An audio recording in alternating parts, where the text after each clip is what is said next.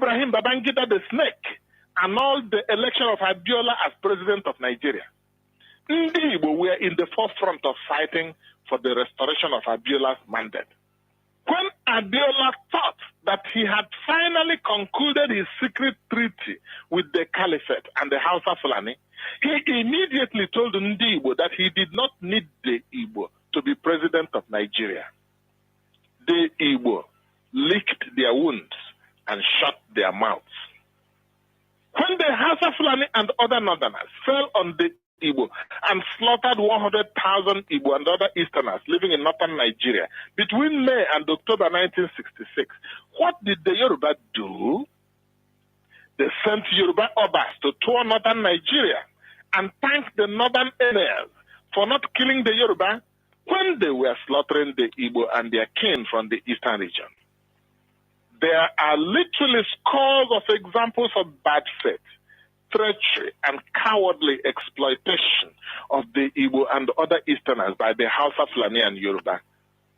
Anyone with common sense, not high sense, should know never, ever to trust the House of Fulani and the Yoruba in discussions, in negotiations, in treaties. Never ever trust their public declaration and pledges of loyalty. Once the chips are down, they will sell you down the river. The Igbo and their kin in Eastern region must realize that the only agenda of the House of Fulani Yoruba is to dominate you, exploit and use your resources for their benefit, and enslave all you people of Eastern region Biafra. The only survival strategy for the Igbo and their kin in Eastern region is to fight back aggressively, to push back as fiercely as ever against this evil plan. Unless you push back ever so aggressively, then you all will be enslaved. A bully responds to nothing other than aggressive counterattack. You have been complaining about resource control. We ask you just one question. If this oil and gas were to be located in Sokoto, Katsina, Kanu, or Medugri, all of you from Eastern region will be begging for the issuance of visa from Arewa country to travel to Kanu, to Jos, to Medugri, to Katsina, to Bauchi, and even to Makodi.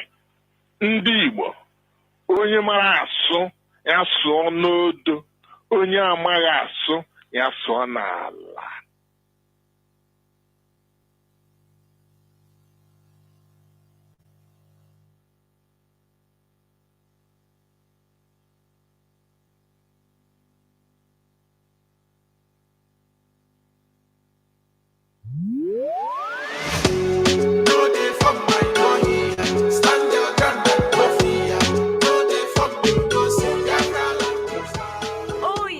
My people, una well done. Obodo Naija don carry census bust out o. Oya bring your ear close make we yarn. Anywhere you dey, if na Biafran you be, whenever they wan count census for Nigeria, kukuma come back to Biafra land o. Make them count you in your own land, because during election they killed us in the north and Yoruba land, and na them still talk say we no get right to vote in their land. So time don come make we boost our population, and if you no fit return, selenge for your house, make you no participate, because them go add una number for the region where una dey. Another one be say, if you dey north and your tribe no be Fulani, when you wan fill the form, identify your tribe. No go write Fulani, e dey very important. In this census, if Biafrans go come back like tomorrow no dey, them go know say we plenty for this obodo Naija wey we dey so. We go use this census exercise to ascertain our population and the size of amenities wey we need in Biafran territory. Remember every obstacle wey we get for this freedom, IPOB don dey dismantle am small small, and this population census go be another evidence to that effect. All hail Biafra, Biafra will hail you. Stand your ground and go fear. No dey from me, no see Biafra like this.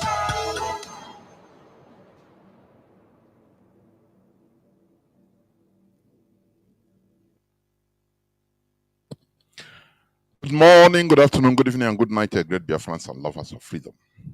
This is Radio Biafra House of Service, coming to you through the auspices of Radio Biafra London. My name remains Mazi Chinedu from Alo province of Biafra land, and we are here live and direct. Today is the 21st day, the 20th day of August 2024. Tata bụ ụbọchị afọ, the 20th day, 20 ụbọchị iri abụọ n'ọnwa nke asatọ n'afọ 2024. I welcome each and every one of you to welcome your friends and well-wishers onto these hallowed platforms where we preach the gospel of emancipation, the gospel of both mental and physical freedom, the gospel where we preach the reality. This is where it all started by Mazi Nnamdi Kanu, who is the supreme leader of the indigenous people of Biafra, that is still in the Nigeria dungeon, the Nigerian DSS, secret police dungeon, despite being ordered to be released by the Nigerian Court of Appeal on the 13th day of October 2022, but the Nigerian government refused to do so. The Nigerian government refused to do so because Nigeria is not a respecter of even their own law. Nigeria does not respect their own law. And, let me also prove to you. Look, listen, this news headline, you just something that I just saw. Because Nigeria is not a respecter of even their own law. Look at today's news, under today's news headline. You know what it says? Tinubu government inaugurates 10-man committee to enforce Supreme Court ruling on local government autonomy. You know, the Nigerian court has given a ruling for local governments to be autonomous, to be receiving, as they used to share money, direct grants from the federal government instead of passing through the state government. They have ruled it. And the ruling starts from that day the court ruled it, a few days back. But do you know what? Nigeria government said no. Instead, the government sets up inaugurates 10-man committee to enforce Supreme Court ruling. How do you view a country like this? Normally, once in a democracy, there are divisions of power. Hear me. There is the executive, the judiciary, the legislature. All have their own autonomy in a democracy. Once the court rules on a subject, it must be obeyed. Obey before complaint. That is how a country runs. Obedience to the law. I used to give you this example of how the British government, though they are a monarchy, they modeled their monarchy in the way it suits them. When the British executive, prime minister, ordered that asylum seekers should be taken to abroad in Rwanda, far away Rwanda, for their cases to be investigated, they challenged it in court. And the court ruled that this should not be carried out. And they say, okay, they first of all obeyed. Because without obedience to the law, you cannot have a country, a functioning country. Do you hear what I'm saying? Everything that, even our body, obeys the law. It's like that. Our body, it's our body. When you want to go to toilet, if you want to go to toilet and instead of coming through your anus, and now it is your ear, through your ear that is, from there you are removing the feces, the waste products from your ear. which means there is no obedience to the law. The intestine is not doing the job. It's abnormality, which means the body is sick. That is what Nigeria is. It is heavily sick and it is unhealable, unfixable, irredeemable. That is why we are trying to remove ourselves from that unfixable entity called Nigeria, for us to handle our destiny by ourselves, where we can respect our own law, because Nigeria doesn't obey their own law. I say their own law. Now, the Nigerian government, instead of automatically obeying the law, which the Supreme Court has ruled under their law, and you know what? All this government, the president and all of them, the ministers, they took the oath of government, oath of office, that they will obey the constitution of Nigeria. They will make sure to enforce the law of Nigeria, to obey, to serve Nigeria. Serving Nigeria is serving the constitution. But here they are not obeying it. So that is what they did to our leader Mazi Nnamdi Kanu on the 22nd day, on the 13th day of October 2022. The Appeal Court of Nigeria, after studying the case of our leader, debating, allowing the pros and cons, our attorney and the prosecutor to debate, they found out that Mazi Nnamdi Kanu did not commit any crime under the Nigerian law. And they ordered for his immediate release. And not only that, Mazi Nnamdi Kanu should never stand trial in any Nigerian court. Did they obey it? The answer is no. The executive, they held it that they have the power to do it. Whereas, Britain obeyed their court order. They obeyed first. And after, they went and said, okay, as the executive, how do we do this? They use, because in any way, there must be a way. In any way, there must be a way. The British government now went to the parliament, the lawmakers, and now they have to amend that law through which the court, the British Supreme Court ruled against them, because they have the power. You say it's lawful also, it's legal. They amended it. Through that amendment, now the executive have to do what they are doing, because now the law has been amended and the courts have no choice, because there is no more law restraining them. Do you see how things work? But Nigerian government, no. They have the power, they have the guns, they do it. They don't obey court order. So, Mazi Nnamdi Kanu was renditioned from Kenya, which is, illegal. They broke international laws. And they want to get legality out of illegality. I've been saying this. It's just like scoring an offside goal and you want it to be validated. Oh, it was so beautiful. Beautiful. The dribble was beautiful, and he gave pass and they score. Yes, it was beautiful to behold. Yes, they did it.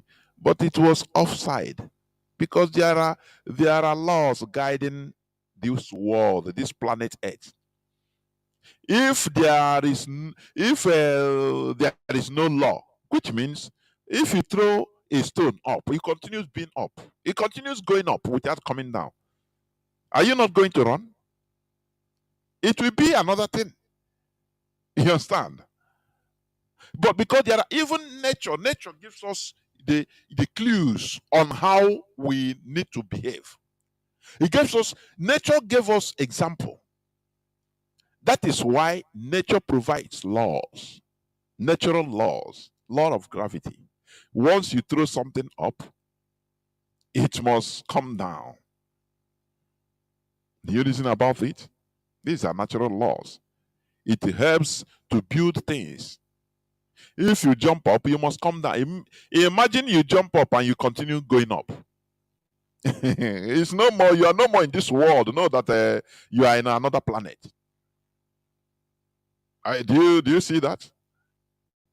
Imagine you enter into the water and start breathing. You dive into the sea, and you are breathing oxygen normal through your nose. You know that, boy, you are no more alive. You are no more in this world. Because according to natural laws, according to how nature made it, natural law, you cannot breathe. A human being, you cannot breathe naturally inside a sea, inside a river. Because it is water. Oxygen is there, but it is dissolved in the water. It is only fish. Fish, they have what we call gills, through which the water passes and it assimilates, their gills assimilates the oxygen dissolved in the water. As you see it, these are laws. And that is why things are moving fine. Things are moving okay. But in Nigeria, why things are not moving okay, what you hear every time is people swindling, government officials stealing billions and billions of naira and dollar and pounds. That is the news you hear every blessed day, because there is no respect for law. The government itself give a bad example. They are a bad example. They don't respect the law. As long as that is ruling, it's not on their side. They have the power. They order, say no more, I cannot. Even police, they will say no. Police will order, the court will order police to release somebody in their detention. And the police, ordinary police, will say no, we cannot do it. That is how Nigeria is. Do you know that in the Nigerian courts, in the Nigerian law,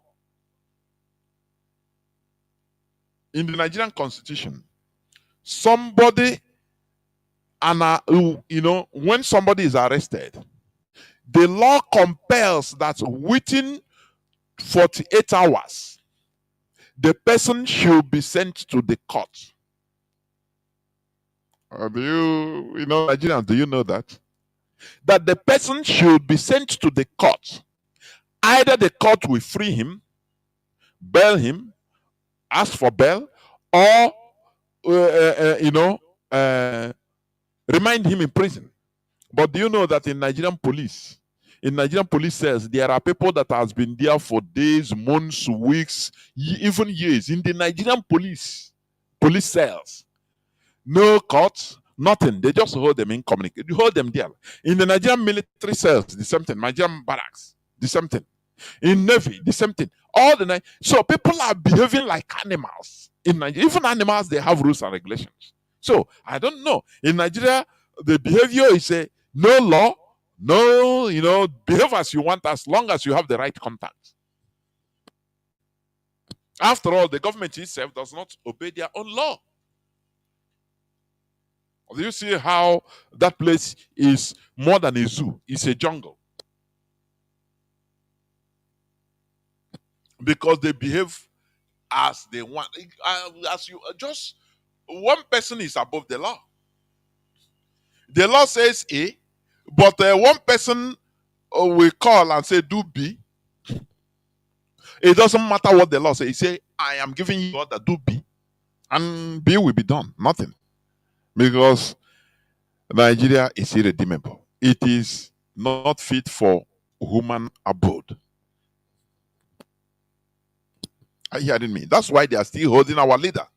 Mazi Nnamdi Kanu committed no crime. Self-determination in the Nigerian constitution is not a crime. It's never a crime. but because they can do it. That's why they are doing it.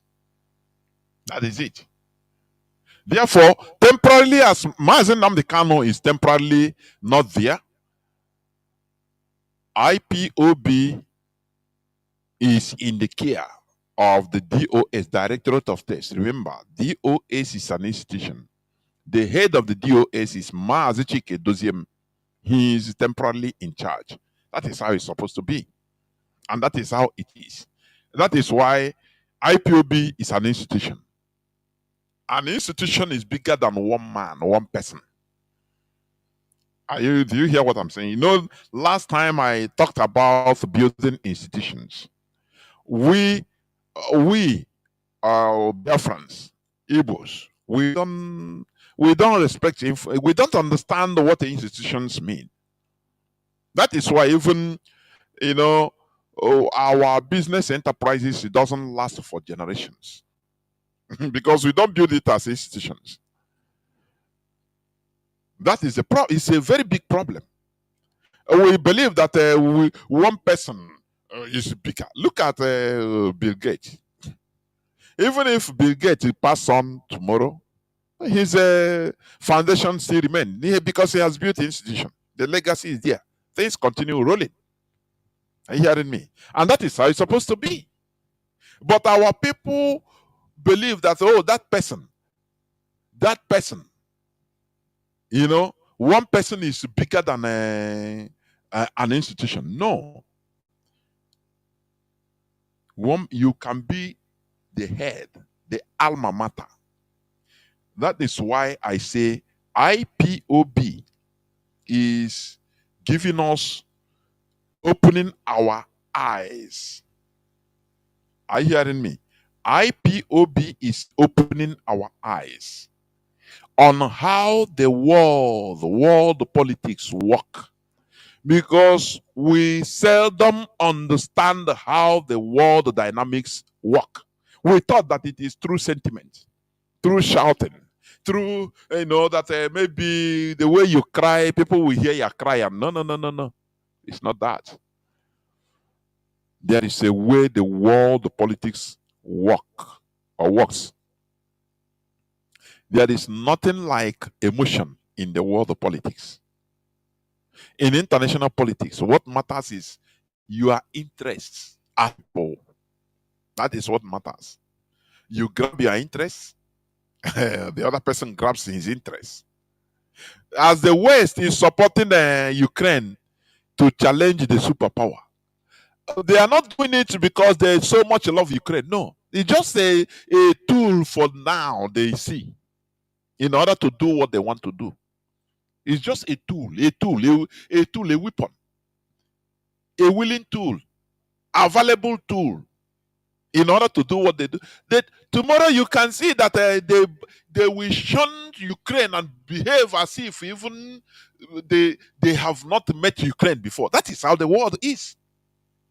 And as they are using Ukraine, Ukraine also is trying to grab her own interests as a country, getting as much money as they can.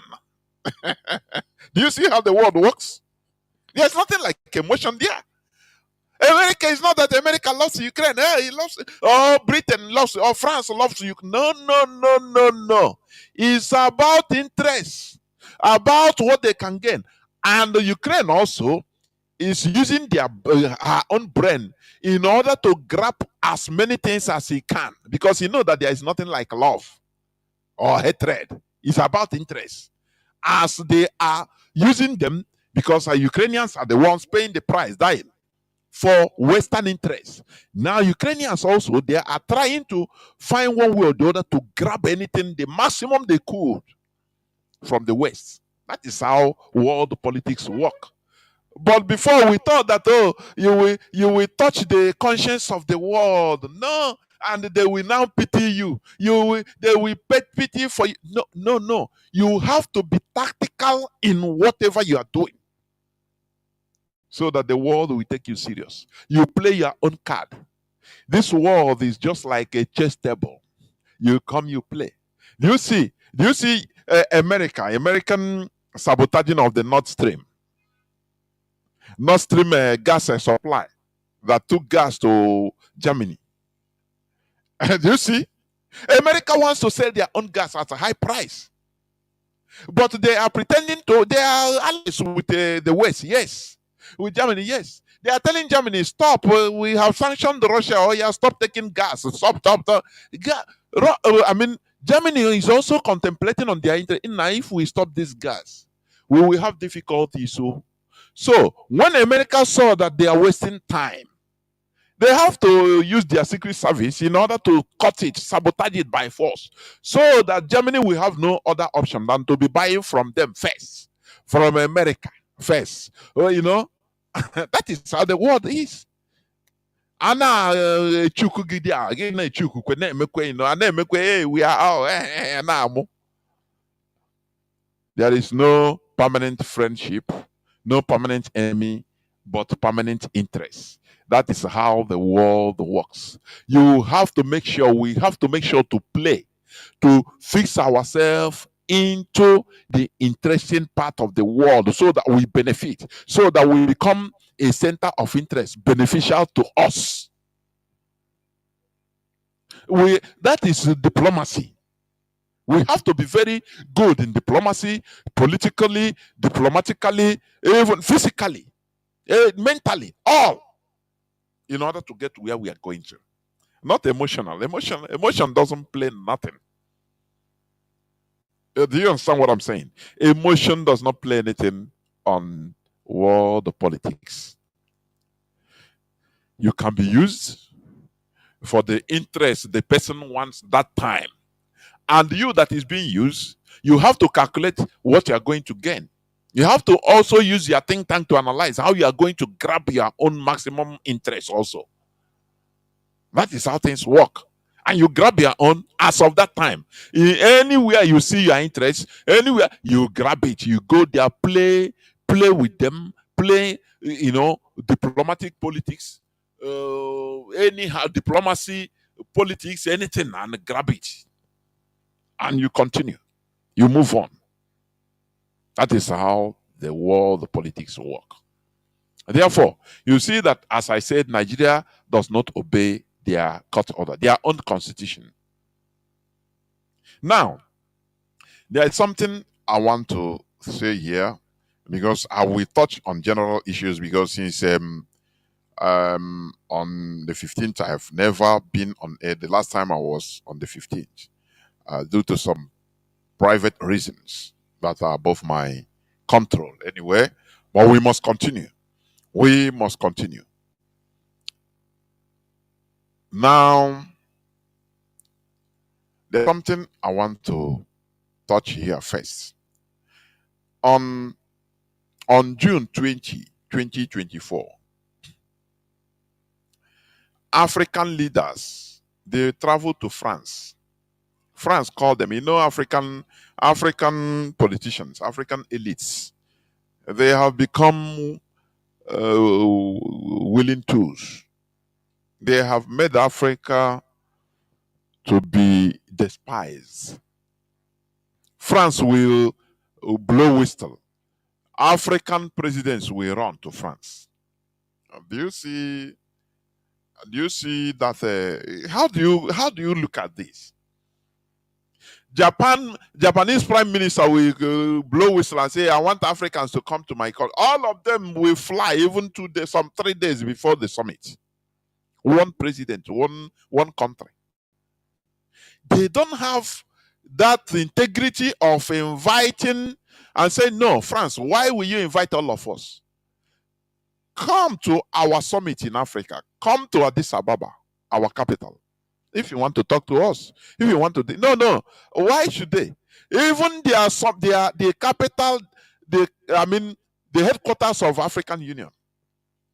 Do you know that it was built? It's a Jara that was given to them by China. Sometimes when I look at black people, black Africans, they don't have Nnamdi Kanu said no class. No dignity, no style, no class. China built the African Union headquarters. a few years back. You know, I said it here several times. China, he built it for them. You know, just free of charge. Say he dash them. A country built for 54 countries, a continent, and they are happy about it. And you know the cost? Only $200 million. Only $200 million. Babangida can give it to one of his shower girls. $200 million. He can write a check and give to the girls. Just a check of $200 million.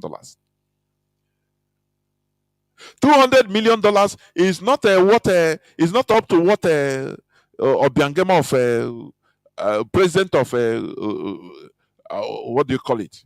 Equatorial Guinea Equatorial. It's not up to what his son used to do shopping in 1 month. $200 million. You know, there are things you do. You consider your dignity. That's why anybody can talk to Africans, deal with them anyhow. As a country, don't you see how China is seizing Nigeria properties? They seize 3 Nigerian presidential jets in France, and they are looking for Chinese company. Don't you see? Can they do it to other countries? The answer is no. Because Africans, they have relegated themselves to dustbin.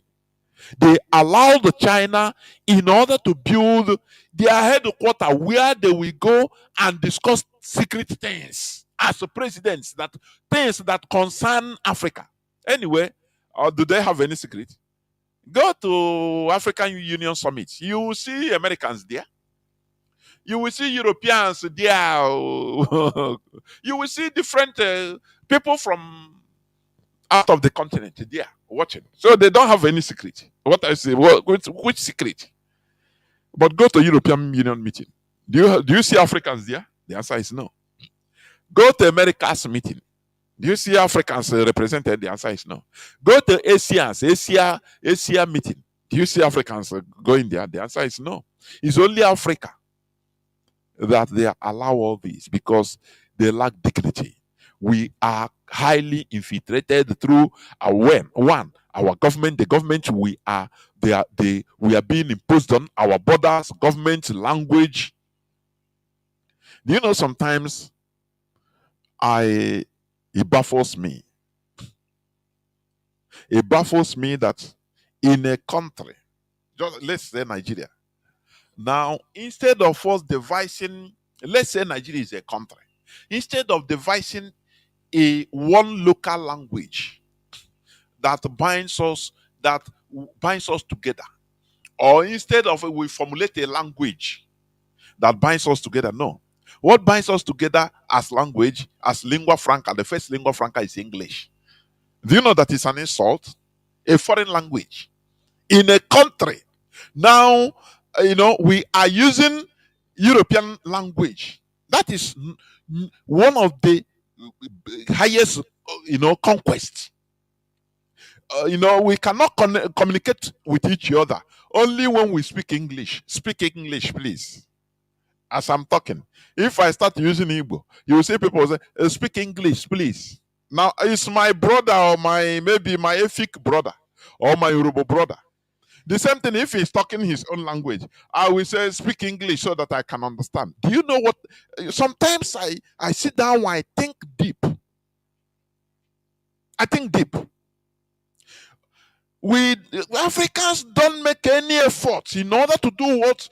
To use at least their language or fabricate a language, a local language that binds them together. Do you see Israel? They came from different countries of the world. The Israel you are seeing today, from Russia, from different European countries. And European countries, they don't speak Germany, they speak Germans, Yiddish. What do you call Belgians?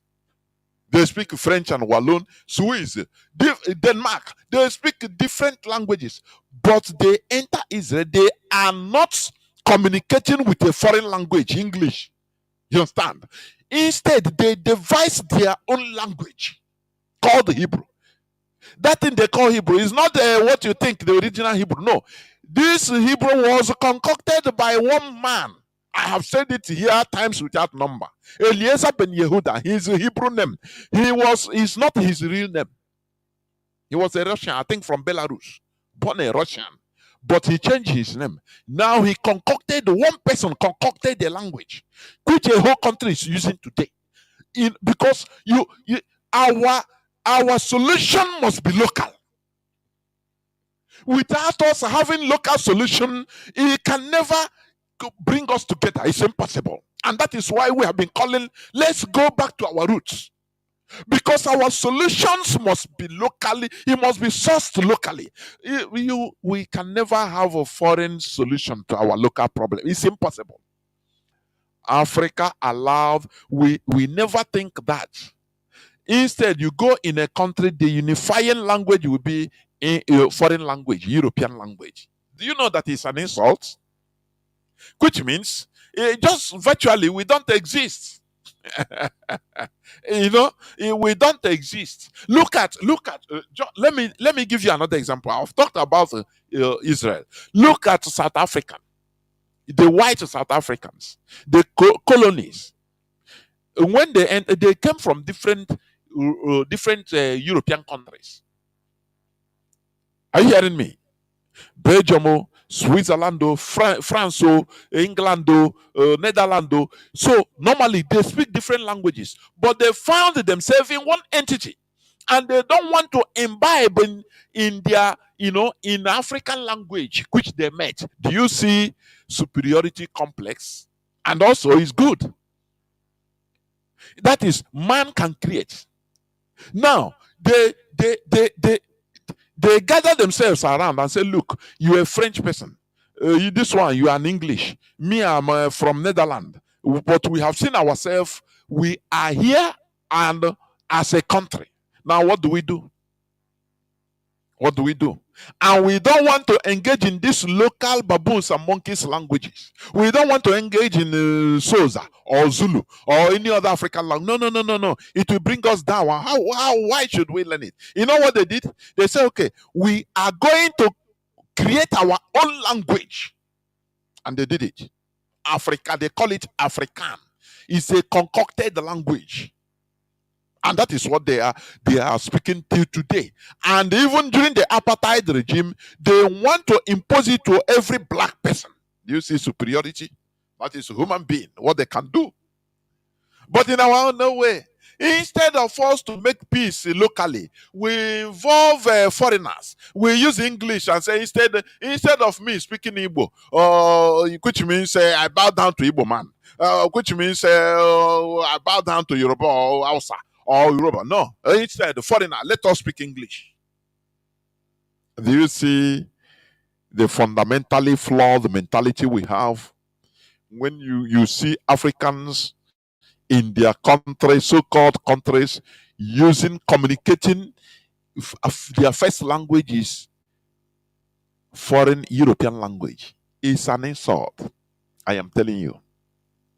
I'm speaking English. But here we don't pity ourselves. It's an insult. It's an insult. Is no part of that, no dignity, no style, no class. We are suffering from inferiority complex, and that is it. Here we don't pity ourselves. Oh. Don't think that we are removing ourselves. All of us, the same thing.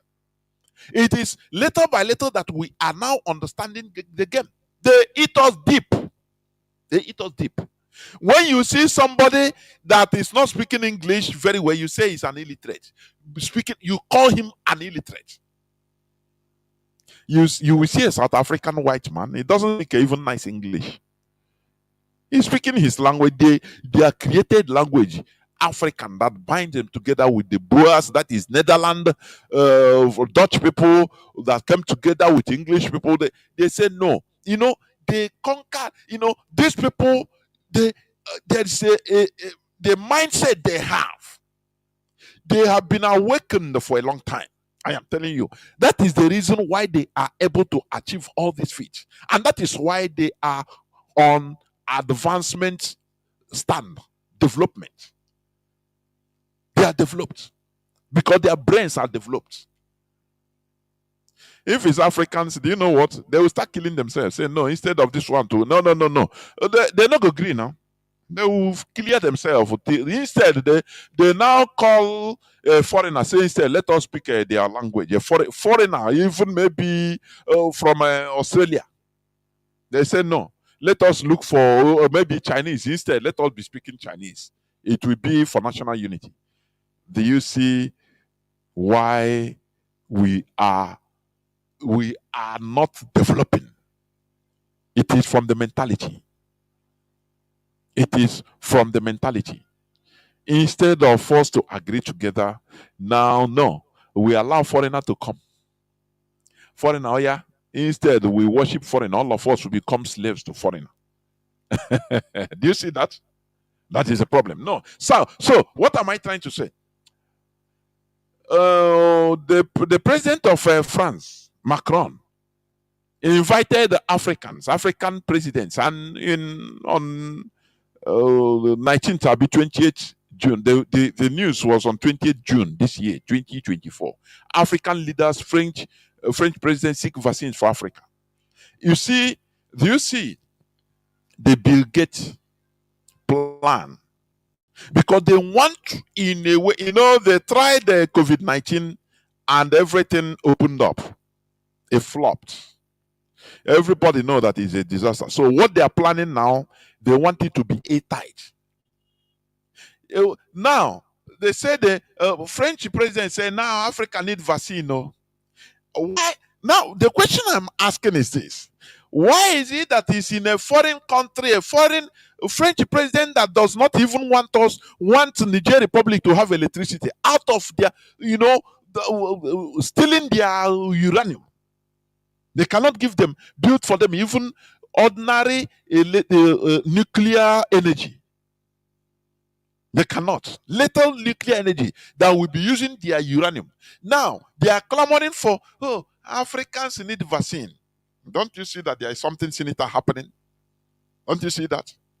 Because all these African presidents, most of them are European stooges, Western stooges. They go there, now they tell them, look, yes, Africa needs vaccine. Why can't Africans initiate on producing their own vaccines? Is there anything? Why is there restraint? Why? I'm asking. Why is it so? Why is it so? Do you see what happened in COVID-19? That is what they are bringing. Now, since that June, they say Africa needs vaccine. Okay, they love us. Is it? They love us. But they are stirring up terrorists everywhere, wars everywhere in Congo. And it's the same Congo that they are bringing the same, they come as tourists in Sangesa forest. They enter because Congo is a place where no peace. Wars everywhere, just like in Nigeria. So anything, if they want, and there are bushes there are wild animals, bushes and wild animals there, more plenty. So they can go there and release any type of diseases to the animals. And now from there, humans will collect the diseases and start spreading it. Do you remember Ebola? Do you remember? All these are laboratory produced diseases. They want to clear Africa at all costs. That is why they are now they brought this monkeypox. Monkeypox. This strain of monkeypox. These are laboratory produced diseases meant to force Africans to accept the vaccine they want Africa to accept, so that the vaccines will be causing sterility, number one, will be shortening the lives of Africans, number two, sudden deaths. So they want African population to be controlled by all means. And all these presidents, African presidents, they know this. But they feel that it doesn't concern them. At least them and their families, they are okay. They can have American nationalities. They have houses in Australia, in Dubai. They are safe. That is why the slave trading Transatlantic slavery never ended. What happened? He changed the hands. He changed the colors. He changed the system. They are using black presidents in order to save the African populace. Look at mainstream media everywhere. Is monkeypox, monkeypox. It's a way to force Africans to take vaccine so that when you take, they must control African population by all means. People that they have resources, but they don't care about the brain to use the resources. That is why, they feel that African population is a waste of space. They need the ground, the resources of Africans, the land of Africans, not Africans themselves. And they are getting what they want from the so-called democratically elected governments they impose on Africa. Do you see the world order they are placing? You see that? That is the danger Africans are in. The people we call our presidents, they don't represent us. They are, after all, well, they don't put them.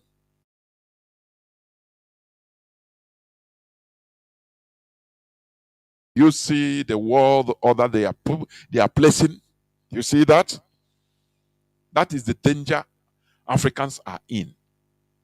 The people we call our presidents, they don't represent us. They are, after all, well, they don't put them. You see the world order they are placing. You see that?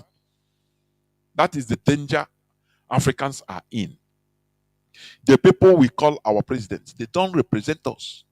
They are, after all, well, they don't put them. You see the world order they are placing. You see that? That is the danger Africans are in. The people we call our presidents, they don't represent us. They are, after all, well, they don't put them.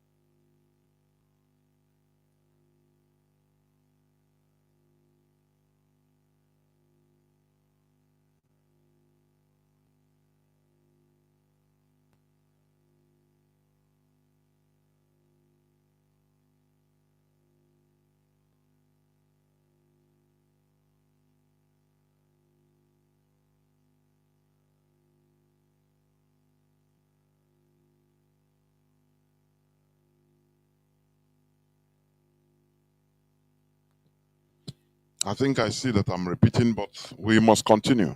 The perturbation, we must continue in what we are doing. I think, let me see whether my voice is repeating, because I'm seeing a fluctuation. We must continue preaching this gospel, honestly speaking. We must continue.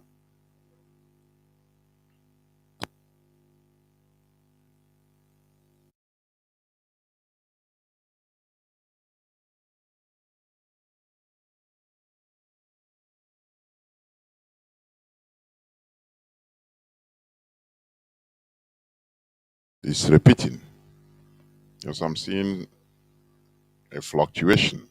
We must continue preaching this gospel, honestly speaking. We must continue.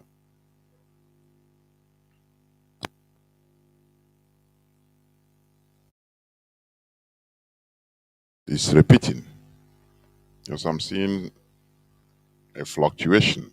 We must continue preaching this gospel, honestly speaking. We must continue.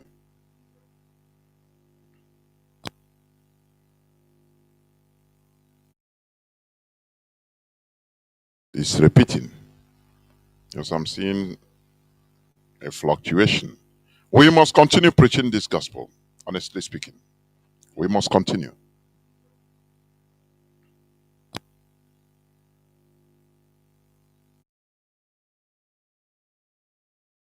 It's repeating, Yes, I'm seeing a fluctuation. We must continue preaching this gospel, honestly speaking. We must continue.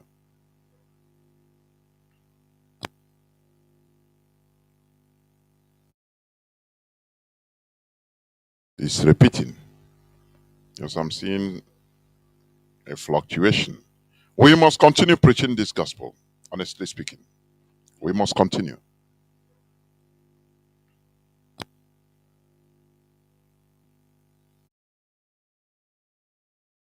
It's repeating. Yes, I'm seeing a fluctuation. We must continue preaching this gospel, honestly speaking. We must continue.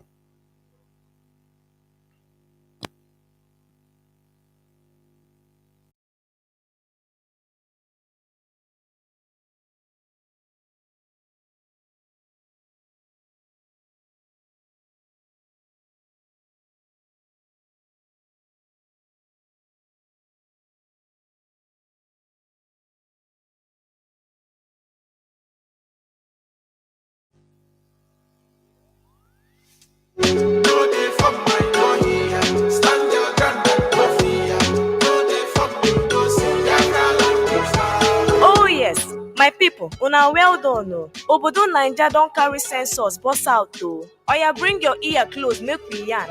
Anywhere you dey, if na Biafran you be, whenever they wan count census for Nigeria, kukuma come back to Biafra land o. Make dem count you in your own land, because during election they killed us in the north and Yoruba land, and na dem still talk say we no get right to vote in their land. So time don come make we boost our population, and if you no fit return, selenge for your house, make you no participate, because dem go add una number for the region where una dey. Another one be say, if you dey north and your tribe no be Fulani, when you wan fill the form, identify your tribe. No go write Fulani, e dey very important. In this census, if Biafrans go come back like tomorrow no dey, dem go know say we plenty for this obodo Naija wey we dey so. We go use this census exercise to ascertain our population and the size of amenities wey we need in Biafran territory. Remember o, every obstacle wey we get for this freedom. Welcome back. This is Radio Biafra House of Service coming to you through Radio Biafra London. I have some perturbations, but we must continue. Remember that today is the 20th day of August 2024. Therefore, we must continue. As I was saying, the African leaders are disgracing Africans because they are not leading them. So-called African representatives, I am telling you, they allow the China to build for them something, out of dignity. They could have politely, disagreed and said, sorry, thank them for, for trying to build African Union headquarters. And they say, no, we can, it's our thing. Let us contribute money and do it by ourselves. That is dignity. That is dignity, but they didn't do it. So we must continue in you're opening the eyes of our people to the problems we're having. It's a reality. It's not something abstract. It is reality facing us. So now this monkeypox it will be another big deal because they are hyping it now on the media. Because they know what they have done. They say it started from Congo, isn't it? Everything, Ebola from Congo. Every other sickness, they start in Africa. Do you know that this sickness was brought in by Europeans? Do you know tuberculosis? Do you know tuberculosis? You see, when these things they don't. Many people don't know because they hide it so that to make. Do you know this sickness called tuberculosis that is causing havoc in many parts of in some parts of the world, including Africa, even mostly African? Do you know? Do you know that it was brought to Africa by the Europeans? Or would they tell you that? The answer is no. But for you now, everything they have configured our mindset to believe that every bad thing comes from Africa. Many sicknesses and diseases were brought by the Europeans during their colonization. Do you know that? Including tuberculosis. Tuberculosis is from Europe. Origin from Europe. Go and make your studies. It is here we don't talk hearsay. Is a fact. It's a tuberculosis you are seeing today. So now, why is it that every other disease is in Africa? Oh, Africa. Oh, Africa. Ebola, Africa. This and that. The AIDS, they come from Africa. Don't you? Why can't Africans raise their own scientists in order to understand what is going on? In order to have African solution to African problems. You see them talking, United Africa, how do they call it? Pan-Africanism. Pan-Africanism. But is Pan-Africanism about going to France? All African leaders going to see one president. Tomorrow, America will call them. They will fly go. Another day, Malaysia president will call Africa. The whole Africa without shame. No shame. They don't have shame. They will fly and go. Instead of inviting the person, one person, say, come to our African Union. They don't do it. Do you see the type of mentality? That is why here on Radio Biafra, we are attacking mostly the mentality, the way we reason. Is the problem we have. These people you call the African elites is African mentality, because remove one person, put another person from the population, it will behave the same way.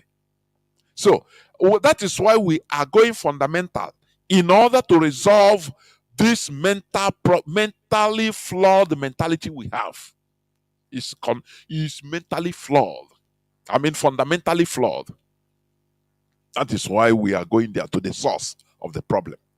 Now, before you know, now they will continue hyping monkeypox, because they have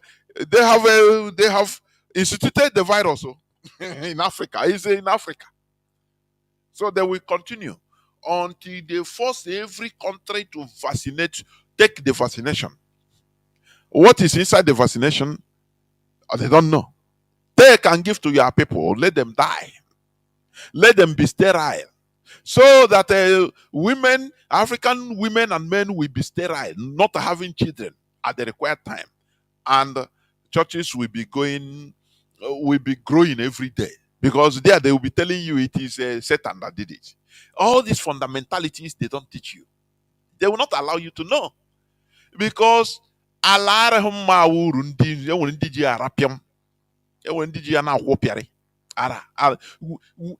misery, your miserability, people are eating from it. That is the thing. So let us grow and be wise. Let us grow and be wise. Why is it that seeking? When I could remember during the time of COVID-19, Madagascar said they brought out a cure to it. It was rubbished by the West. Even African, they sidelined it, because you are not in control of your lives.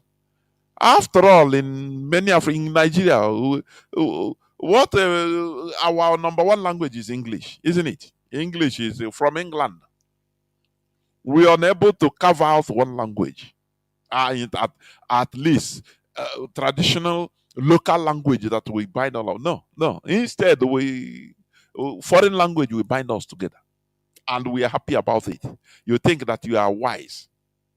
Ndị Igbo, onye na-asụrụ onye na-amara asụ Igbo asị na ọ illiterate. Ba ka ọ ka njọ, ịgwa gị eziokwu. This mentality, fundamentally flawed mentality, n'ala Igbo ka ọ ka njọ. The person ga-aga na north, chọwa onye na-asụ Hausa ka o mere interpret, ka o gorokwa ahịa ọ ka o ree ahịa. Ndị na ị ga-ahụ ala ha ji esi na-eme ọfụma, na-eme ha da-asụ Batrenchi, ha da-asụ English, mana ha na-ebi ndụ ha. Mana ọ bịazie hụ onye Igbo na-asụ Igbo ese ịsọ London, ya asụ London, ya na-amụ ya amụ na ọwụ illiterate. Ihe ọ wụrụ ndụ anụ ọhịa ka anyị na-ebi. ndụ anụ mpam ka anyị na-ebi anyị che na anyị ma ihe ma enwedo ihe anyị ma ndị anyị che na look at Hausa na-akọ go if you go to any part of the north ha na-asụ Hausa if you cannot speak Hausa you cannot do business there ọkwa anyị sị na anyị ka ndị ama ihe mara mana lee ebe anyị ụmụ anyị onye mmadụ ga-ebi n'Owerri ụmụ ya na-asụ English ọ na-atọ ya na-asụ oyibo na-atọ ya esi ya ka ị mere salachi ya sị gị I am fine ọ na-atọ onye biko n'ala Igbo ka ọ dị ndị would beacon sometimes m na-ajụ ka ọ dị mmadụ anyị would serve ka ọ dị mma ihe ahụ ọ jara eji mejiri ụwa I don't know I am telling you Europeans that spoke different languages they went to South Africa and found themselves together as colonialists. They say, oh boy, we don't need to start fighting for supremacy. Let us carve for ourselves for a language. How manufacture real human beings create. Real human beings create. They manufactured one language for themselves. And name it African. And it's you can no more remove it. It's there. It's there forever. Israel, the same thing. They concocted what you are calling Hebrew, which is not the original Hebrew. It's a concoction. And they are speaking it today. You go to Israel, you must learn it. They don't say no, as long as we came from different places, let us use French as our national language. Let us use English so that... No. They speak their language. Studying, science and technology in their language. Chinese, the same thing. Equal human beings with them become if line open, you can call me and tell the whole world. Equal with them. They just tell me one of the reasons, please. Because some check again and say no. There are the far behind, honestly speaking. That is why IPOB took it as an obligation in order to be raising awareness, creating awareness on all this, what you call mundane, or what you can regard as mundane anomalies. Not the mundane. No, that thing you think that doesn't matter, they are the cradle, the cornerstone of our problems. That is it. That is why we say we must go back to our roots. It's part of it. Look at our one of our Igbo boy. Is it not what made the Igbo great till today? After devastating genocidal war against us, they stripped us of everything, every of our wealth in 1970. What helped us today? Is he not Aldinala? Is he not a Igbo boy? You go and carry somebody that you one person you recover, you go and carry him, serve you, and you do it. Is it not what made us great today? Is it something we studied in Harvard? Is it our school that we studied in Oxford? The answer is no. It is our ordinal that brought us up because we applied it. And it helped us and grew us today to what we are today. He made us to be what we are. That I know, or the application of just little part of our menala, ordinal. Hey, boy, all these things now, things that made us great, is diminishing. How do we checkmate all this? It's through talking. This is the real restoration. Don't think that it's only restoration of a geographical entity of Biafra. Yes, it is. But the most important groundwork is what we are doing. Changing the mentality of our people to start thinking in another way. If we don't do this groundwork, we will restore a quagmire again. Just like Mazi Nnamdi Kanu has been saying, that the principal initial fundamental thing that should be done before real independence was not done. And that's why Nigeria is a quagmire. Africa in general, but Nigeria in particular is a quagmire. Education. People scavenged and agitated for flag independence. Just leave us. They thought they didn't know the mentality. They retained everything concerning the white man colonialism. That's why we are in a quagmire. The mentality didn't change. We thought that the standard of advancement is only through the white man system. Whereas after 1970, we applied our culture, something that was not taught to us by the whites, by Europeans, which is a boy. Very simple thing, but it's our culture. Somebody, you go and carry somebody, he will serve you for 5, 6, 7 years, and you make him, you give him the capital, he will start his own business, and he will grow and carry other people just like that. Before you know, everywhere people start being great. We taught by Oyibo. Is it something we learn in school? For people that are saying that maybe when you talk about going back to our root, they thought that it is okay, go and live inside the bush. People that thought that we cannot develop through our own system. It's ignorance. We are highly ignorant. I am telling you. Now, let me talk about something. There are many things that have been going on. There are many things. I want you to hear this.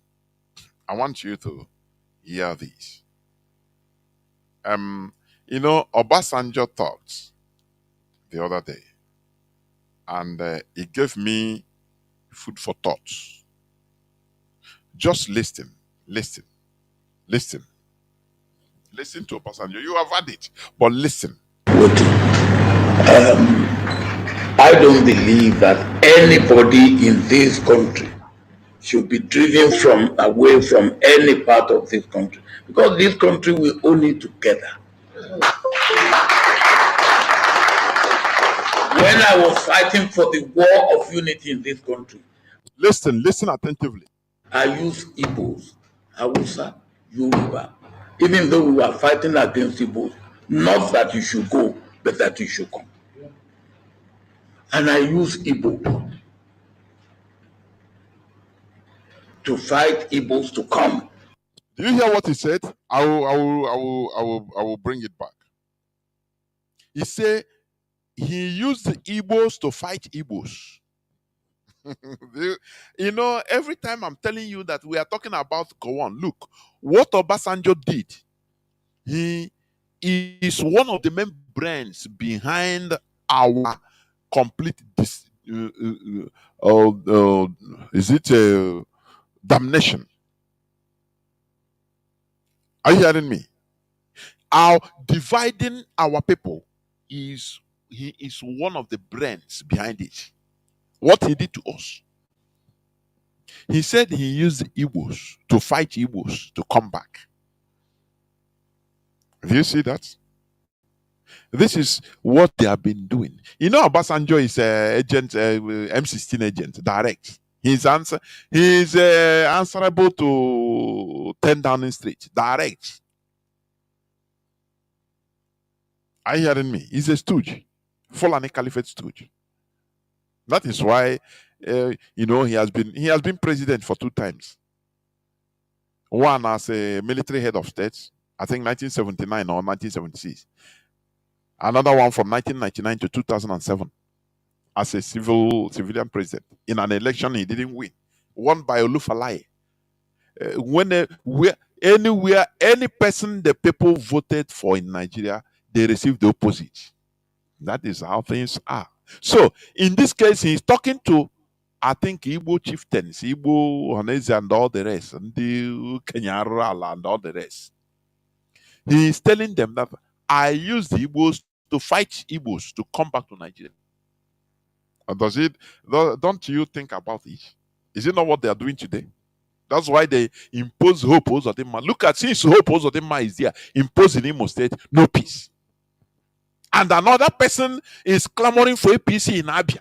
I will play his clip. Yeah, I know you have had it, but I will still play it. So, for you to this thing this man is revealing, he's talking to Igbos, but they don't understand. They don't have a deep meaning. The people that understand what he's saying, the Kenyan good people, they will be crying for our people. I use Igbos to fight Igbos, and they are clapping. Ndị Igbo na-akọ aka, Igbo kwenu. You will hear. Let me recap. Just continue listening. This country, because this country will own it together. When I was fighting for the, he said we own this country together. How do we own the country together? We are as what is happening to us as a people? No, we own it together on the mouth. Do you see how to, according to Kunle and Alhaji Bog the phone conversation, they say they know how to get the Igbos. Just praise them, gather few of their rich men and influential people. Praise them. They will lose every any sense of humanness because they are emotional. You will hear where they yeah. And they understand the psychology of an average Igbo man. What they need is to tell them something sweet. At that moment, they forget themselves. That's why they are good customers of pastors and all these clergy scammers. Well, Igbos are very good because once they just see the Igbo man, tell him what he wants to hear. Oh, God will bless you. Yo, this week is your week. If you open your shop, you become a millionaire. Money you didn't we enter you get him now. Hey, the adrenaline will go up. And he will lose his sense. He say, yes, I claim it. That is what this man is doing them. They know how to gather them. They gather them, say something sweet to them, finish.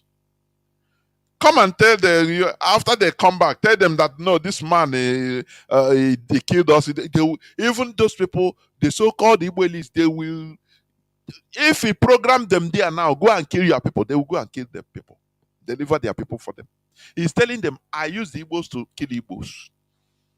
And no outrage. They were clapping. Sometimes I ask, what type of species are we in mentality?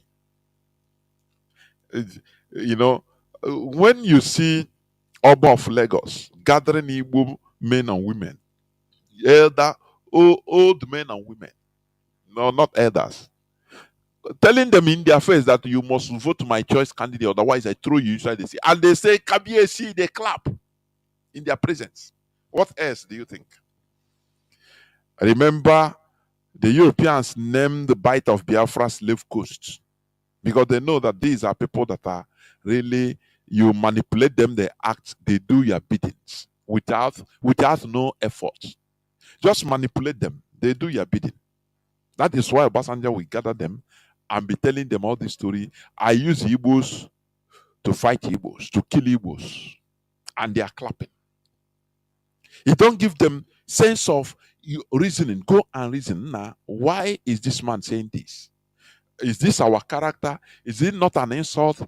Since the Fulani headsmen are killers, headsmen, terrorists are killing everywhere. Have you ever seen where they use Fulani to kill Fulani? Tell me. No, tell me. Do you ever hear where even the politicians, Fulani politicians, are condemning their people? Instead, they are using it for their interest, their collective interest. But the Igbo man, no, he say, I use Igbos to fight Igbos. Don't you see it's an insult? Don't you? No, sometimes I say Africans don't have no dignity, no class, no style. But when it comes to our people, it's too much. It's over. No dignity, no style, no class. Everything for political posts, for political benefit. Mazi Nnamdi Kanu said sometime that when during the time of Buhari, during the first problem, I will play the clip some other day. That this thing, they negotiated, they told him everything, promised him even vice president, and he refused. He said this, I think, in Canada, yes. He refused. Now, the vice president of Nigeria at that time, what is his name, was making contact to talk to him. He was blocked by Ohaneze Ndibo. Now they use the contact, go to Abu, they run to Abuja, say they come from on the name of Mazi Nnamdi Kanu. Say, why should you try to negotiate with Mazi Nnamdi Kanu, whereas we are here? Do you see what you are suffering? Ha ga maybe everything. That how about the Ndiwo obodo? Why now nwa pansha? There are people, our people don't understand the political sequence of issues, of things. It's very bad. And I now suffer.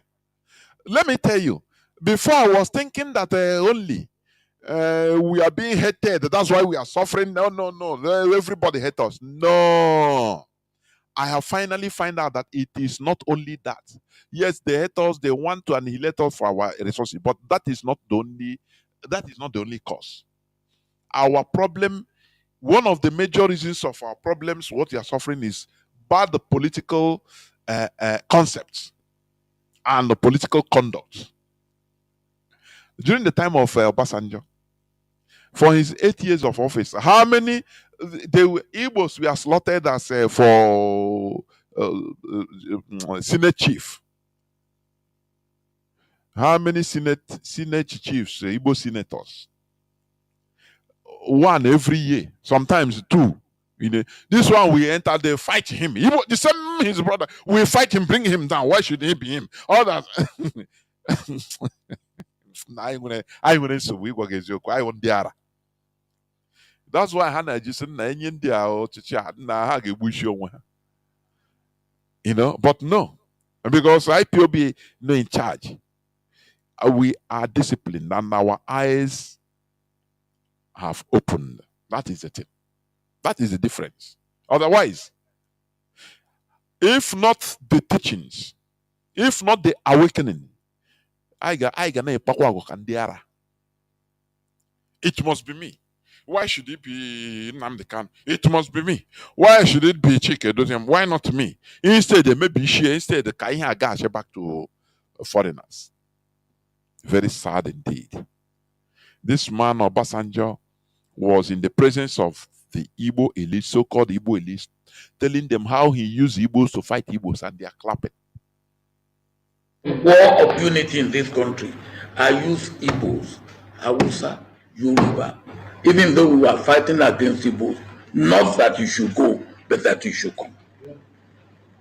And I use Igbo to fight Igbos to come. I use Igbos to fight Igbos to come. And they're happy. Continue listening. So if anybody says to me that then somebody should leave any place, now the one way say somebody should leave, now he go leave.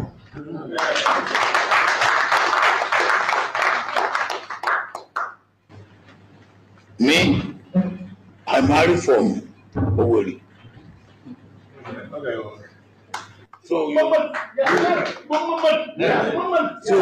do you see the sentiment of Igbo people? He married from Owerri as a war, booty. Babangida married from a present day is a Igbo woman, Data, as a war booty. A Igbo man, yeah, to flare up their normal adrenaline sentiments. We are sometimes on our people. So marrying an Igbo woman as a war booty is a good thing. Now, continuing what he said, he made about the marriage with Igbo woman. What are you going to say? The Peking way will a woman born for me, so it no be my own again. So does it mean that if Biafra goes as a different country, himself having Igbo woman as a wife with Igbo child, does it mean that we now divide, say no, it's no more your child? Do you see the weak argument? They are talking to So many of them there, some of them went to Harvard University, some Oxford, some Campus. Let me ask you, the former governor of Edo State, Oshimole, is he not married to a Kevedian? No, is he not married to a Kevedian? You even call some, we call her a white. He's a mulatto, a metis, but some call her a white. So, if they have children, does it mean that having Kevedian mother and Nigerian father, which means is not for him? Some people, sometimes I cannot understand the way they twist, some arguments that holds no ground. They use it to hold our people. The same thing they say, once you does it mean if you go, you will lose your property in Lagos? Don't we have our people? Igbos have properties in Cameroon and it's not their country. Igbos have properties in Niger Republic. Igbos have properties in Cote d'Ivoire, in Benin, in different parts of African countries. Go beyond African countries to European countries. They that are talking, they have properties in Dubai. So does it mean that you have property and your property is in another country is no more your property? Oh, that you marry, many of us marry foreigners. So does it mean you born a child, your child is no more your child? Is that what he's trying to say? They themselves, Obasanjo that is talking, let him swear that many of his children or grandchildren does not have other nationalities. Let him swear. So, I don't know what is in the brain, or is it when they say, oh, it's a former president talking? So, whether he talks sense or nonsense, so no person challenges, is okay, you must take it. Why is it? Because these have been some arguments people are making openly. Oh, you're talking of Biafra. My father is Igbo, my mother is Yoruba. So if Biafra go, now where will I stand? So you don't have double nationality, is that what you're saying? We have Nigerian Americans, we have Nigerian Australians, we have Nigerian Indians, we have all over the world, even Nigerian Chinese. We have Igbos, Igbo people that marry Chinese. We have Igbos that have married different European women with children. So are you going to try and say, no, we are different nationalities, so these children are... Do you see they are exposing their gullibility, either mischief, because they are using all this in order to deceive people. Not that they don't know. Maybe Obasanjo, you are saying he have two passports, maybe. Many of them have double nationalities. Now, what are you talking? Sometimes he negated the mentality. He said, now what is happening? Just all these things they used to hold people hostage. They are not addressing the core issue. He's saying that everybody have a stake in Nigeria, equal stake. Now, but you have seaports in. He saw Obasanjo when he was in office. He made an airport. Going to an airport, he charged stationing ships, demurrage. You pay more higher in an airport, in Iguacha port. So naturally, if you are bringing, for example, your goods, you pay maybe 20 or 30% more greater if you land in the port in Iguacha, and 20 or 30% more cheaper if you land in Lagos. Where are you going to take? Is it not Lagos? These are people. These are hypocrites. That is why I tell you that Nigeria is never one, because they are hypocrites. They know what they are doing. Not that they don't know. But the only thing is that it's a pity that people that are listening to them, our people that should challenge them and say, but Oga, why is it so? If you say we have equal stake, why is it that Murtala Mohammed International Airport is only in Lagos? You don't have no international airport where we can fly from Enugu direct to any of our destination outside. No, but we have equal stake. Let us question our mentalities. I'm telling you. Sometimes we need to. That's why sometimes I used to do soul searching. I used to do overhauling of my brain. Or is it me that is mad, or what? Am I not reasoning well? Sometimes I used to do it. Before you know, I will call somebody, say, nah, am I talking sense? Or is it what I'm seeing that is that the actions and mentalities of people that are flawed, or is it my own that is flawed? Because sometimes you start doubting yourself. How can so-called intellectuals and called self-made elders be watching? This man is saying, okay, I marry Igbo woman. Why do you agitate to go? Okay, my child, if Biafra go, so I'm no more the father. Does that make sense? Does that make that talk, does it hold any sense in it? Can't you politely say, nah, sir, Oga Obasanjo? No, it's not that, but you can have double nationality, no problem. After all, we have many of us here have children that are British citizens, American citizens. Many of them there, many of them, including Obasanjo, that has British citizens, that has a citizenship, British citizenship, German citizenship. Does it mean that you are no more the father? I gave a vivid example of Oshimole. He has a Kevedian wife. Does it mean that the children are no more Nigerians? Mazi Nnamdi Kanu say we defeat them with superior argument. But it's a pity that people don't understand superior argument any longer. It's baffling. Many people, but many do. So where will you ask him to go? Yeah. You see. Huh?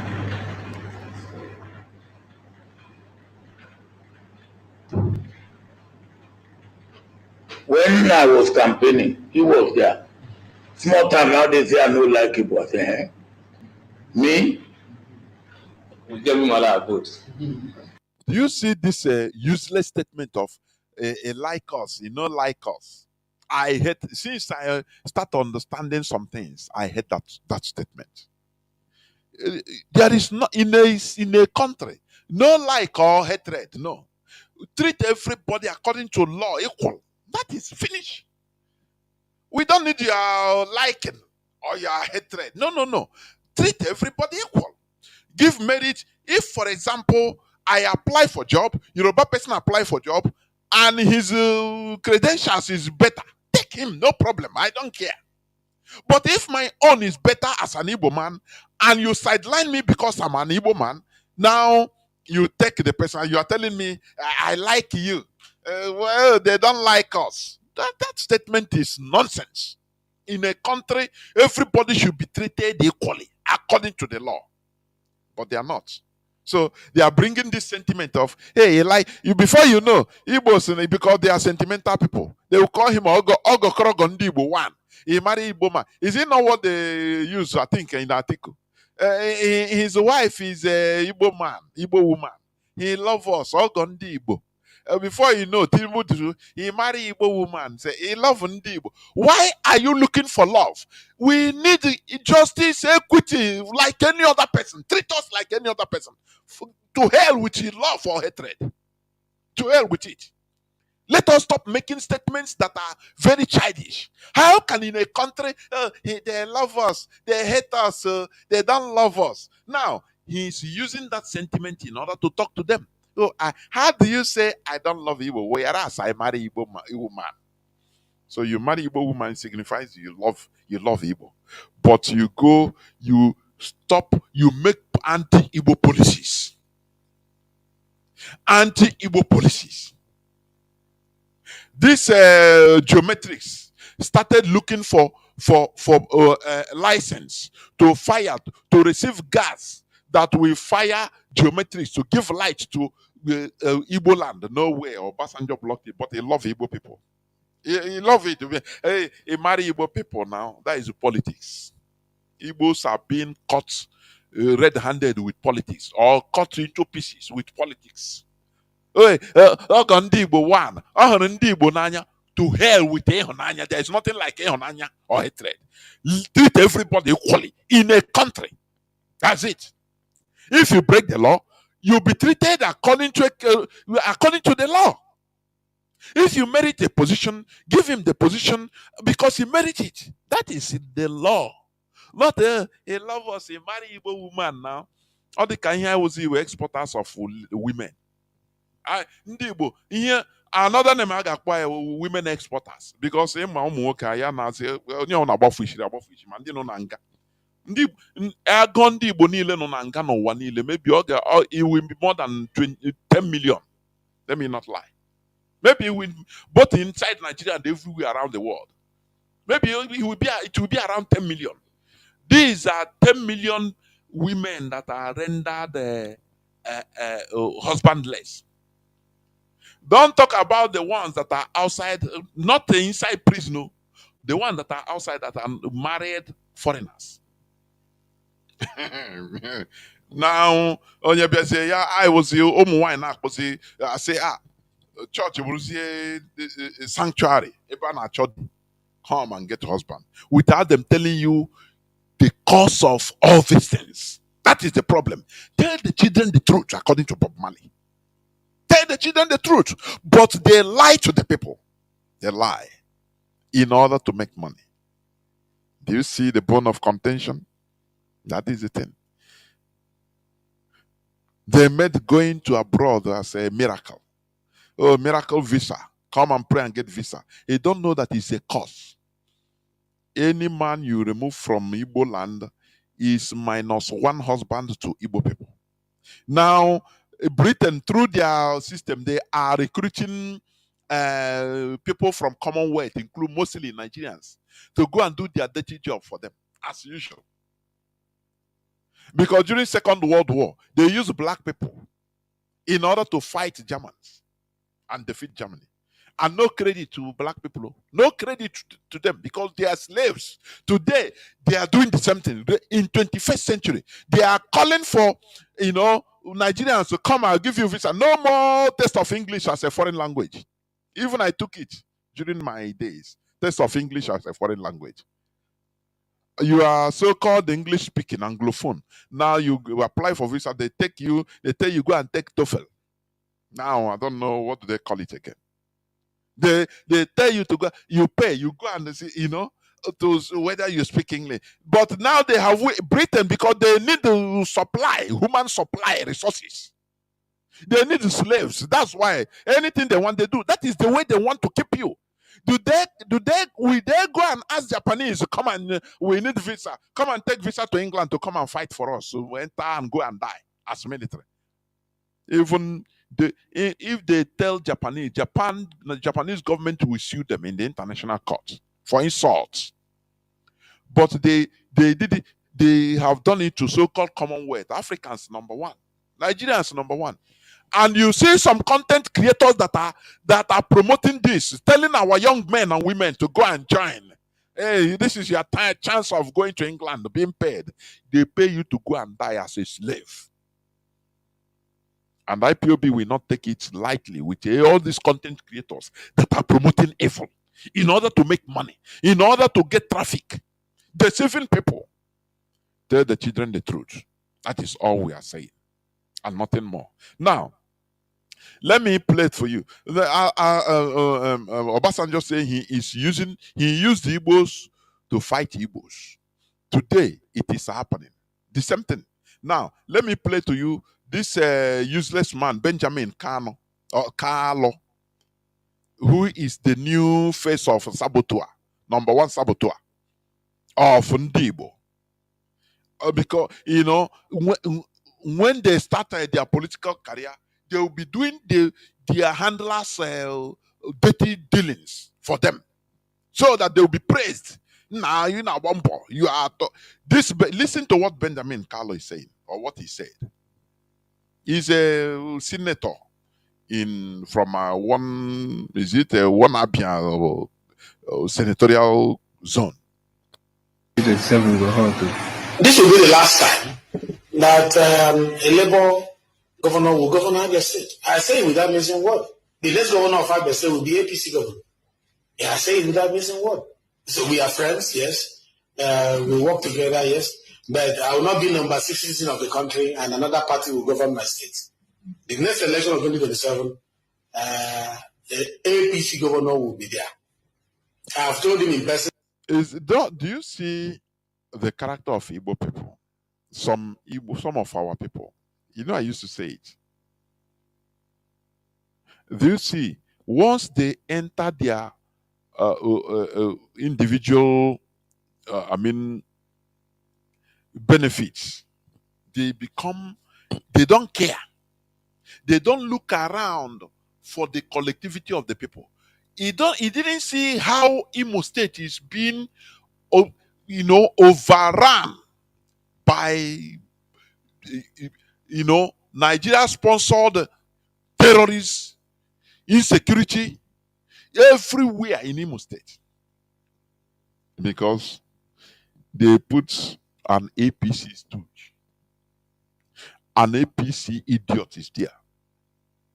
He don't. Hey, Chinekele. Okay, what do we do in Igbo people to remove themselves from this extreme primitive greed? Because it is this greed that is causing it. Greed will make you look at only what profits you. You don't think about the generality of the people, what harm is causing. When you look at Imo State that used to be the most peaceful in that so-called Nigeria, today it has gone into flames. It has gone into flames. We have cannibals there. No matter. Fulani have been brought in. They are given open hand. Act as you want. Kill people as you want.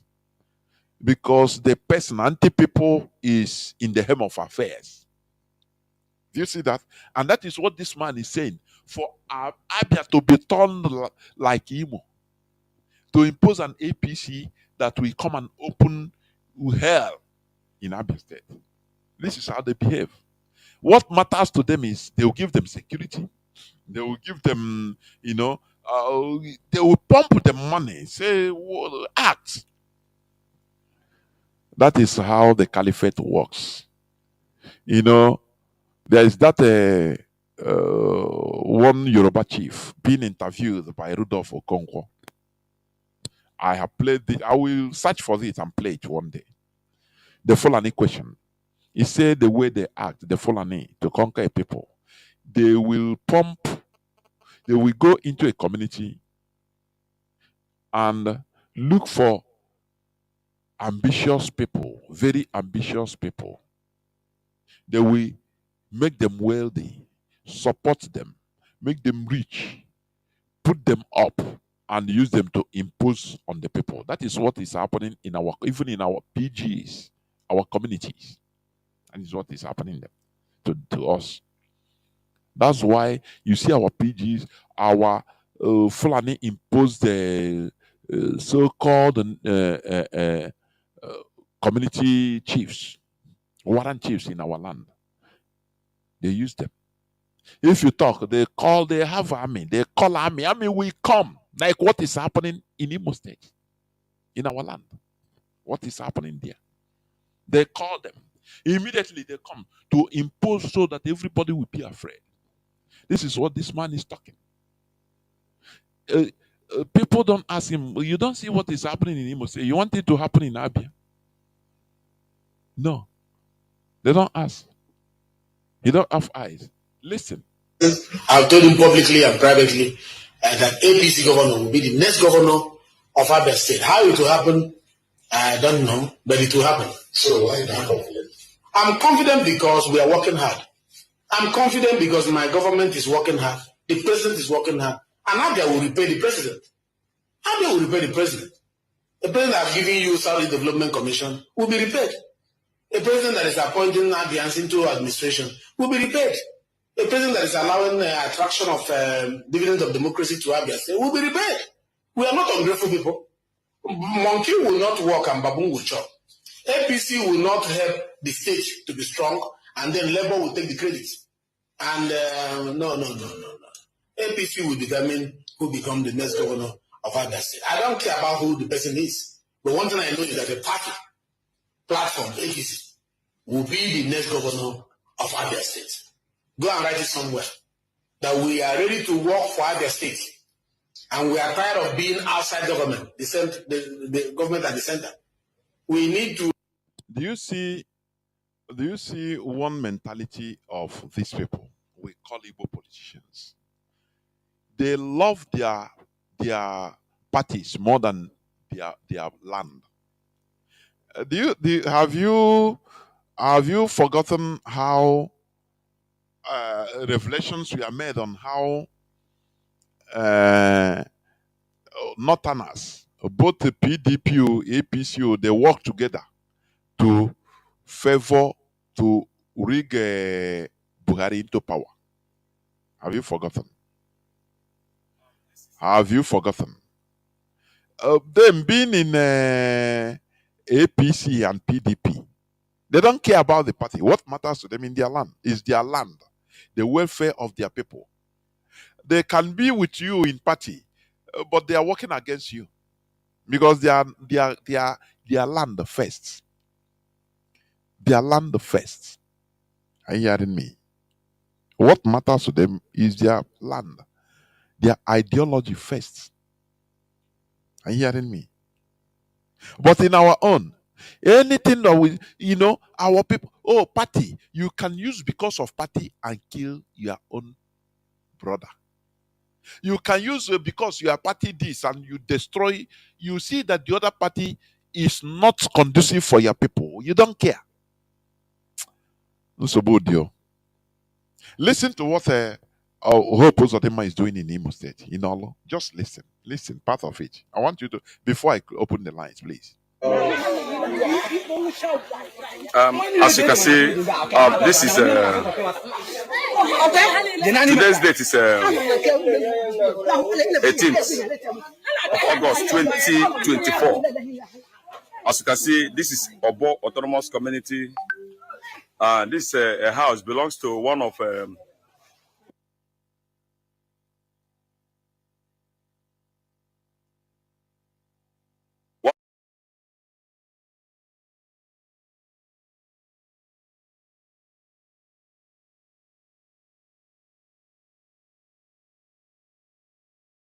24. As you can see, this is Obo Autonomous Community. This a house belongs to one of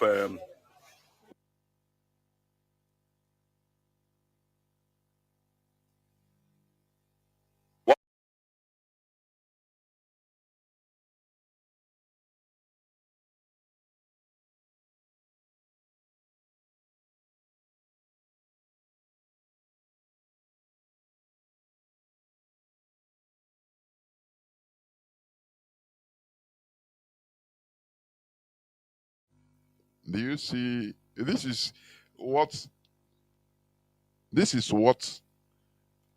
is happening. This is what that is happening in our land.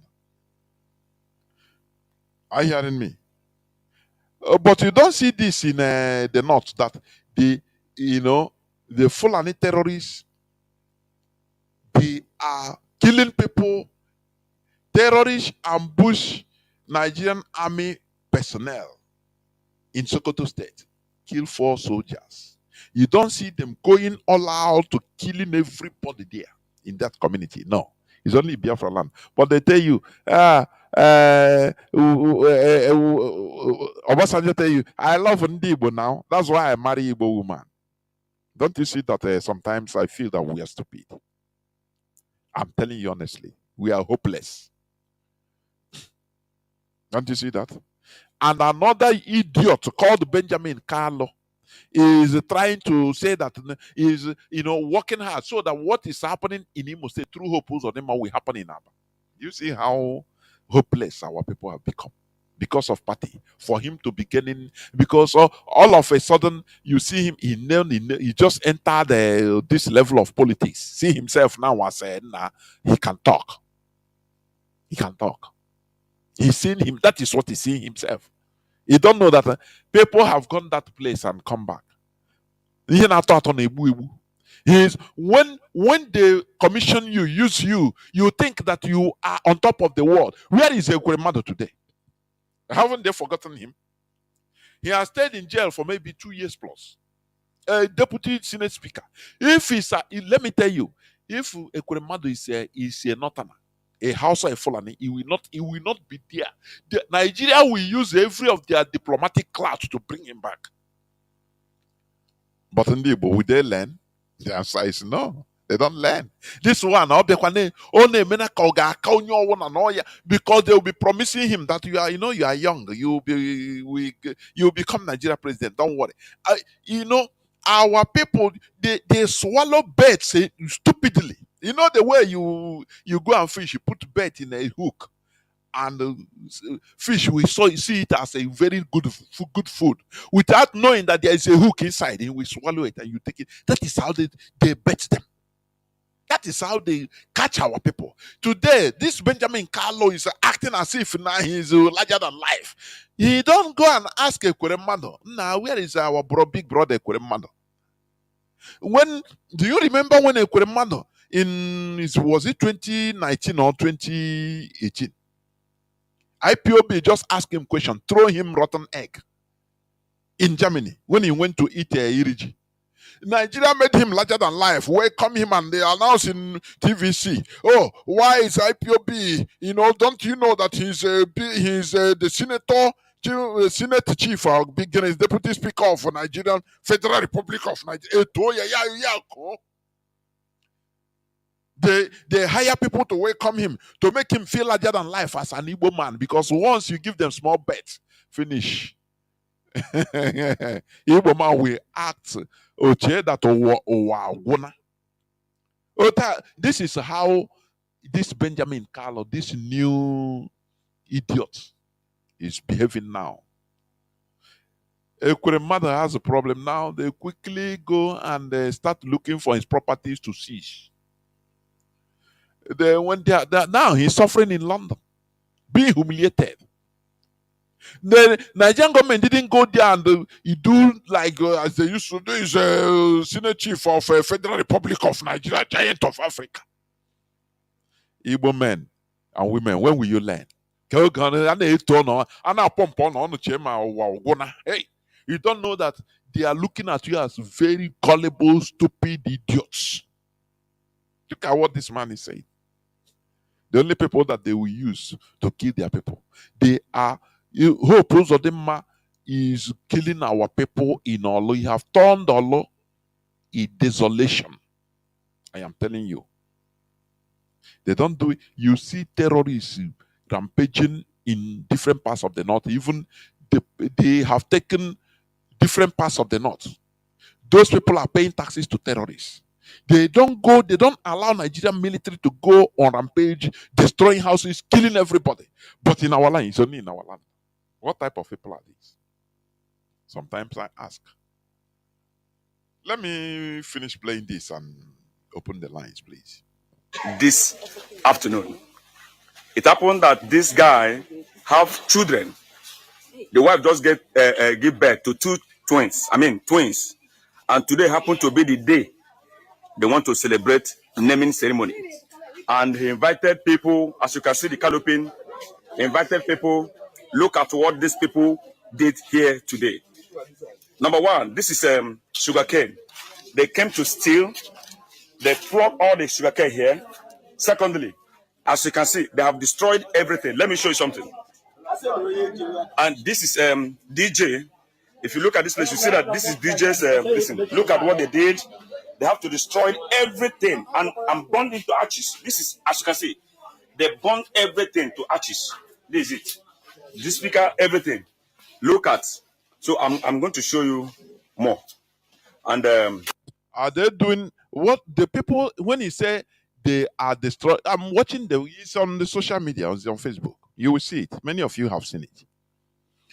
It's the Nigerian military. They go wherever people gather, children, old men, women, children. You see the food they cook.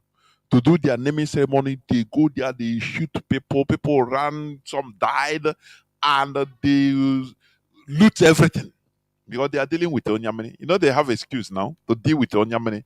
Kill them without pity. But Obasanjo saying he loves you. After all, Tinubu Ogondibo, Ogondibo one. Very, very gullible set of human beings. Very bad in politics. That's why we are being immersed, assimilated everywhere. Sometimes now I'm saying, no, I'm regret myself. I don't know. Which kind of people are these? We have the population, we have the capability, we have everything, intellect, everything, but we don't use it to our own collective advantage. And all of us are suffering. What is it? What is it? Only one person who opposes them want to be in power. He must be in power. So who is everybody? Lives of people it don't matter to him. So, but you don't do this to the North. Northerners are killing Nigerian police and military every blessed day. They don't. No. They pamper them. Even Boko Haram, they say internationally renowned terrorist organization. As Boko Haram, the Nigerian military hierarchy give orders to Nigeria, the military boys. They don't kill them all, just capture them alive. And all these Igbo politicians, they are watching them, but they allow Nigerian military to commit atrocities against our people. They cannot talk just for them to keep their political position. Don't you see that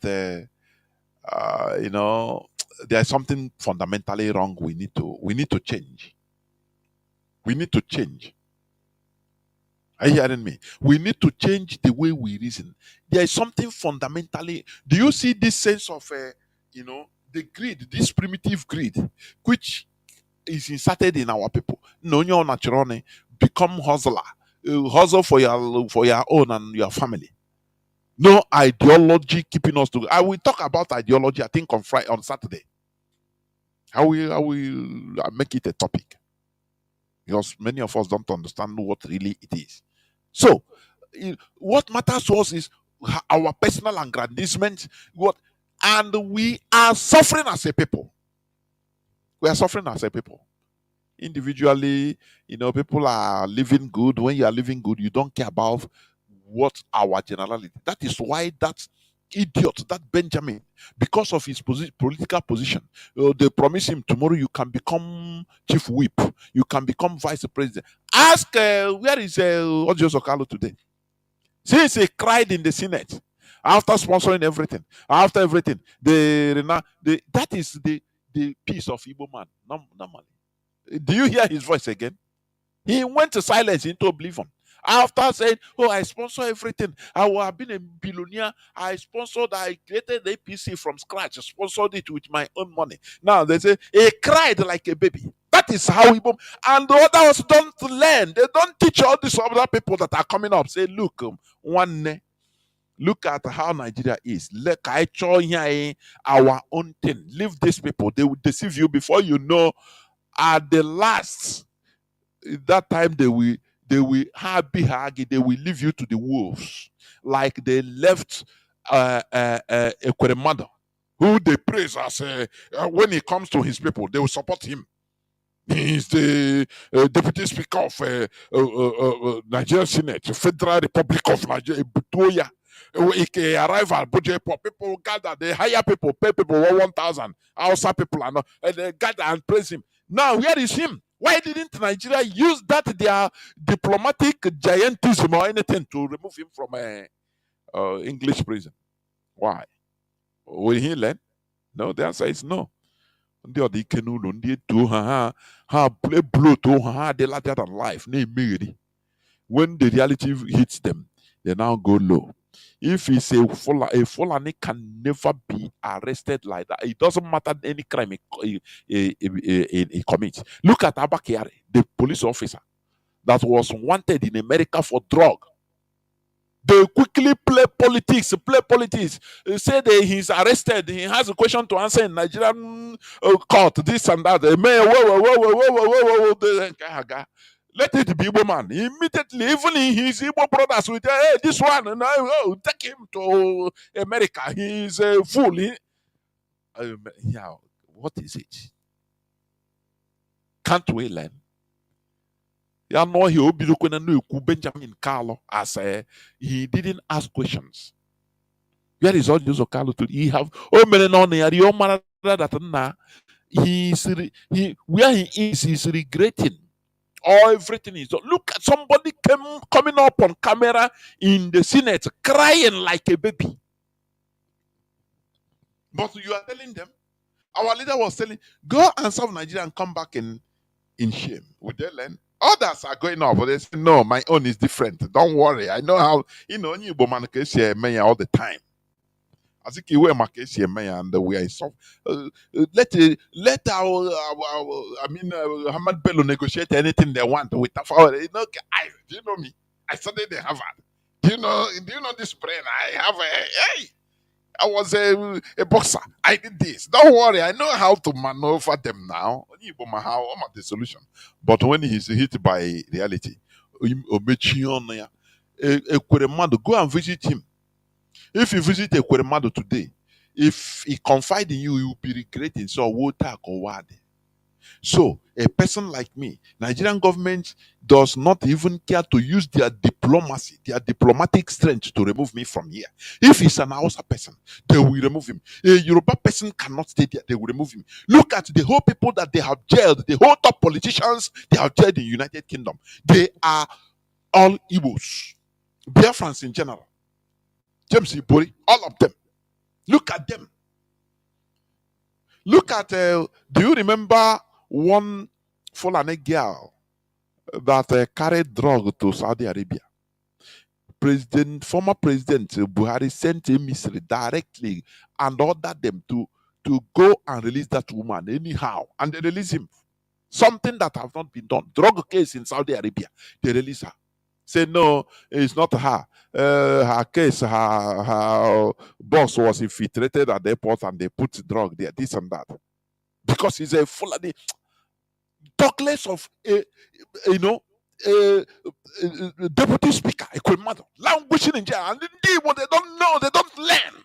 And now Koedi, Obasanjo say in their presence, I use Igbos to kill Igbos.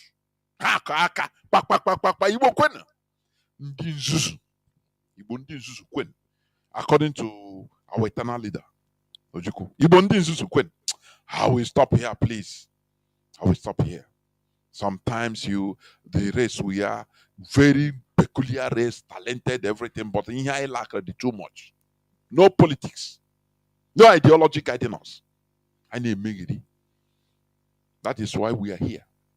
In order to let us understand the reality of the world we are living.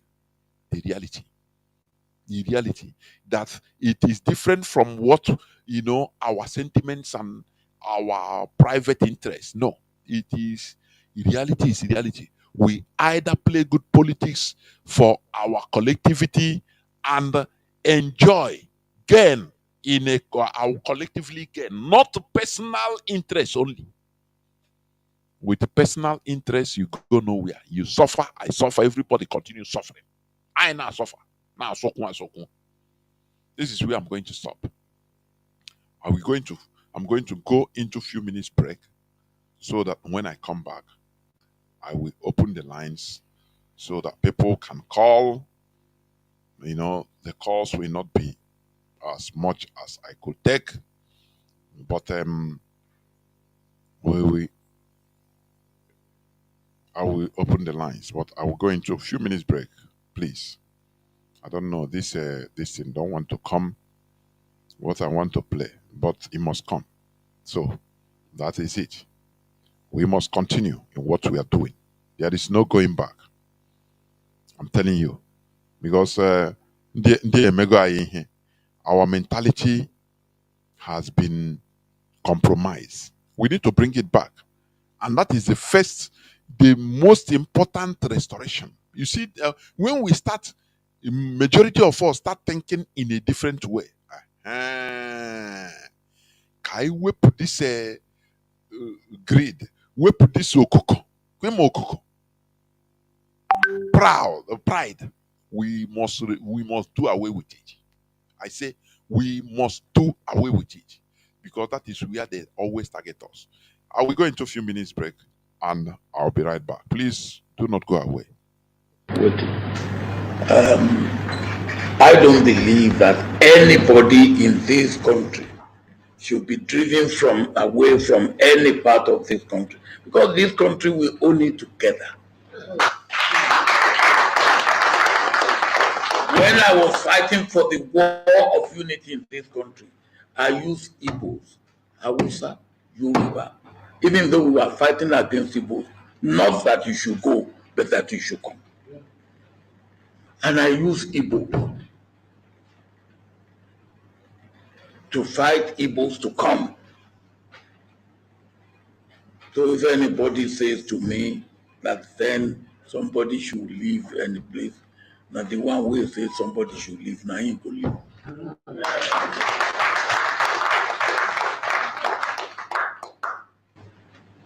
Me, I married from Oweri. So,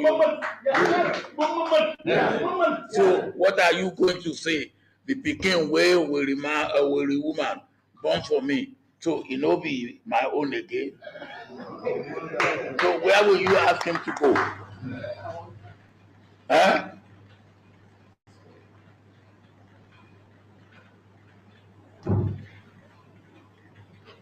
When I was campaigning, he was there. Small time now they say I don't like it, but me? We give him a lot of votes. I say I don't like it, so I said, how do I deal with this? And the thing was gaining ground. So I said, okay, we go to, after I had the campaign, I said, I want to meet leaders of thought, Christian clergy, traditional rulers, dignitaries, private sector. I took my son, and my son speaks Igbo with. Welcome back. This is Radio Biafra House of Service coming to you through Radio Biafra London. My name is Mazi, Jonathan Chinedu from Alo province of Biafra land.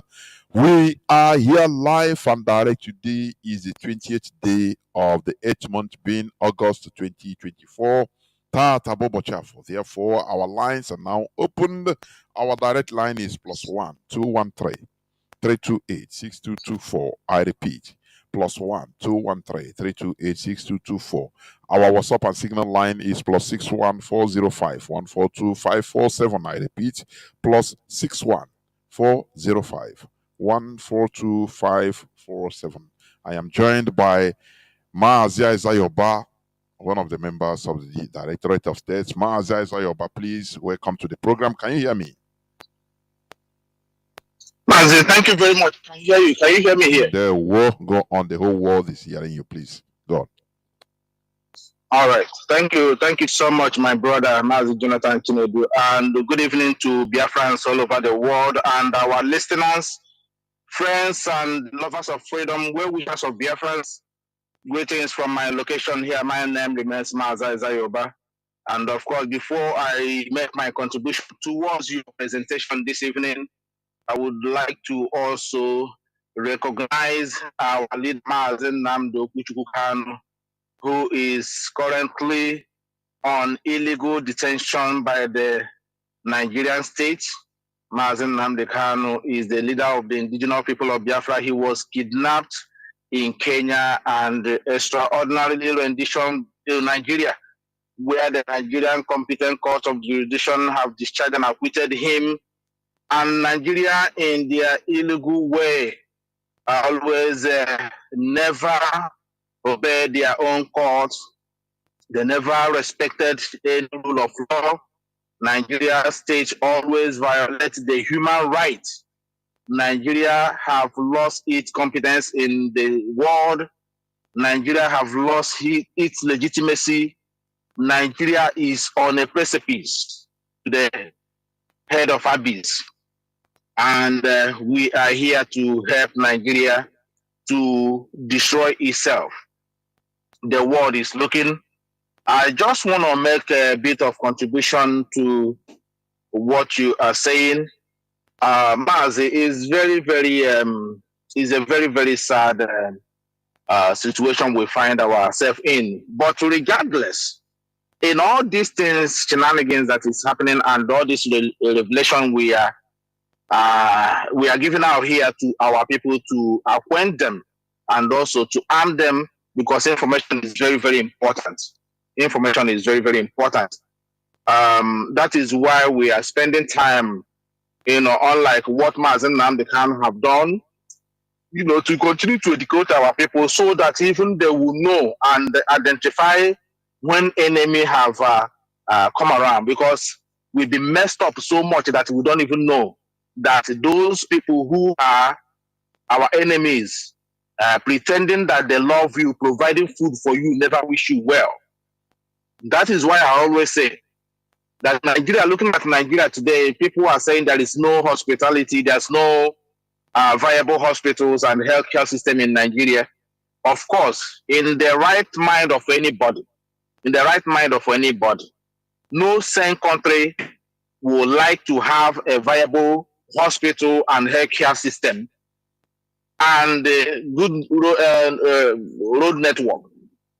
And your military will be busy shooting down their citizens, unarmed citizens, grabbing them, grabbing the youth, throwing them in the healers van, molesting men and women, mothers, children, harassing them on the streets, shooting down people without any justification.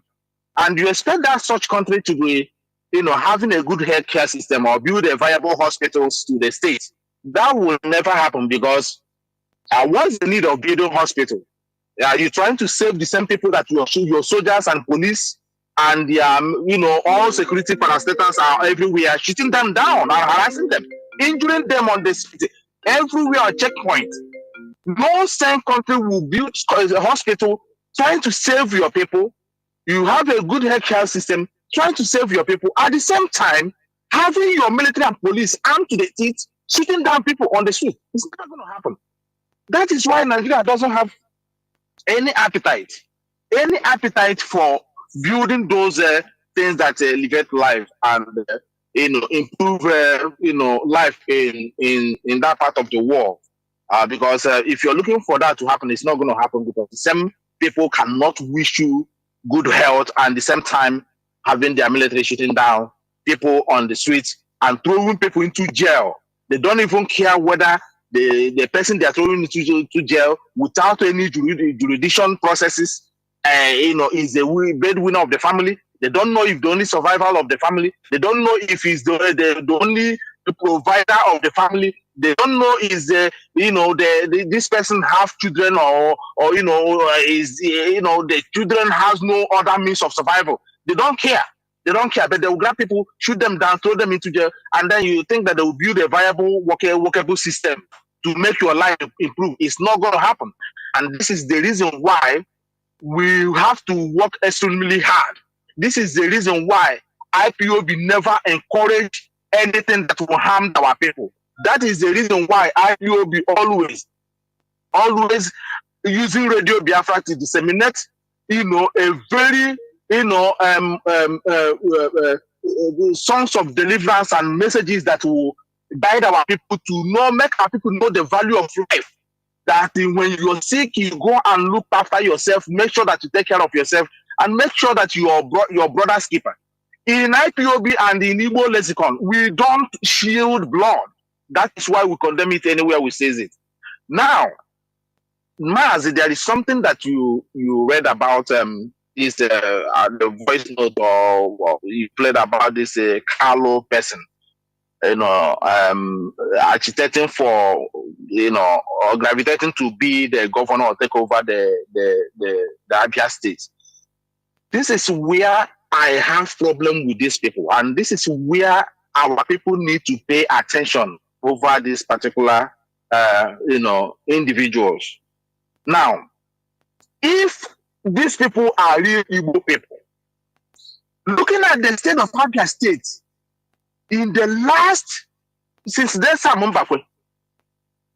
looking at Abia State in the last maybe 20 years or 25 years now, you will know that Abia State have become, an unbearable state that, that have lost almost everything due to poor maintenance of the state. All these governors that they have put there never cared over the people. They never care to rehabilitate the area. They never care to revamp the economic hub of Igbo land. They don't care.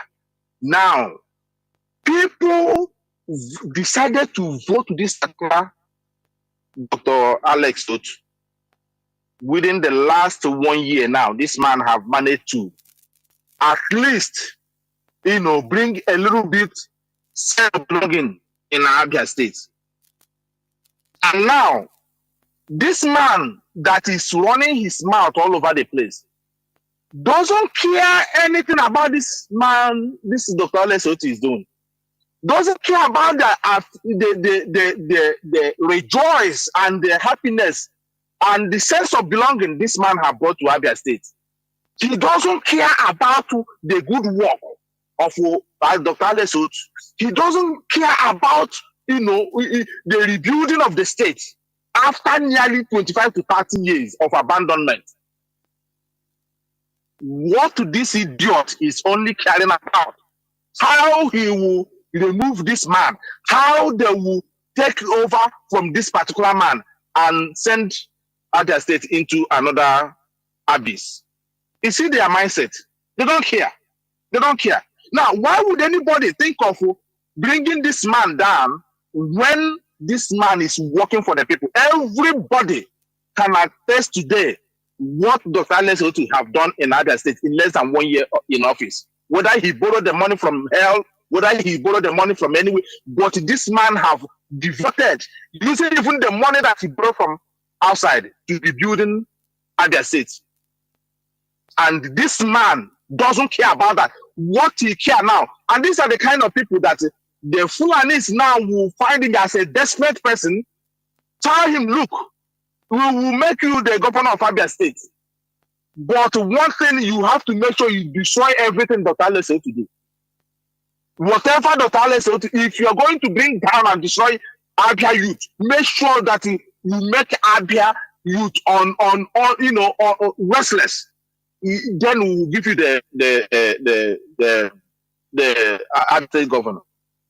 And now this man will, with hand in heart, will swear with everything he hold there that he will destroy Abia State, and they will give it to him. Exactly what you're saying about Hope Uzodinma. Because these people doesn't care about our people. They don't care about the well-being of our people. They don't care. These people are self-centered and selfish individuals. Because nobody touches them. These people want to destroy the whole entire Biafra land. The Igbo. I don't know where these people came from. I don't know who gave birth to these particular people that doesn't want to have rest in their own land. I don't know how these people come about. And this is why we are calling our people to know that unity of purpose is very, very important. The only organization, we keep saying this every now and then, the only organization that cares about our people, that cares about the well-being of people, when an Igbo man is being unjustly arrested or kidnapped, it is only IPOB that speaks. When they marginalize our people, it's only IPOB that speaks. When they see the plot against the Igbo race, it's only IPOB that will foil it and tell our people, do not get involved in this. And that is why our people back home, whoever that are listening to us, they need to support IPOB. As Dr. Wabesi said, do not let anything happen to IPOB. Any day destroy IPOB, the Igbo race must consider themselves as people that have been destroyed. And today you can see the hard work of IPOB to make sure that every Igbo land is secured. To make sure that whatever that will harm our people is being exposed before the public. At least you take precautions. This is their protest now that they did. What is the achievement in Nigeria? But they use it to lay an ambush for 10 days. They plotted is that it will only last for 10 days. Only use it to hoodwink, to use it to drag Igbo people out so that they will use it to legitimize their invasion in Igbo land. Exactly what they did with the P2B. We told our people that the P2B was coming only. Just they want to use him to legitimize the fraudulent election that they have 2023. Because they know that probably with IPOB inactive, that our people may not come out to vote. Let them vote themselves and rig the election themselves, that our people will not participate in it. They realize that this thing with IPOB playing Mazi Nnamdi Kanu, this thing is not going to happen. They bring somebody that will make it look like an Igbo man is going to become a president. And they make the video go viral. They use it to kidnap Mazi Nnamdi Kanu. They promise our people, empty promise, go and kidnap Mazi Nnamdi Kanu, bring it to us, where you have the opportunity to be president. They make the P2B election campaign everywhere to go viral on the internet. But we want them. Mazi Nnamdi Kanu want them. 2015, 8 years prior to the general election, 2023. That look at who they have signed up to be your president. But Mazi, our people have, like you always say, our people are 15 seconds. I don't even give them 15 minutes.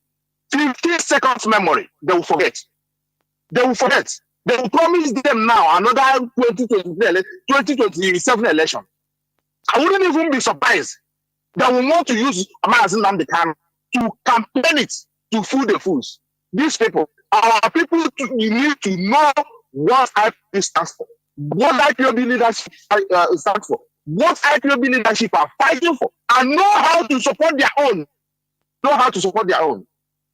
There is no other organization. Or Hannes and Igbo were fooled. Promise that there will be Igbo land development by the British High Commissioner. Where is that Igbo land development today? I am asking.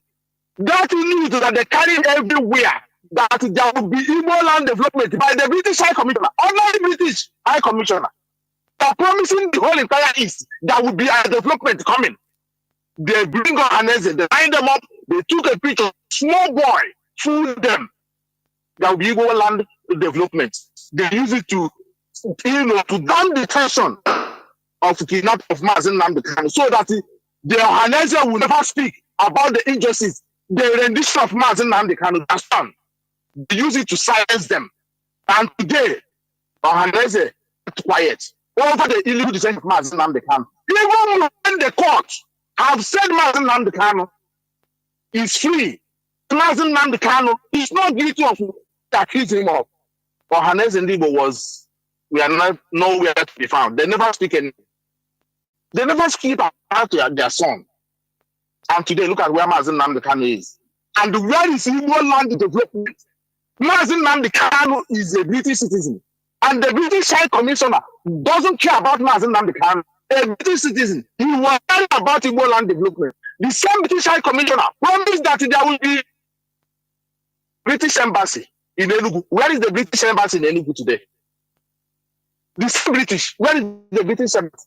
The same British you are talking about now, we are the one that is James Ibori, and there is the same British High Commissioner promising the Igbo that they will bring the half of 4 million of Ibori's loot to use it to develop Igbo land. Where is that in 4 million? They promise in the Igbo to use it to develop Ibori's loot. You see what we are saying?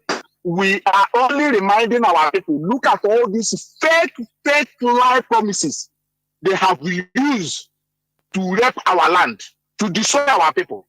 And tomorrow they will come with the same fake promise. Some of you will fall into it.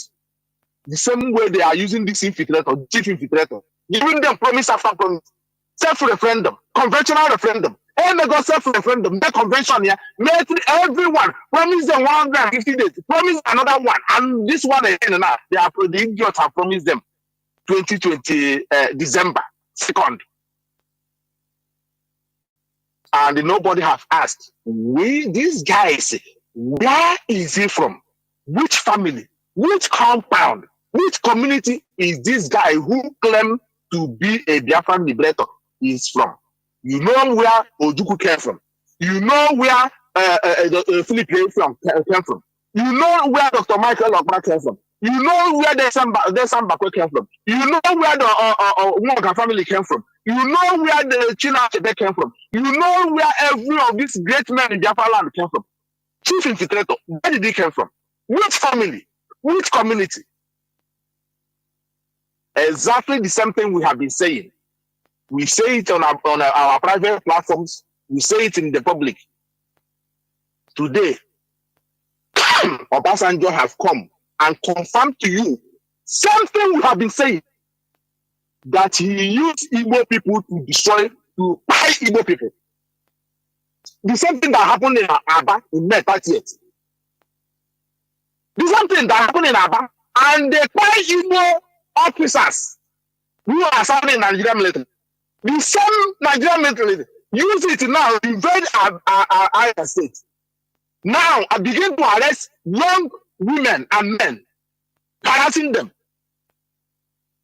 At the end of the day, who were in the loss? The same Igbo people. Now Obasanjo was the same person who came and elevated this infiltrator in Finland. Said that, look at Obasanjo.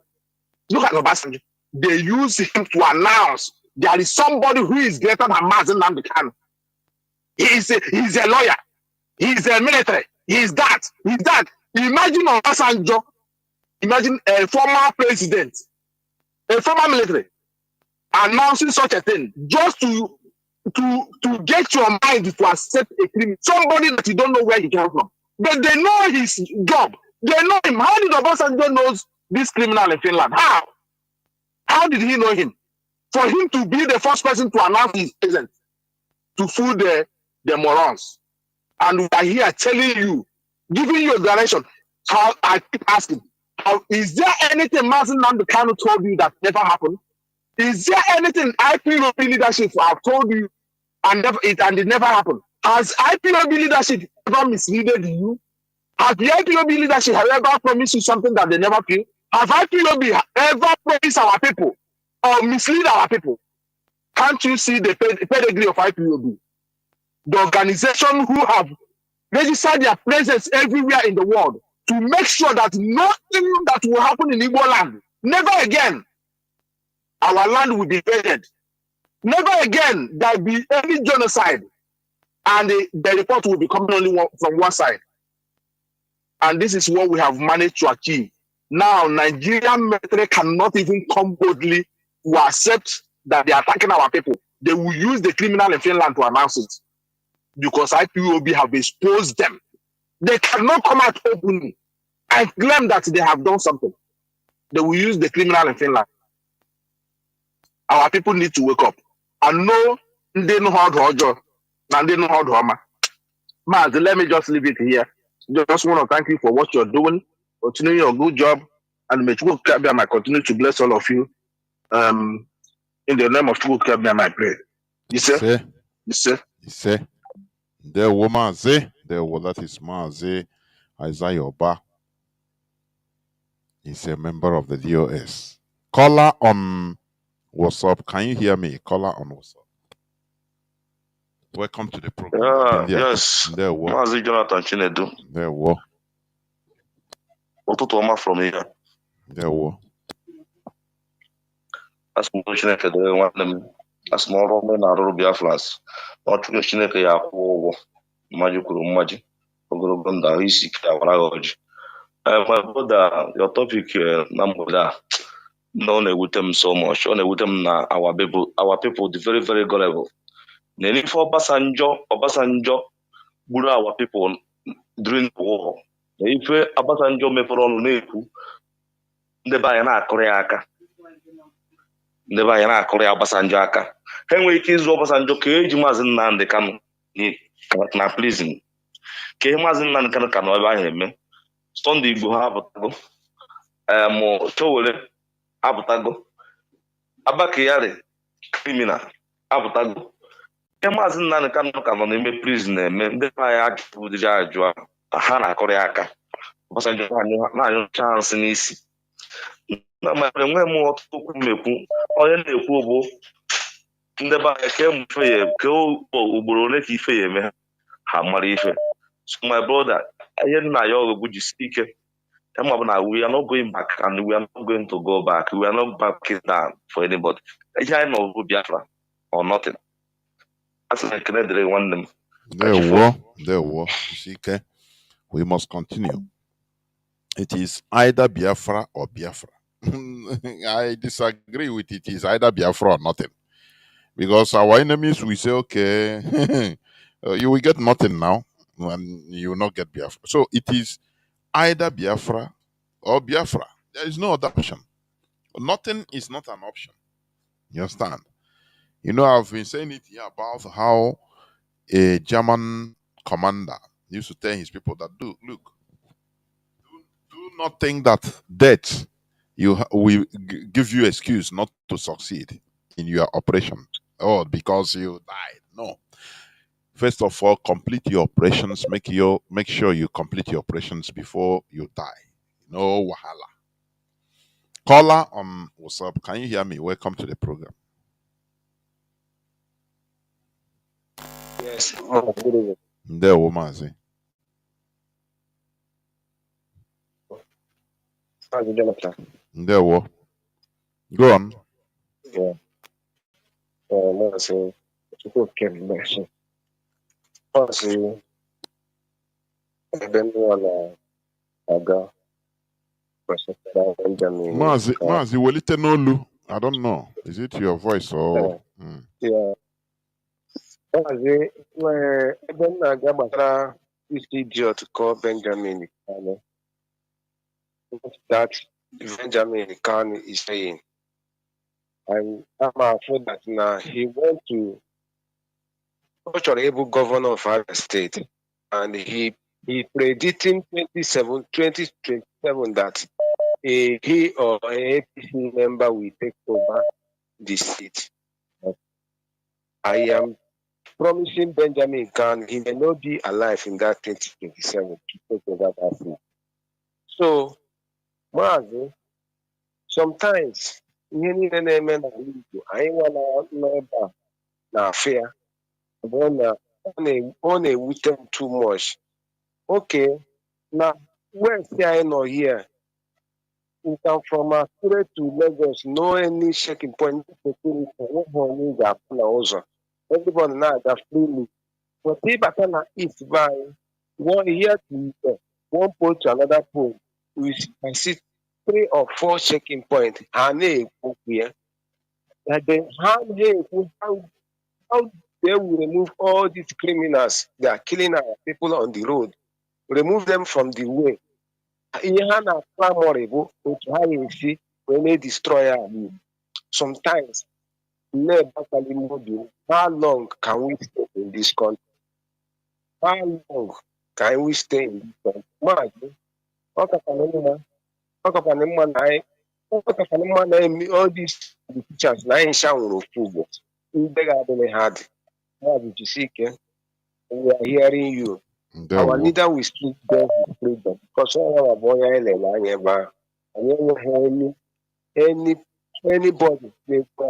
except Mazi Nnamdi can make the blessing. And Benjamin can you will not see that 2027. Keep from here. There were. Thank you very much. We must continue.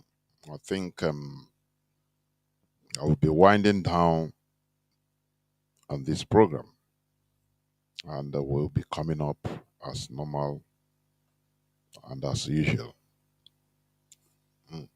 You know, the issue is our people don't learn. And why do our people don't learn? Why? Now, you will understand that it is greed covers the eyes of people. Greed. Personal interest. It covers the eyes. It blackens the eyes of people. I am telling you. That is why, you know, in a mail, saying now, you know, Ijiji, how do you say it?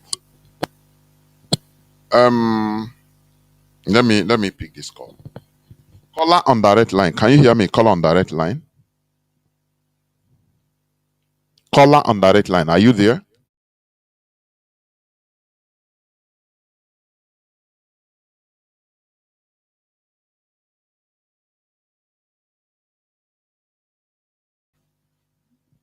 How do you say it? Let me pick this call. Caller on direct line. Can you hear me? Caller on direct line. Caller on direct line. Are you there? How do you say it? Let me pick this call. Caller on direct line. Can you hear me? Caller on direct line. Caller on direct line. Are you there?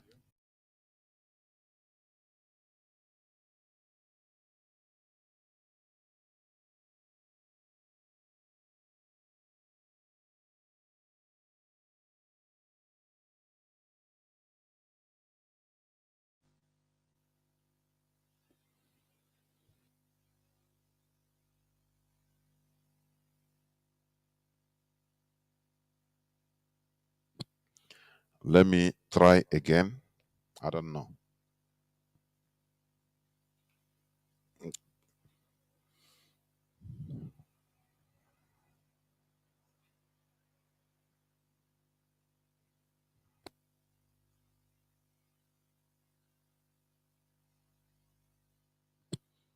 Mazi Obasi. Caller on WhatsApp. Can you hear me now? Caller on WhatsApp. Can you hear me?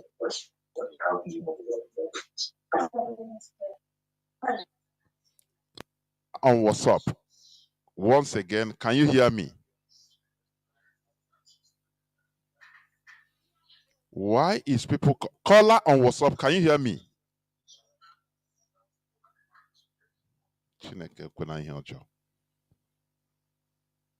People we call, hearing their voice, they will not talk. I cannot understand. Let me go back to Mazi Obasi. I think he'll be the last caller. Let me go to Mazi Obasi. Be the last caller. Please. We must continue. Now, because you see this primitive selfishness. We need to it must be eradicated from the brains of our people. Mazi Obasi, can you now hear me? Yes, I can hear you now. Okay, sir. Thank you very much. Go on. Thank you. Yes. So, speaking about the NPOX that you were speaking about earlier on, you see, sometimes I am really glad somehow that Biafra did not come earlier, because I believe it was divinely appointed that it should come this way. And everything you've spoken about today is pointing to that fact, that it was good that Biafra did not come when we first sought for it. But it has laid a foundation for us to chase after it this time around. And this time we are going to find it. Because in the end, so many people will not see that land. But those who are able to see it are going to appreciate what has been done and will be better informed going forward. You give a good example of COVID and also Ebola. In 2014, when Ebola broke out, I believe it was in Sierra Leone that it broke out. There were news everywhere on CNN, everywhere, that there is no cure, that this is a kind of disease that they have not seen hundreds of years ago, and that there was no cure whatsoever for it. Everybody was shouting. America said no cure. England said no cure. Everybody says no cure. Immediately, Dr. Ian Grosier, who was one of the volunteers, WHO volunteer in Sierra Leone, contacted Ebola and was becoming serious. America airlifted a single person, one doctor. They airlifted him to America and make sure that there was a 247 attention on him until he was rid entirely of Ebola. Then they came out and told us, oh, there was no secret cure, but it was because, we used combination of therapy and all these things, and were able to cure him. Why wasn't there such an application of combination of effort to cure the people of Sierra Leone and by extension Nigeria and many other African countries? Sorry, this is what they tell the public. What they tell the public is completely opposite of reality. That is what they know they have the antidote because it come from the laboratory, so they just apply it. Mazi, go on, please. This world is the more you look, the less you see. Go on, Mazi, go on. So they did all that, saved their own citizen. Now, if you're an American, another example was when some Americans were kidnapped somewhere in the northern part of the zoo during Trump's time. There was an arrangement, very silent, very quietly, to be able to surgically, remove these people from the hands of the kidnappers, who were the terrorists, as they call them. Whatever they did to pull them out, we don't know. But these are people who care about their citizens. We have people here that claim to be leaders, that claim that they were elected or selected, whichever one. And some of us with half brain effective, with an active half brain, can die for this group of non-entities that call themselves leaders, who cannot even protect your interests, let alone go extra mile to save your life. You have these people around here who are okay for your population to be reduced so as to reflect on the percentage of the unemployment. For them, that is better than keeping you alive, and they cannot be able to destroy you. People think that the introduction of JAM and post-JAM and all the things that they called in Nigeria is because they want to make sure that the best students are being admitted. No, it's because they want to reduce the level of people who are graduates that are not being employed. So they create a quota system and then put a system in place to ensure that there's a compliance with that quota system, so that at every school, every academic year, there are a limited number of people that are being chunked out so that they can claim this are the number of graduates we have and this are the percentage of the job that they are able to have. Beside Nigeria, no other place have that kind of restriction on people who are qualified to go to the university for them to be able to go. And some people are ready to die for them. Like example of the first caller that he gave, we have RBL state, which have been a very, very deplorable state for many years. And Mazi Oti has come on board doing the best he can. We have a couple of issues here and there. And I want to say that I know he's listening. I know people are listening also to this program that inform him of what goes on in Biafra. His Excellency Governor Oti, the way we are fighting now to defend you, the way we are saying all these things, is the same way we are going to deal with you should you join the bandwagon of people who sell our people. And this is who we are. We have no personal interest. What we have is our own interest.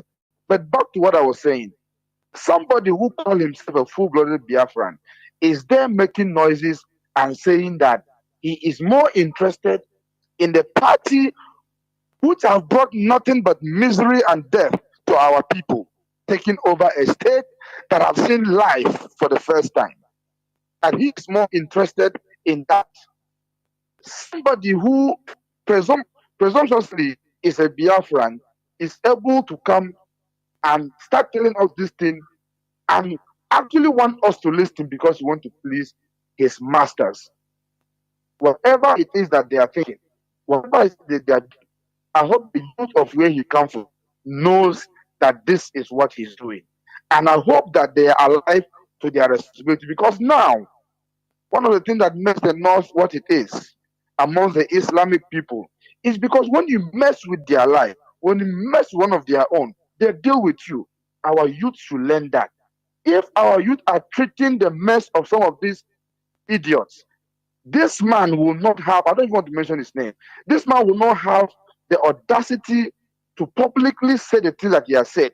At least, even if you have that intention or ambition, it will be in his mind, and he will be planning it on the ground and will not have the audacity to look the people in the eye and say this nonsense. When our people were being killed because of the orchestrated operation that they carried out themselves on 30th of May, kill their own army in order to be able to kill our people. When our people were being kidnapped and being picked up randomly and jailed, did this man say anything to defend our people? Nothing. His interest is for this deadly party to take over Biafra land. They will rather take over his life because that will never happen. Lastly, I want to talk about the comment of Mr. Obasanjo, the former president. After his trip to America and other places where he has gone to discuss with the CIA bosses, he is now come down to spit on our faces, remind us of the most painful history in the life of every Biafran, and jokingly but very insultingly tag such a genocide as somehow a compassionate war of unity. Nothing could be more insulting to the sensibility of the Biafran people than that very comment. And woe betide those idiots who were clapping for him. They are clapping and mocking the dead Biafrans, the children who were starved to death, the women who were killed, even though they are pregnant, and babies removed from their womb and cut to pieces.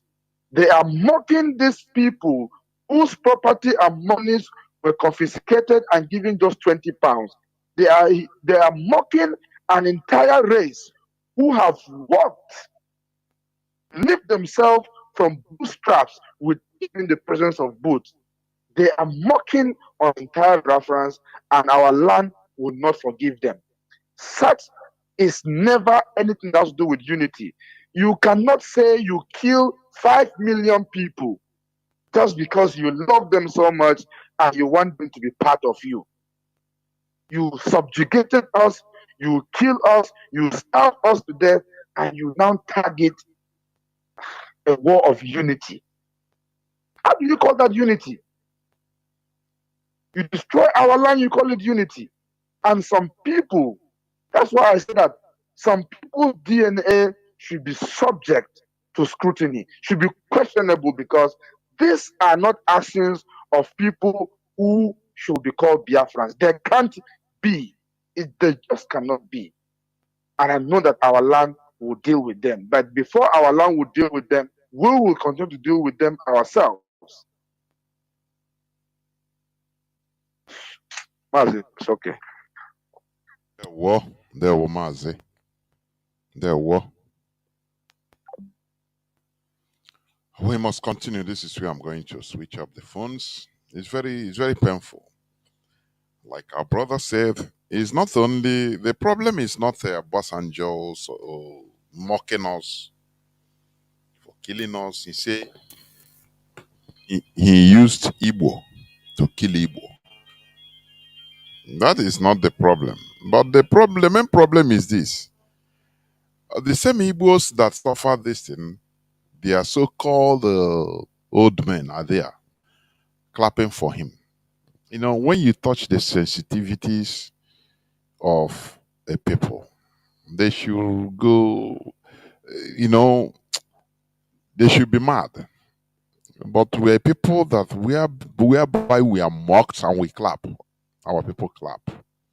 They mock us. We use Igbo to kill Igbo. Where genocide is committed. Where is our heart for ourselves? Nigeria is a curse. Now I'm seeing meaning in Frederick Lugart's using Nnamdi Azikiwe's father, Nnamdi Azikiwe Senior, Obededom, Nnamdi Azikiwe. They baptized him and called him Obededom. You know what is Obededom? I've explained it.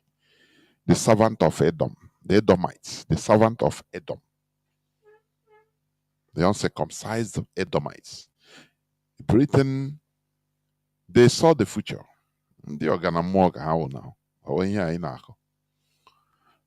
They baptized him, turned him a Christian, and called him, gave him his name, Obed-Edom. Obed-Edom. Obed-Edom, Azikiwe. That is a servant. He will serve the Fulani. Do you see? It's very sad. They mock us that we killed you, and you see our Igbo elites clapping, being happy. Where have you seen this type of thing? Do you know that the Ottoman Empire, they committed during the time of the First World War that ended 1918, First World War that ended more than 100 years back, the Armenians were slaughtered. The Armenians never stopped agitating for what happened in between 1914 to 1918 to be referred to be regarded, recognized as genocide by the international community. They didn't say, no, let us continue, leave it as long. If it's Igbo people, we said, no, 1918, when our great-great-great-grandfather, do you know our great-great, even there is a punishment from God because they killed twins, so leave them. I beg, not talk now. You want to bring it to 21st century.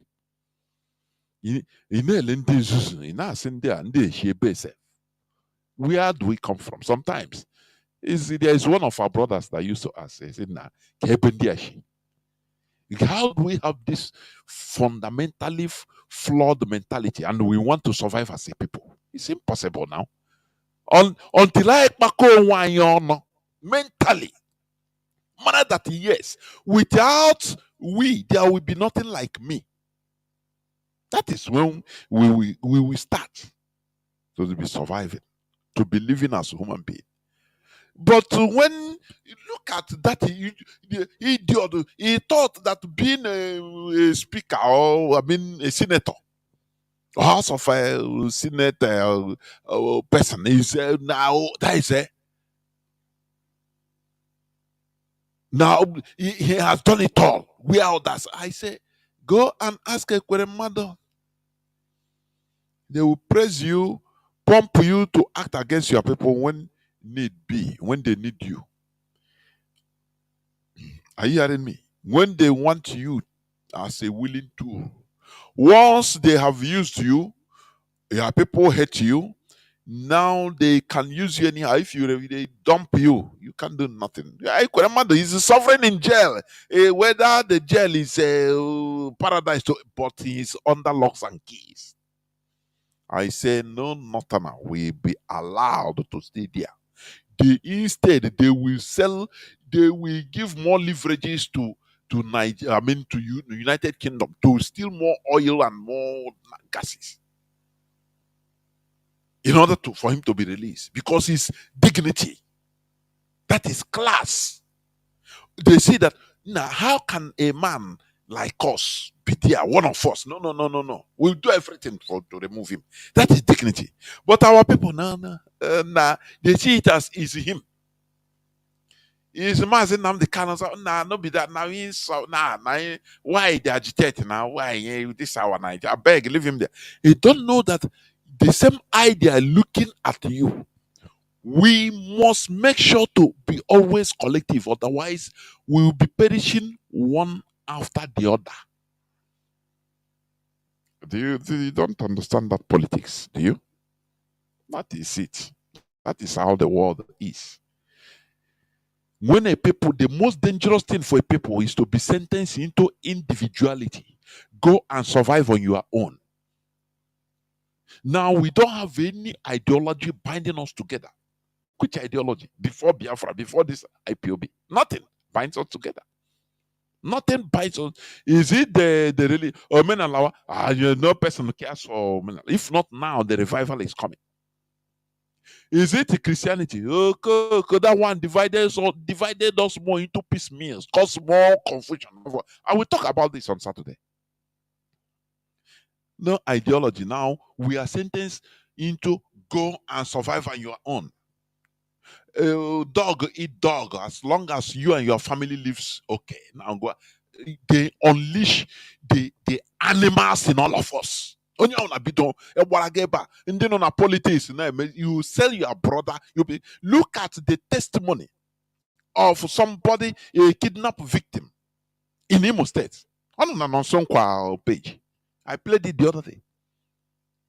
The girl gave a testimony of how he said somehow some people are there speaking outside somehow with Igbo people. They are collaborating in slaughtering their own people just for money. Where do you see?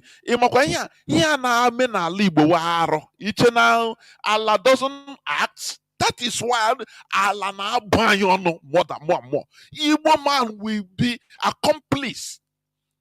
Achapụ onye Igbo olu ya na-eti nwanne m ya na onye else asị chukwu because ọ chọrọ ego.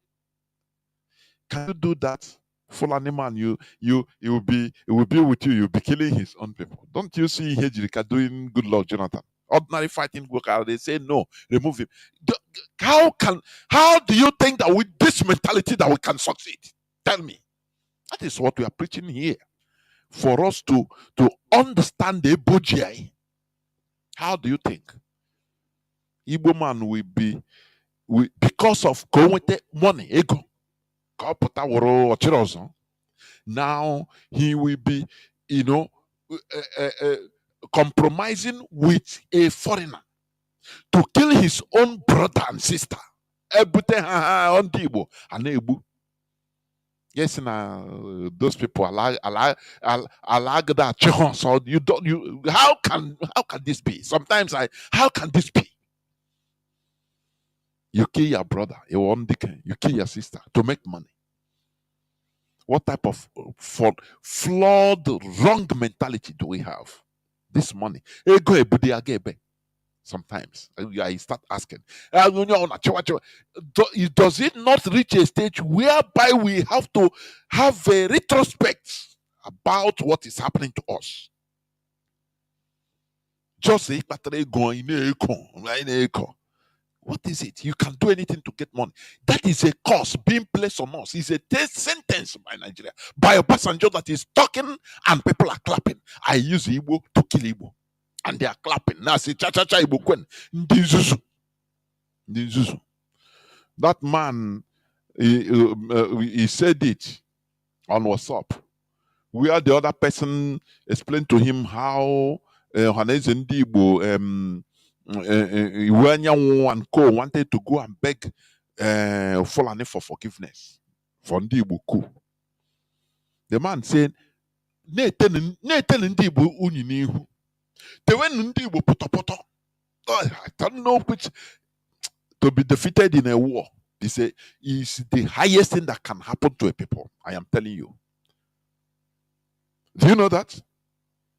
That's why I used to be annoyed. Say, why didn't we continue in the war instead, even to this generation, and not earlier to this generation? Instead of stopping thinking, we threw down every weapon and won Nigeria. Bidozi and Keburi war. Impose saboteurs on us. That is the worst thing you can do to a people. They impose the people Obasanjo used in order to kill us. They impose them on us as our leaders, and they breed others that are coming till today. That's what we are suffering. See, Carlo, the little upcoming Oche that now he will rule the whole world. Bring he don't care, he don't reason about anything. What matters to him is that template they give to him. You must deliver it, and for you to climb more, we will make you chief of this in Senate. Before you know, you become a governor. Okay? We support you. That is the only thing that matters to him at all costs. Even if it means slaughtering the people. Even if it means putting blackness in the whole of Igbo land, they don't care. I used to ask, what type of mentality is this? We need to have change of mind. This is where I'm going to stop. We continue. Because this is the most important part of this restoration. The education. that accompanies it that will help us in order to start thinking, to start reasoning. The reason, the mentality that will make us, if we restore a nation, now we develop it, we'll be able to focus on our collectivity, no more on individuality. Thank you for listening. Biafra remains who we are. Biafra remains our ideology. It's our religion. From me, Mazi Jonathan Chinedu, from here, it is simply good evening. Emeka Onosi Biafra, Emeka Onosi Biafra, Gaimara Biafra, Gane Bozo Gamiri, Gaimara Biafra, Gane Bozo Gamiri, Biafra Gane, Sombe, Waboke, Anijala, Namama. Ona le mo kan na lombo wa na jumo o si na Biafra na tago Chukwu okike Biama onye anyị nọ n'aka ya mere anyị ihe mara mma Sọmpe ugbu a bụ oge anyị jala n'ala nna m Biafra baloma ala Chukwu gọziri ala mma na ala Chukwu gọziri the rising sun. Mgbe mbụ ka mkpụrụ okwu wesi n'oji ihe nwatakịrị o were aka ya elu aka fụwa ya ụfụ wetuo ya maka na ọnọdụ ugo adịrọ n'igwe mma. Sọmpe lee ndị ala adịghị mma, ndị izu, ndị na-aṅụ ọbara mmadụ, ndị okwu ha abịakwala n'ọzọ ka ha kwatusu Biafra. Mana Chukwu okike abịa ma gị ka ịnọ n'aka mana Chukwu okike abịa ma gị ka ịnọ n'aka na anyị gala.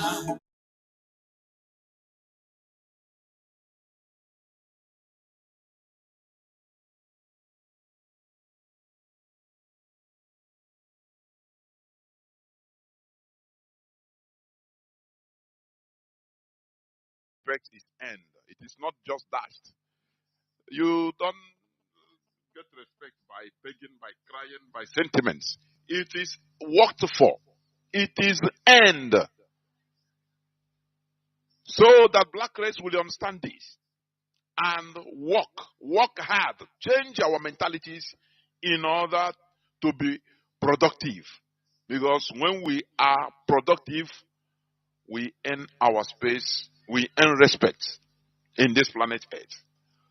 We will stop being disrespected everywhere around the world. That is the reality. Not complaining, oh, you are discriminating against me because I'm an African. Yes, because you are unproductive. That is why you are discriminated upon. If you are bringing something positive into this world, producing, imagine that you are producing and giving China, distributing to the world is buying things, finished products that come out of your brain. How would they disrespect you? Why don't people disrespect the Japanese? You can't disrespect them because once you enter into your parlor, you will see an LG television. Or you see a Toyota motorcycle or engine, or Kawasaki, or car. Maybe you are driving Nissan. So you give respect by purchasing their products. You are respecting them. By bringing out your money, purchasing the product of Japan, you're already saying bravo, kudos to them. You are bowing to them. For your information. But when they look around, you don't produce nothing. They look around, black race, nothing. Just as I'm talking now, check inside your room, inside your sitting room, what the whole furniture, everything that is there, every material that is there, both electrical, electronics, the car you are using, how many is being made in Africa? Do you see why you are disrespected? Do you see the reason? You are Jara. What they respect, what the Europeans, what others respect is what is under your soil. Because you don't even know how to extract it. Go to Congo, you see how they are mining diamond. How the local population is dying, digging pits in Angola, in Congo, digging pits in order to mine gold in the most primitive way. You understand? In peasant way, peasant system. So why wouldn't you be disrespected? Because as you are mining it, you are living miserable life. The people that are, paying for it, you are natural resource, you don't add no value to it. They take it, now they refine it more. They cut the diamond in Tel Aviv, in Belgium, adding more value to it. Now, you go and buy it 3 times, 4 times, or 5 times the price. Why won't you? And it will be written,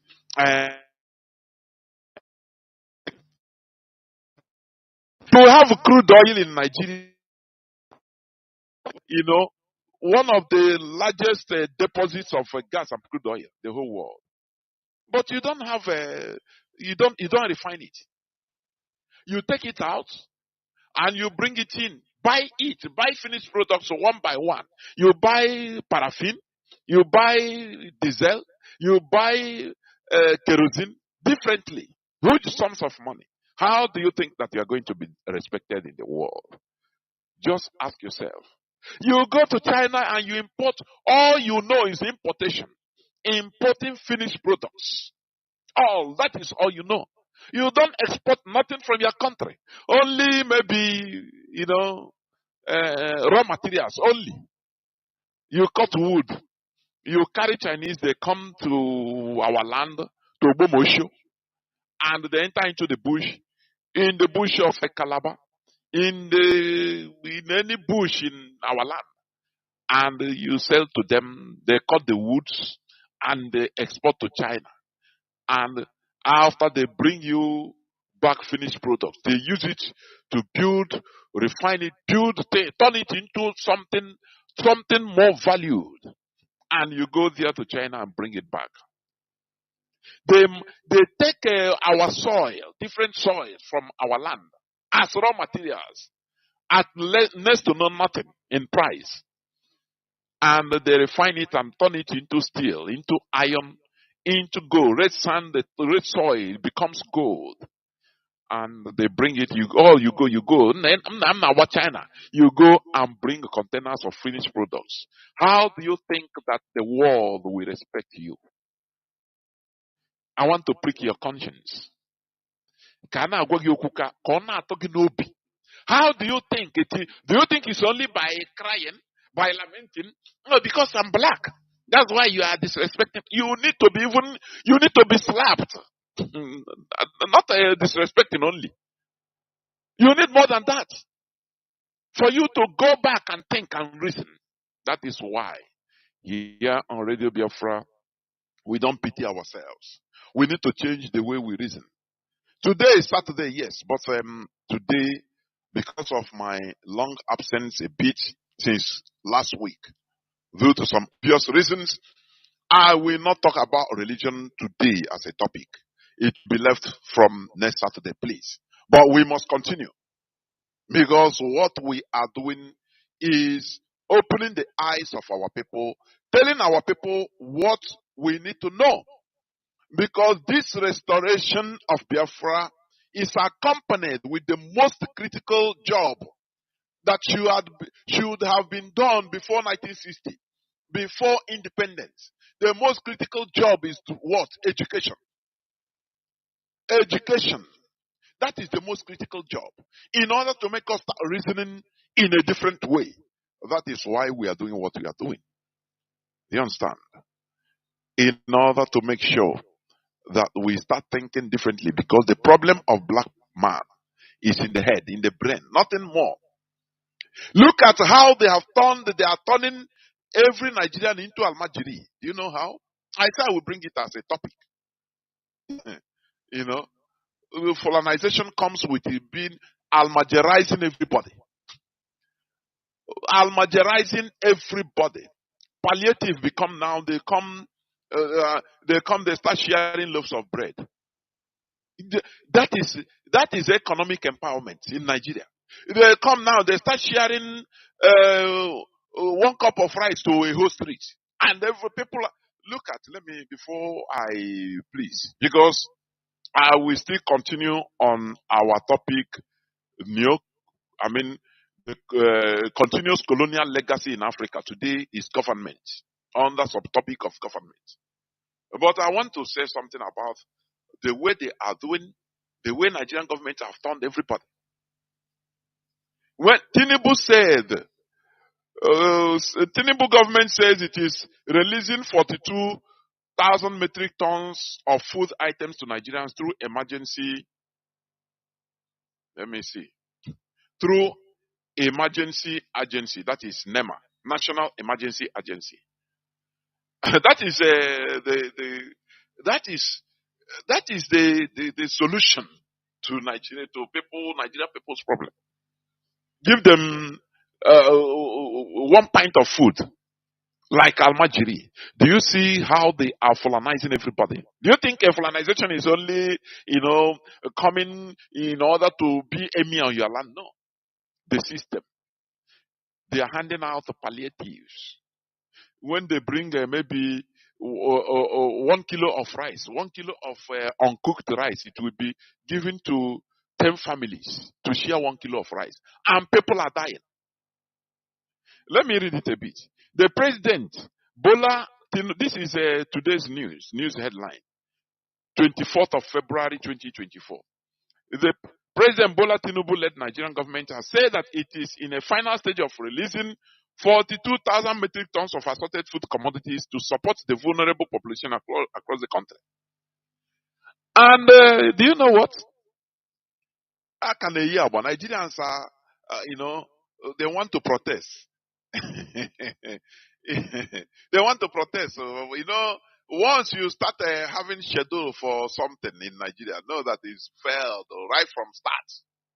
And IPOB stand is that no Biafran should join in any of their protests because they brought this calamity.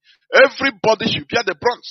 They thought that they are doing evils, that they want to destroy evils, but they are busy destroying themselves. I have said it here and I continue repeating that the hatred of Igbos is the downfall of Nigeria. The hatred, it's before that I used to be annoyed, but now I'm enjoying it. Let them continue hating Igbos. Look, you see this past African Nations Cup. I asked on my platform, Facebook platform, why is it that they no longer, when it comes to football or these sports, they no longer quota system that Hausa should bring bring your own part. You are the majority. Bring majority players. Inside the 23 players, you should bring as they have more land mass as they used to claim. They should bring maybe 15 or 16 out of the 23. Now, the South will share the rest. Why they don't do that in football? Because they know that this is where this one is a direct competition that is being monitored internationally. It's not what you have to play politics and get away with it. You don't have to go and bribe FIFA. Give them all your blocks and say, we will bring quota system from Nigeria. Haruna will play. Musa will play. Mohammed, all of them will play. Now, this Nyamene, we give them, they will only bring 2 players. So make us to win. You don't do that. It's something that you cannot control. So that is why they choose the best. Do you see it? It doesn't matter if the birds come from one tribe, which is Igbo tribe mostly, and a few Yorubas. But Nigerians don't complain. It used to baffle me. But what is paining me in it is that we are being turned for entertainment purposes only. Only. The same way France. You see France. When it goes to football, they go and bring, they remember that they have black people that should be in the streets sniffing drugs and causing havoc to be sent to jail. Now they go and pick them up and say, oh yeah, come and play for France. Do you see that? Look at this France sports teams, not even only football. Now you look at their governing body, the government, the people in controlling the policy makers. Let me put it like that. Now you see the difference. They use the black people for entertainment purposes. Instead of you wasting in the streets, going to jail, oh yeah, come and play football. We will give you money. We'll give you money, and you make you stars, and you represent France with all your heart. That is the same thing they are doing in the zoo called Nigeria. Oh, Igbos, they are good for sports, but they are not good in any other thing. When it comes to government, they are not good. They shouldn't even interfere. But when it comes to entertainment, oh, bring them. Where are the Igbos? Oh, music, oh, bring them. Where are they? Oh yeah, bring them. They are our entertainers. Do you see, they insult us from all way around. And you always think, because of your ignorance, you think that, oh, it is good for us. They are using us for entertainment. Look at many other countries. You see them. In other places of life, policy making, in their government, you can never see black person. But when it comes to football, black man, they bring him, oh yeah. They know that you are a citizen of their country. That is how Nigeria is gradually turning us. And some of us think that is good. Because one person is enjoying it. Are you following me? Are you following what I'm saying? Sometimes you need to reason in a different way. And there is something also I found out, like in this African Cups, in promotions. I mean, in all these adverts, publicities.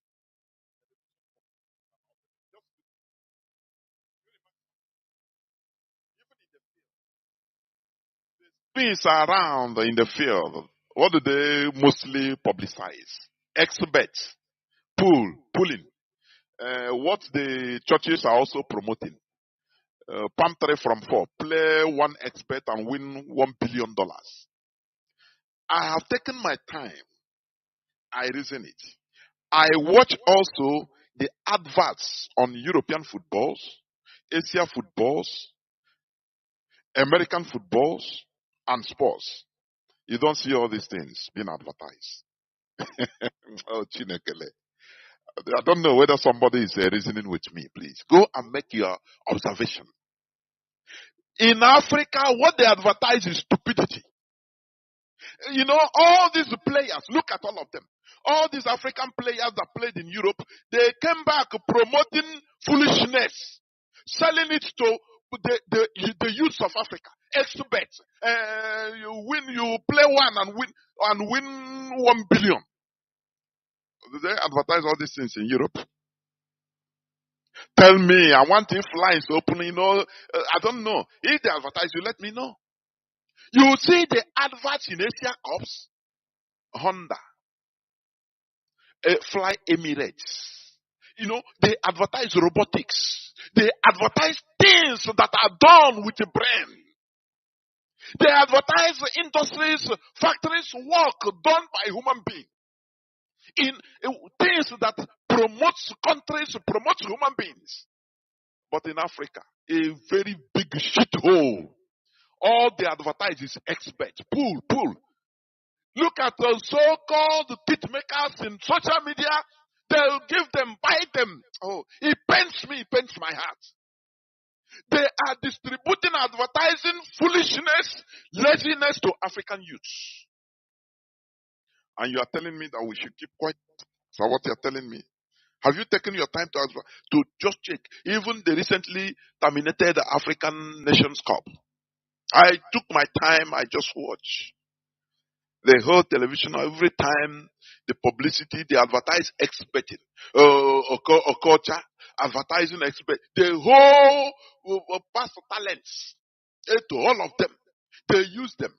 Give them money, their private money, to advertise something that keeps the youths of Africa lazy, fantasizing, without thinking, things that makes them thinking that, only hoping, believing that they will become billionaire with miracle.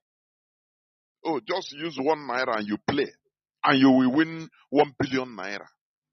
Do you see they are killing us from different angles and we don't understand it? They will come and give you individual finance, they finance you, make you a billionaire, promise you to advertise for them all these African past and present internationals, big players, drug, all of them. What they advertise is experts. Oh, culture them, Mboma, all of them. Experts. That is pools. Jackpot. You can never see this in any other continent. Even Asia Cup. I think he finished or he have finished. I don't know. I was following it, but I don't know where they are now. You don't see them advertise all these pooling experts. It's only in Africa. Can't you ask yourself, why is this? Why can't you, if we, as an orphan, as orphans we are, why can't we reason and say, why is it so? I'm saying it on air. Why is it so? Why do you allow your greed to overcome your sense of reasoning? All you advertise is expert. When you say use a promo code, this and that to play, all these are to continue putting the youth of Africa into a docile state, docile, so that they'll be behaving imbecilic. Their brains will be numb to productivity. All they will be fantasizing is how to from nothing to become billionaire. After all, in the churches they promote it, isn't it? They promote stealing. You become a billionaire. Is it Pastor Adebodu? I don't know. All these people, I used to mispronounce their names. He said that every other church Christian will bow down to his own church members. And all of them start saying amen. Do you see how greed is being promoted in the religion they brought to us? Europeans, they are using Africans against Africans. What I'm saying, you don't understand. Go to betting centers in Nigeria. You see youths. That is what they know. Even pastors now will be praying for them. That is, you will be a miracle. You will win. Promoting docility. Promoting stupidity. Promoting laziness. Promoting unproductivity in the lives of African youth. In the lives of Nigerian youth. By using all these international footballers in order to, as tools. Let me tell you, Europeans, they don't lose. They don't lose in anything. Oh, they will carry you, make you a billionaire from nothing. As a player. Michael Obi, maybe, had it been Michael Obi didn't go to Europe to play, he would have been a property today. I'm just giving an example.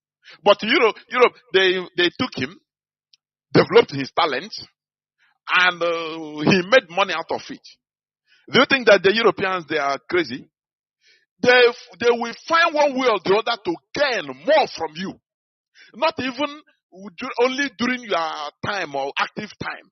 After everything, they will use you. They are using all these football players in order to promote stupidity in the lives of African youths by promoting experts, all this nonsense fools. I could remember during when we are little, my mother, my father, they used to warn us against playing pools. If you see people where they are playing pool, run. Oh, that mentality is still in my head till today. Even if I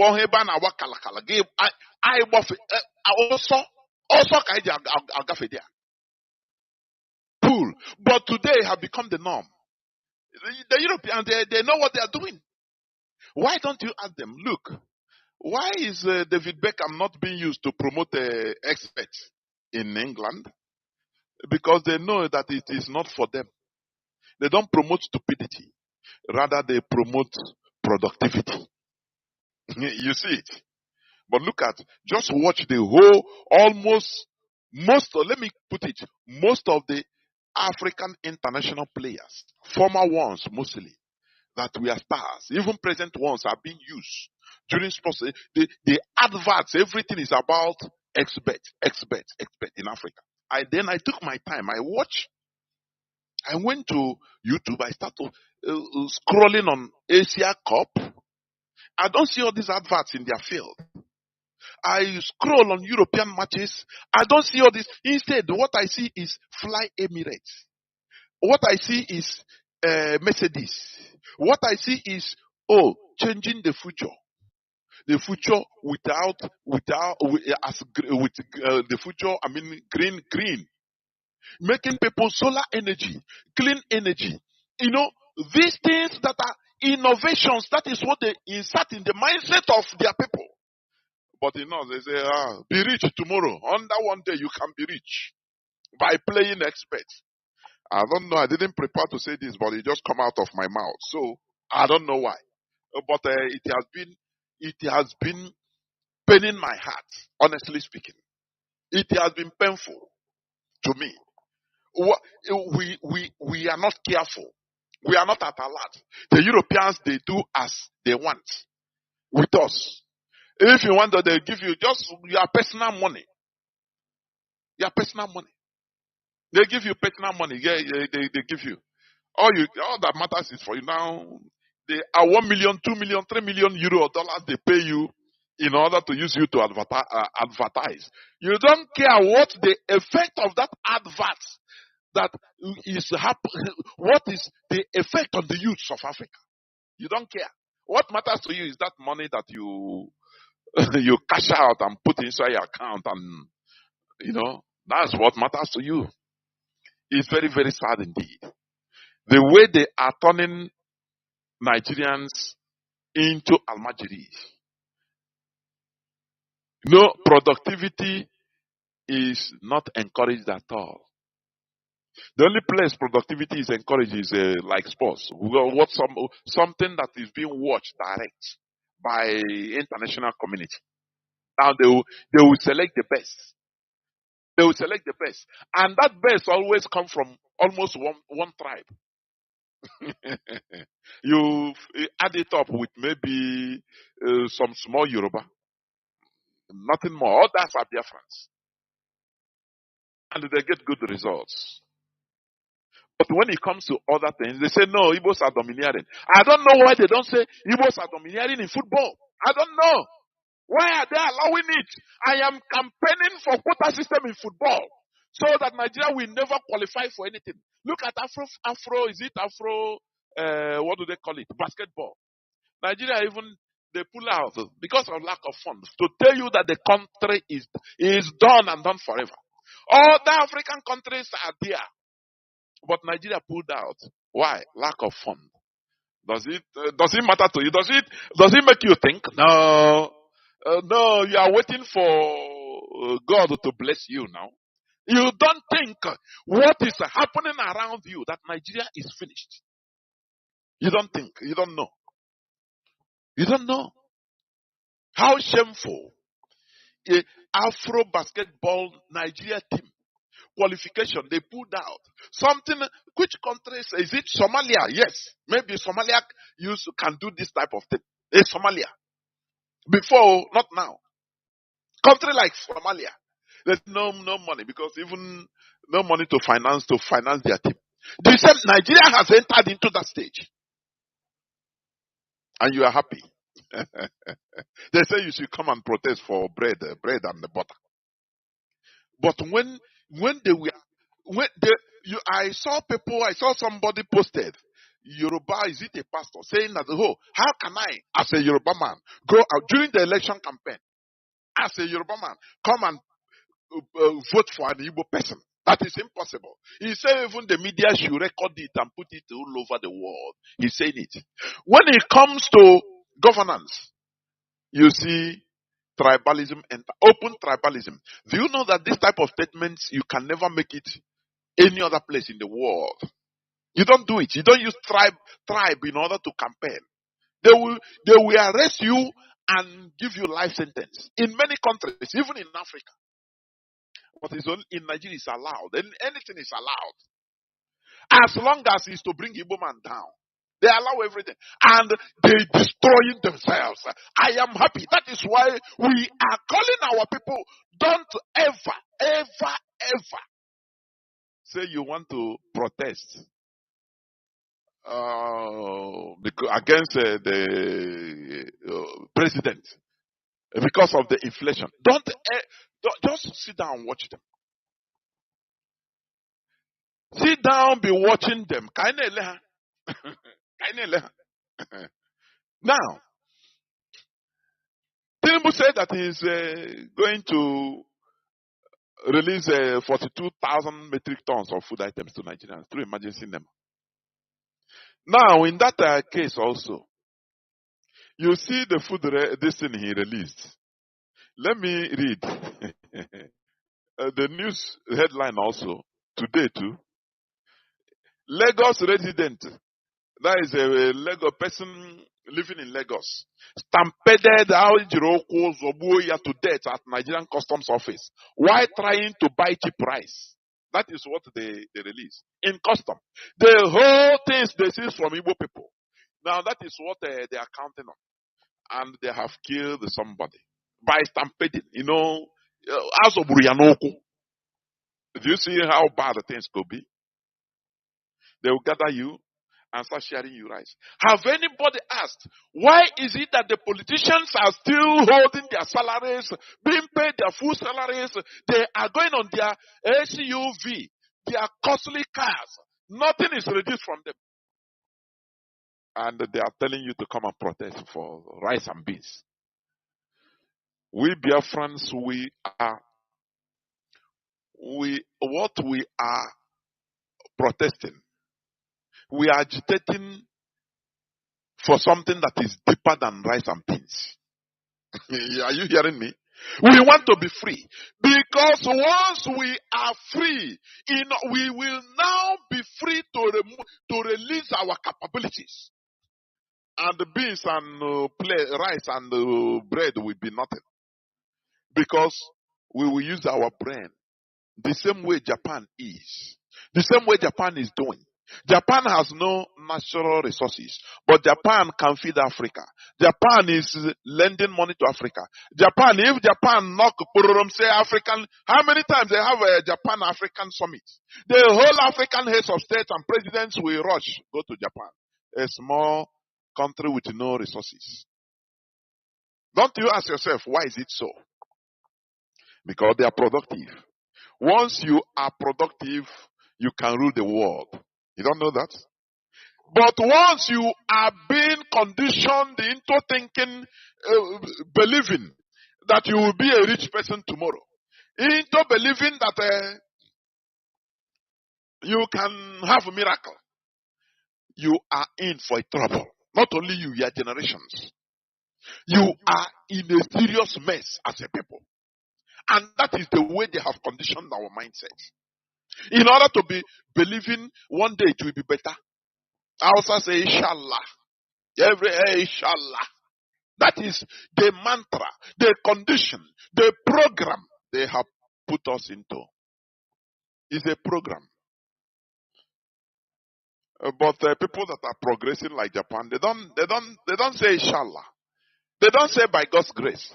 They don't use all those words. They say by their grace. They work for it.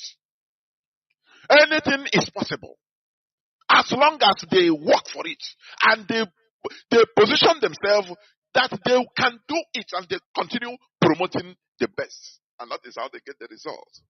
But in Nigeria, it is not so. So they made the 42,000 metric tons Tinubu promised. Is releasing the seized Igbo goods, rice and imported rice and all the rest that are seized. Even the ones they seize from market, from warehouses, they now release it, start selling it at cheap price, and they have killed somebody in Lagos. Do you see it? Do you see it?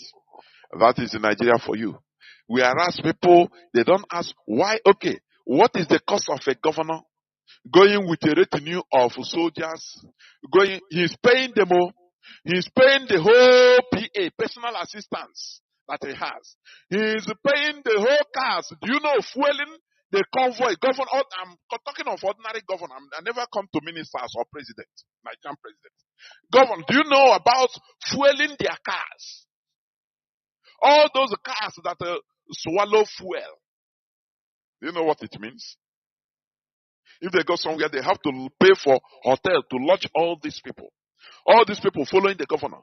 All these people following the ministers. These people following assistants, following the president. These are expenditure from the poor masses, from the country. Nigerians don't ask of this. Say, no, remove all these things. You have to say, no. That's why Tinubu say, he's releasing, he said, let me read it again, the way he talk it. The President Bola Tinubu led Nigerian government has said that it is in a final stage of releasing 42 metric tons of assorted food commodity to support vulnerable population. Vulnerable. Who made them vulnerable? Look at how they yap you. They yap the population. They are vulnerable. They have passed the vulnerability because they are assured.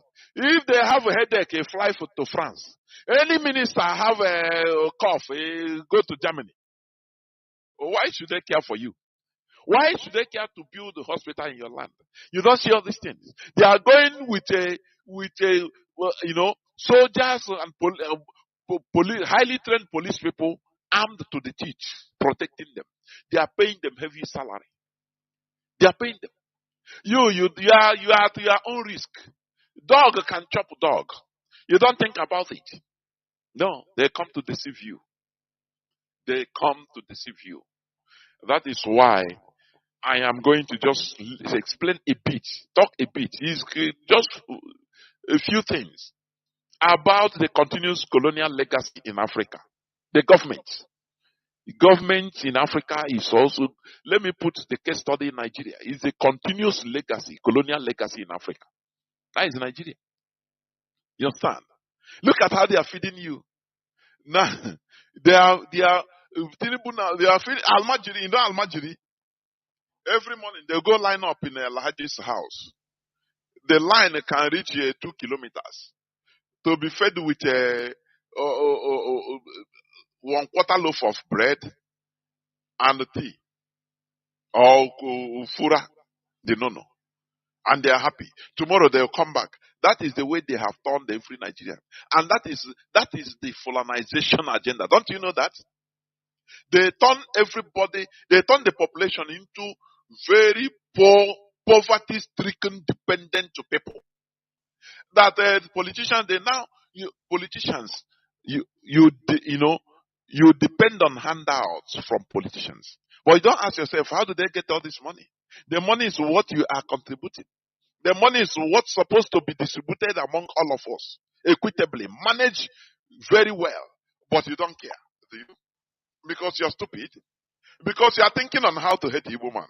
Now they are calling Igbo, because they thought that we are still foolish. I saw one Hausa man, he said, why is it in this difficulty? The Southeast is still quiet. So, they look at us as very stupid set of people. If you want to start using, people that are usable, and they are using us in football, Just give few of them some more money and they will come out. They don't even mind. They don't mind what they are saying now. I beg. Do you know where I come from? I come from poverty-stricken family, so I see this opportunity, I go. That is the way they are using these footballers. Imagine, let me just give you this scenario. Imagine, when it comes to football, our Biafrans, international footballers, they will mildly, politely turn off every invitation to play for Nigeria. Politely or not anything. No, I'm sick. No, they connive maybe with their club coaches to write a report that they are sick, that they cannot make it. That is a polite way. Not necessarily no, because no. This world is about politics. Diplomatically, this one we say no.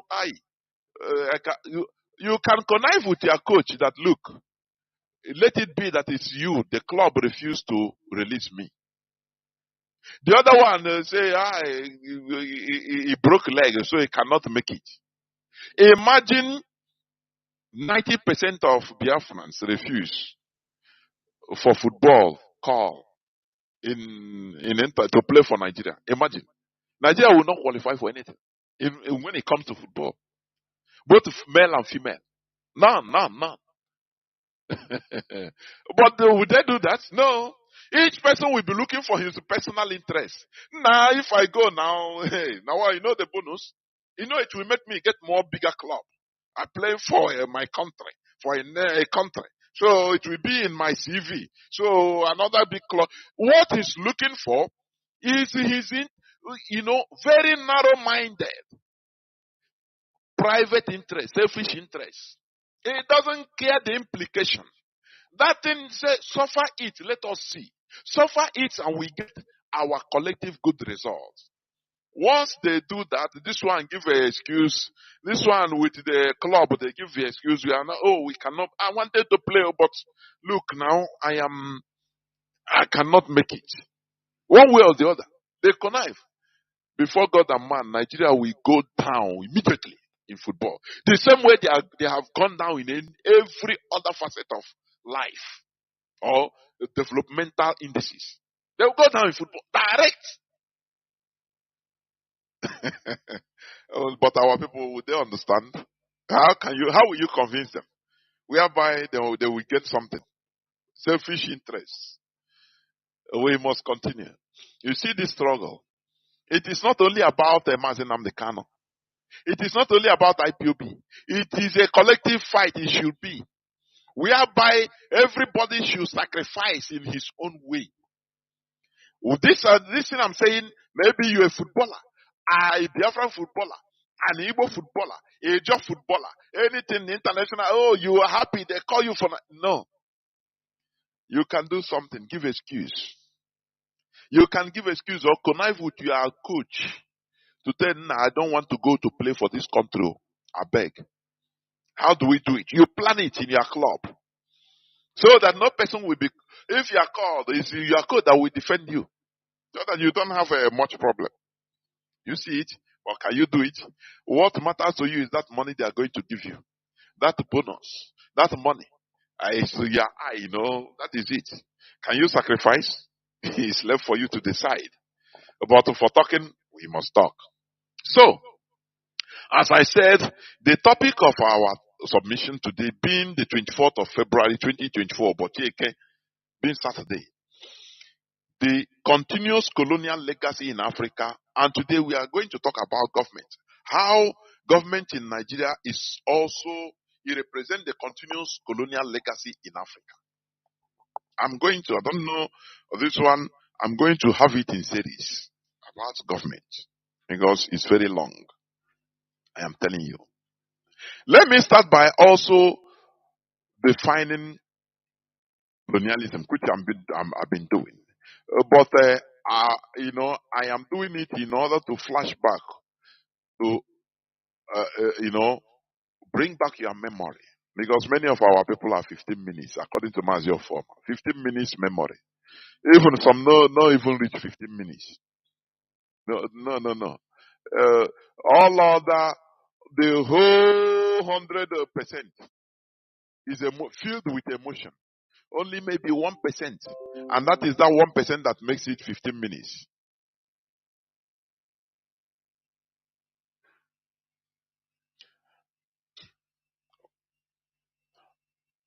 What,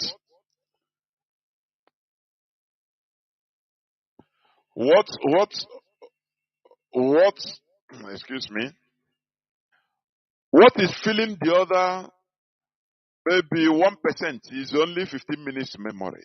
That is it. So, now, colonialism is the direct and overall domination of one country by another on the basis of state power being in the hands of a foreign power. That is colonialism. The first objective of colonialism is political domination. Its second objective is to make possible the exploitation of the colonized country. Okay, now, I am coming to something. We should by now understand that Nigeria as a country is simply the continuous colonial legacy personified. Nigeria, as you're seeing, is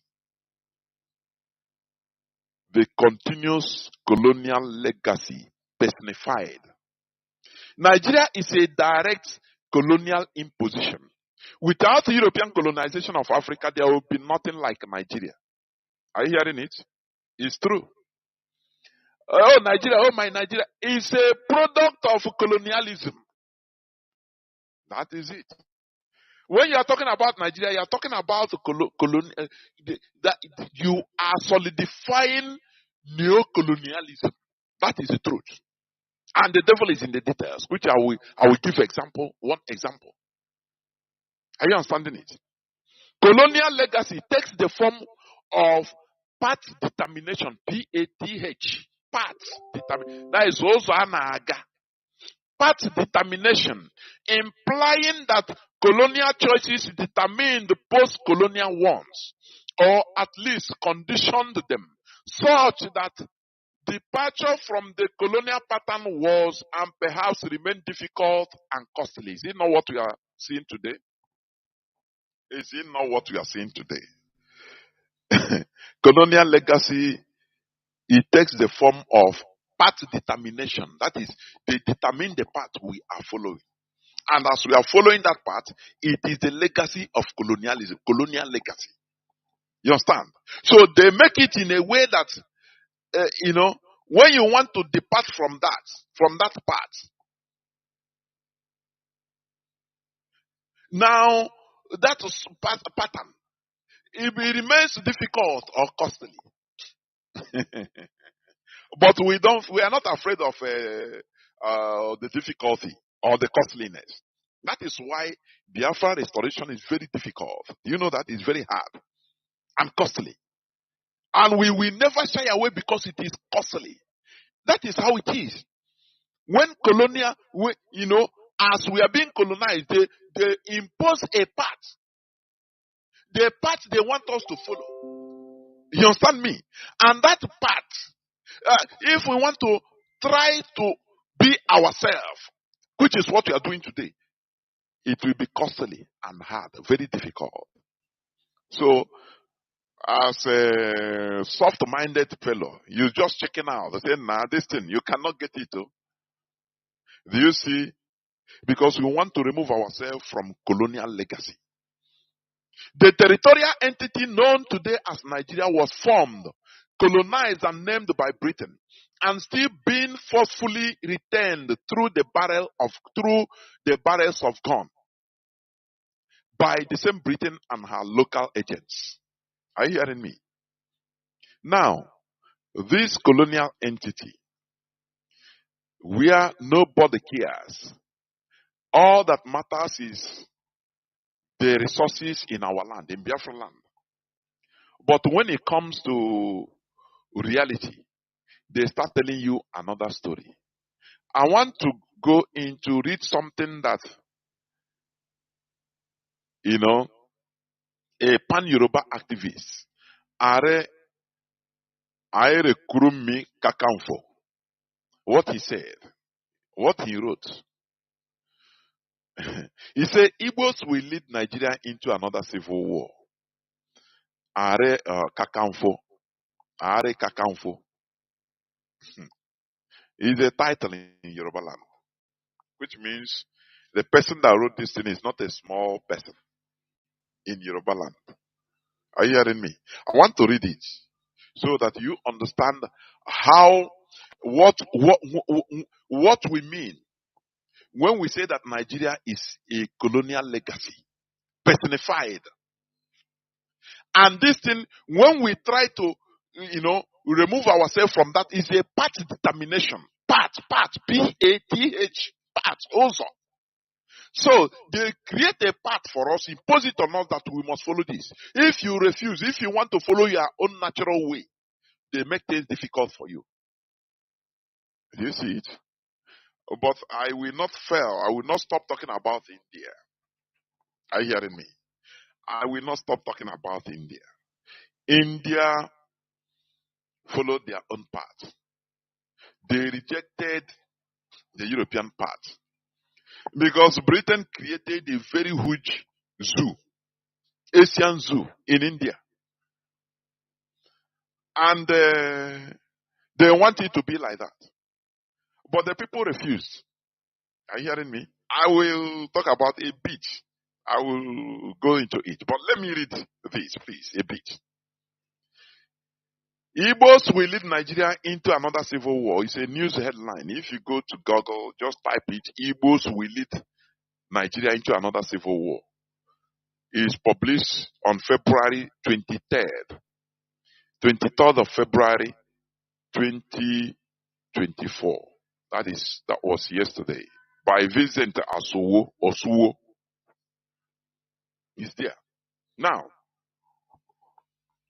a pan-Yoruba activist, Aire Kurunmi Kakamfo, has alleged that the Igbos will lead Nigeria into another civil war. And what is Nigeria? Remember, Nigeria is a colonial legacy personified. What we are doing is trying to determine our own path. But they say, no, you must follow Nigeria. That is why Britain is in love with Nigeria. Remember Katrina Liang? She took Nigeria as her private baby that must be maintained to patch on. During presidential elections, she is the person she will gallivant up and down, crisscross the whole country, tell you how sweet Nigeria should be. After the election, after the Shira Dekona election, she'll be the first person to come and praise the what they call democratic process. And you ask yourself, why is it that is a foreigner that is coming to teach us how to live? Whenever Britain conducts their own election, do you see any Nigerian high commissioner in England, in London, in the United Kingdom, going to talk about the election in England? If he say it, immediately. Direct. If he engage in their internal politics as a Nigerian ambassador or high commissioner in the UK, they will stone him to death immediately.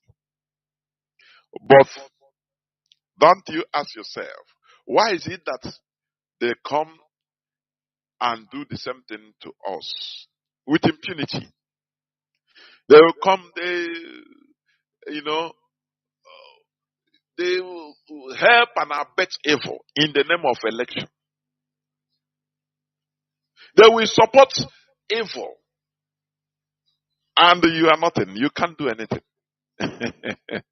Do you see? Are you getting what I'm saying? Because Nigeria is a colonial legacy personified. When you hear about colonial legacy, it is Nigeria. Are you hearing me? What I played before, let me play it again, please. What I played before, let me also repeat. Let me repeat it. Just a second. For you to understand. Listen.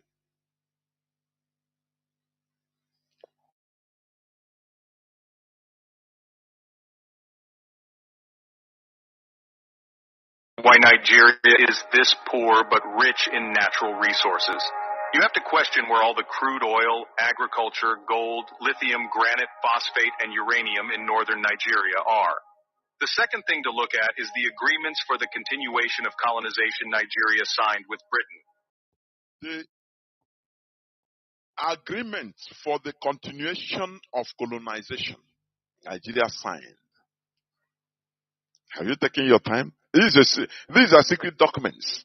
Even if it's not directly, but it's like that. Have you ever asked yourself, why is it that every presidential candidate, Nigerian presidential candidate, goes to Chatham House? The man said it here. He will go and give speech, defend what he wants to do in faraway UK. But you after you be demanding, crying for equality in the streets of London as a Nigerian. Are you not stupid? Have you asked yourself, why is it that somebody that's supposed to be my president in my country, Nigeria, now before a candidate to that post, he has to come to convince people in England, to convince the United Kingdom.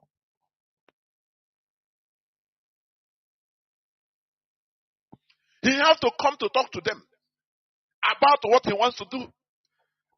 Do we have so-called intellectuals really? Do you ask yourself this question? But you don't see, UK presidential, prime minister candidates or members of parliament coming to Nigeria to debate what they are going to do for London, for England. But you'll be in the streets of London claiming, I'm a Nigerian, you have to give me right. You are a simple monkey because you don't reason. When you reason all these things, you should be ashamed of yourself in the streets of London. I am telling you. You should, for calling yourself a Nigerian, you should be ashamed.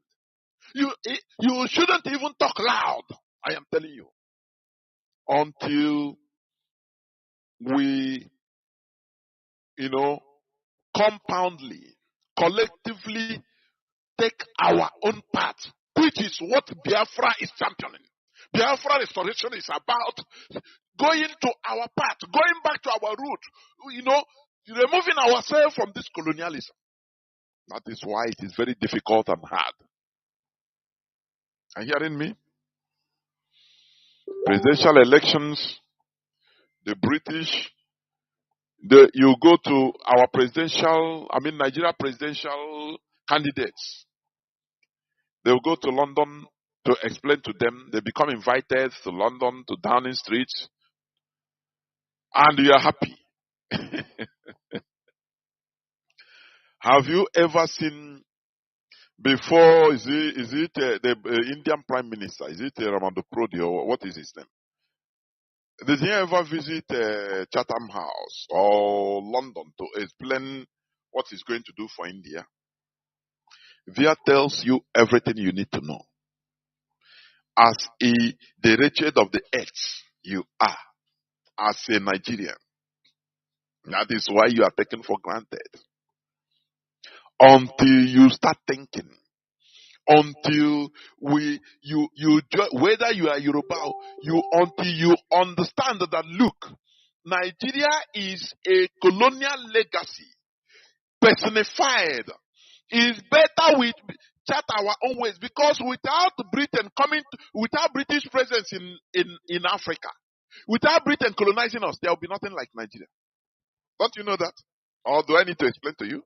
Without Britain colonizing Africa or coming to colonize places in Africa, Europeans in general, there will be nothing like Nigeria. What we have Arab Confederacy, we have Oyo Kingdom, we have our kingdoms will flourish, we develop through that way. Do you know that? No, you don't know, because you're ignorant. Continue listening to these, please. These agreements may not have the name continuation of colonization, but they have the meaning, the means, and the action of continuation of colonization. Foreign countries have been mining Nigeria's natural resources, but Nigeria could not mine its own natural resources.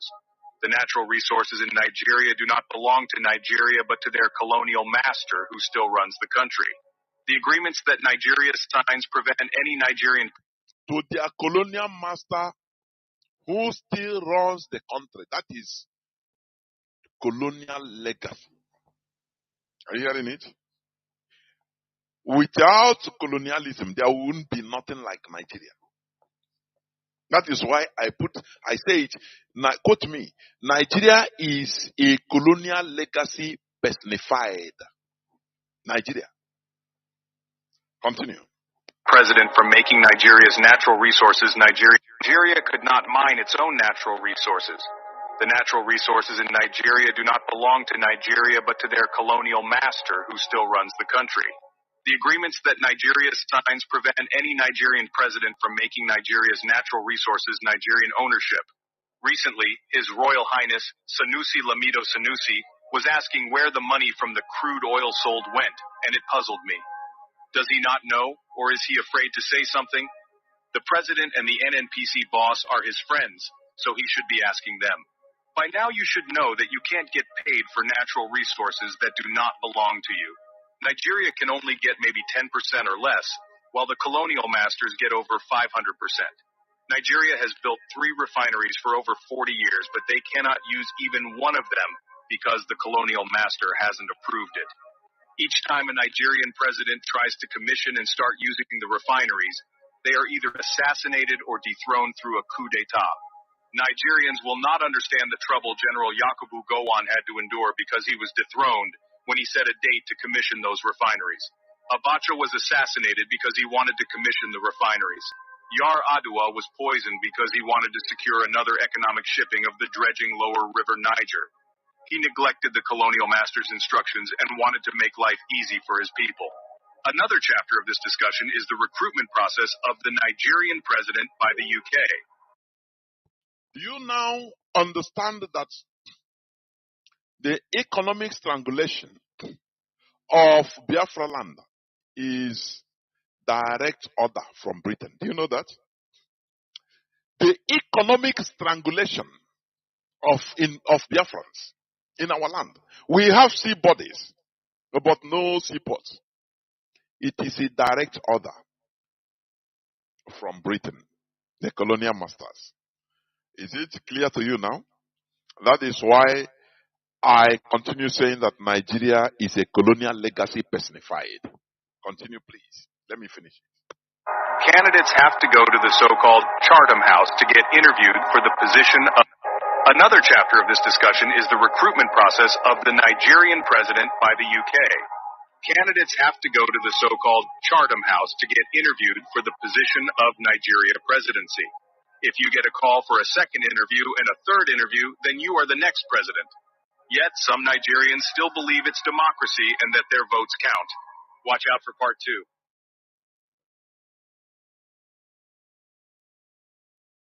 Do you see what he said? Do you hear what he says? When you get invited the first time, the whole candidates will get invited. They start vetting them in Chatham House, in United Kingdom. Do you remember? Do you remember the statement of Obi? That he's surprised. How can a presidential candidate being called, invited by powerful countries to come, and they'll be telling you what to do? How are you going to represent our interests? You say, no, but I'm going to be a president of Nigeria. I will represent my people. They say, hey, you don't, come on. Oh, this one, not even know. You have to represent our interest 500%. Your people can go to hell. And when he start arguing that, I have to serve my people. They say, okay, this one. Which side they come from? They say, Igbo. I beg. Okay, go. We will call you. They will not call you again.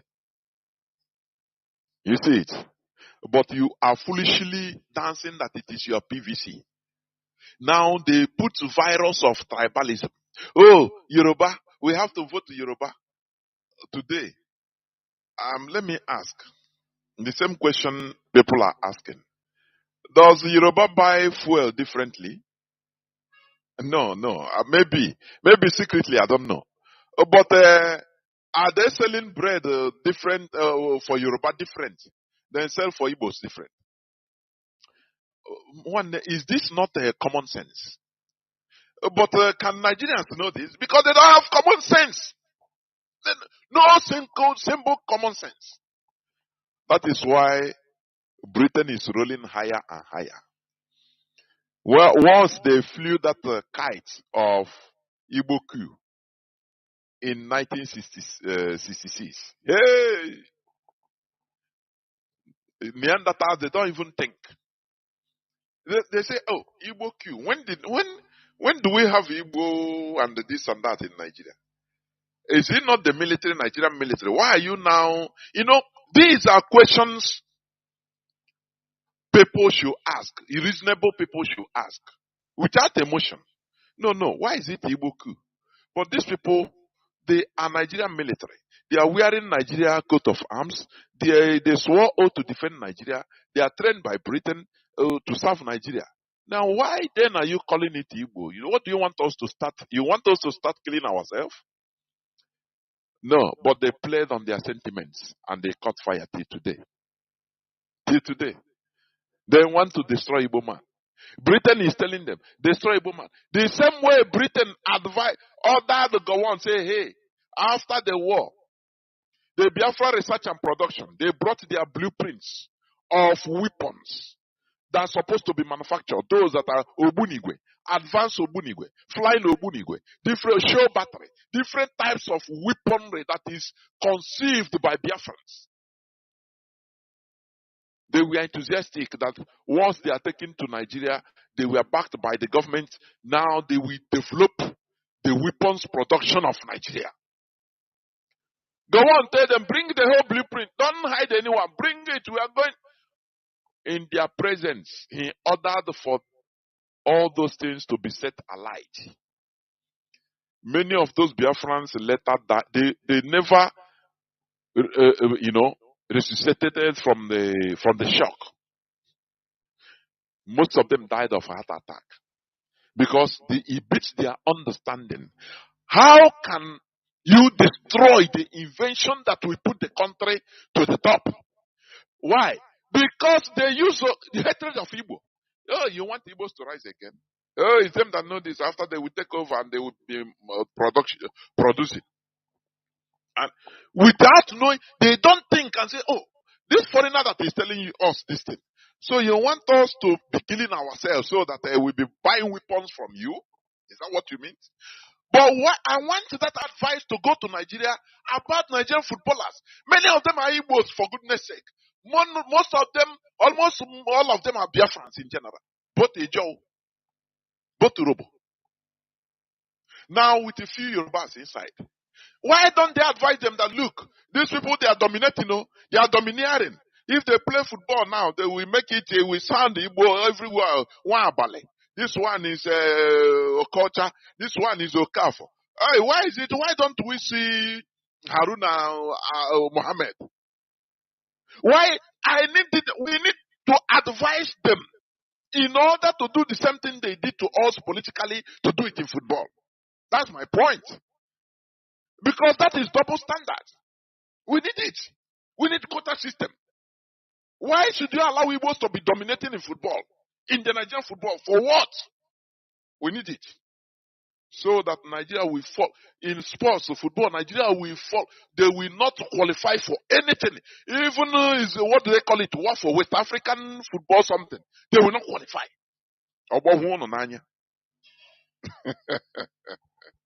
Do you see that we go with superior arguments? Are you seeing it? Now, let me continue reading what this anti-Igboist, a Yoruba anti-Igboist, what he wrote. In the case of the Jews, anti-Jews, they call it anti-Semitism. Now we will coin a word, anti-Igboism.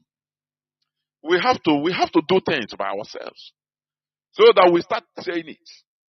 Is anti-Igboism. That is what is going on in Nigeria, and that is what is destroying Nigeria. Are you hearing me? Anti-Igboism. This pan-Yoruba activist that wrote this. Igbos will lead Nigeria into another civil war. Let me go into a bit the body of the. Let me read it. In a statement published in his verified X page on Friday, Kakanfo noted that the ethnic divide between the Yoruba and Igbos cannot be placated unless the Southwest surrenders its political will to the Igbos. Are you seeing it? Are you seeing it? Unless the Southwest, that is the Yorubas, surrender is a sarcastical statement that we are domineering. They surrender their political will to the Igbos. Is it not the reason why Nigeria today everybody is shouting? I'm surprised today the Northerners are shouting that people are hungry. They want Igbos to rise up to protest. Don't ever just watch them. Because if you come out, you become the sacrificial lamb. No, blame it on the Igbos. It's them. They will agree and everything will be against the Igbos. So you better observe them. Don't even, or if they say, don't even stay where you are. Don't join any protest. Are you hearing me? When they were disenfranchising you in Lagos, what happened? Was there any protest? The answer is no.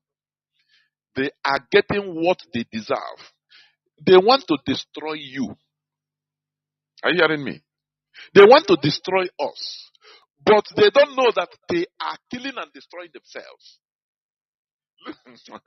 Are you hearing what I'm saying? They want to.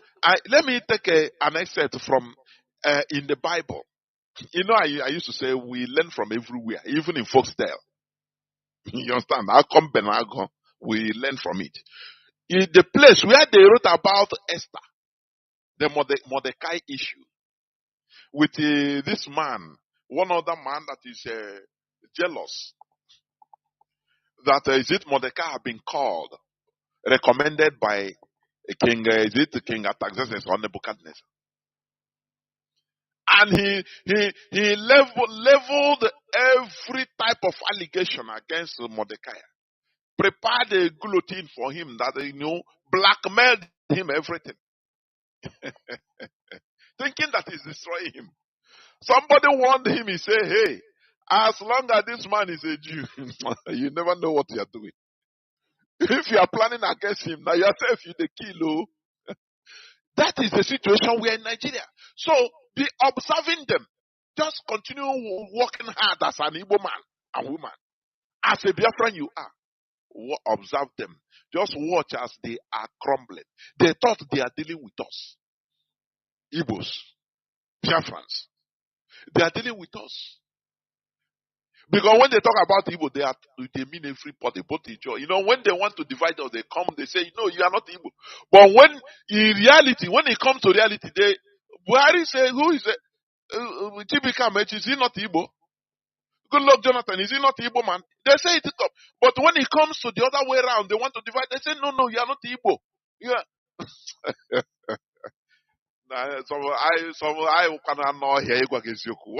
Why are these people using us to playing football? And we are allowing it? Why? When it is convenient to them, they say, no, they divide you from your brothers. Very foolish of you. Very stupid and foolish of you. But when it is a reality, they now say, no, all of you are not Igbos. Who ruled this country before? Is he not a Chibike? Is he not an Igbo man? Good luck, Jonathan. Is he not an Igbo man? All of them Igbo now. Waiting be this. Even Urobo, they say it's Igbo. John, they say it's Igbo. Do you see? But when they want to connive and divide you, they come and say, no, you are not Igbo, you are different. And you are being used to play football like a foolish non-entity. I'm telling you. You need to be ashamed. I want to strike your conscience so that you start behaving in another way. That is the essence of this radio station. It's a revolutionary radio. Here you don't hear something that is palatable. If you want to hear something that will praise you, black is beautiful, go listen to Radio Nigeria, please. Not here. Here is not for you. Here we tell ourselves the truth, no matter how bitter it is. That is it. So, now let me continue reading. Stating that the Igbos and Yorubas are sworn enemies. Kakanfo noted that this is so because of the domineering nature of the Igbos, who wants to tell Yoruba men how to rule Oyo State, and also claim the same rights as the Ejos of Bayelsa. Do you see that? Do you see how they divide? Do you see? When it comes to, they say that the Yorubas are sworn enemies of Igbos. Are you hearing it?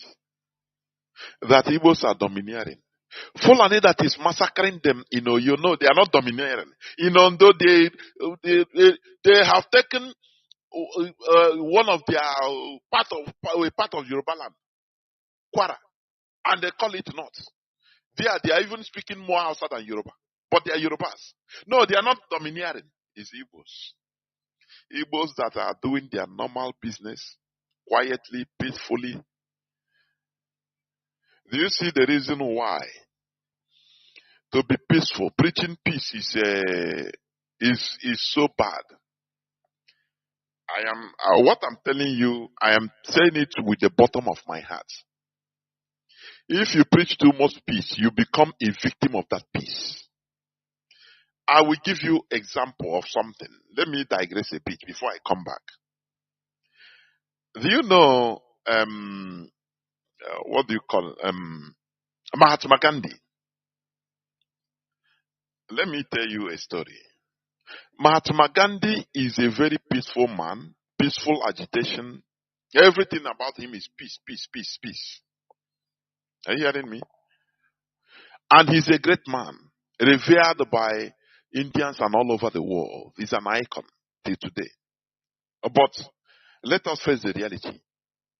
Because sometimes there are things that are more than what you can see or more than what you can hear or what you are hearing.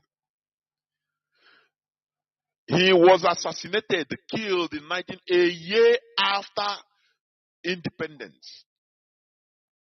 After Indian independence. Somebody, a Hindu nationalist, a Hindu radical, killed him.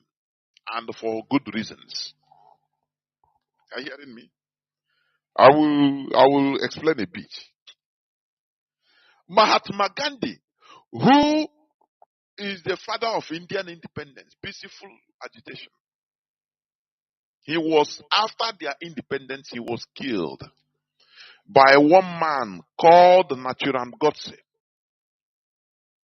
Naturam Godse shot and killed him. The man has tried several times to assassinate him. Do you know the reason? Because that is the main point. Let me go a bit, just a bit. They captured this man alive. And do you know who helped to capture this man alive?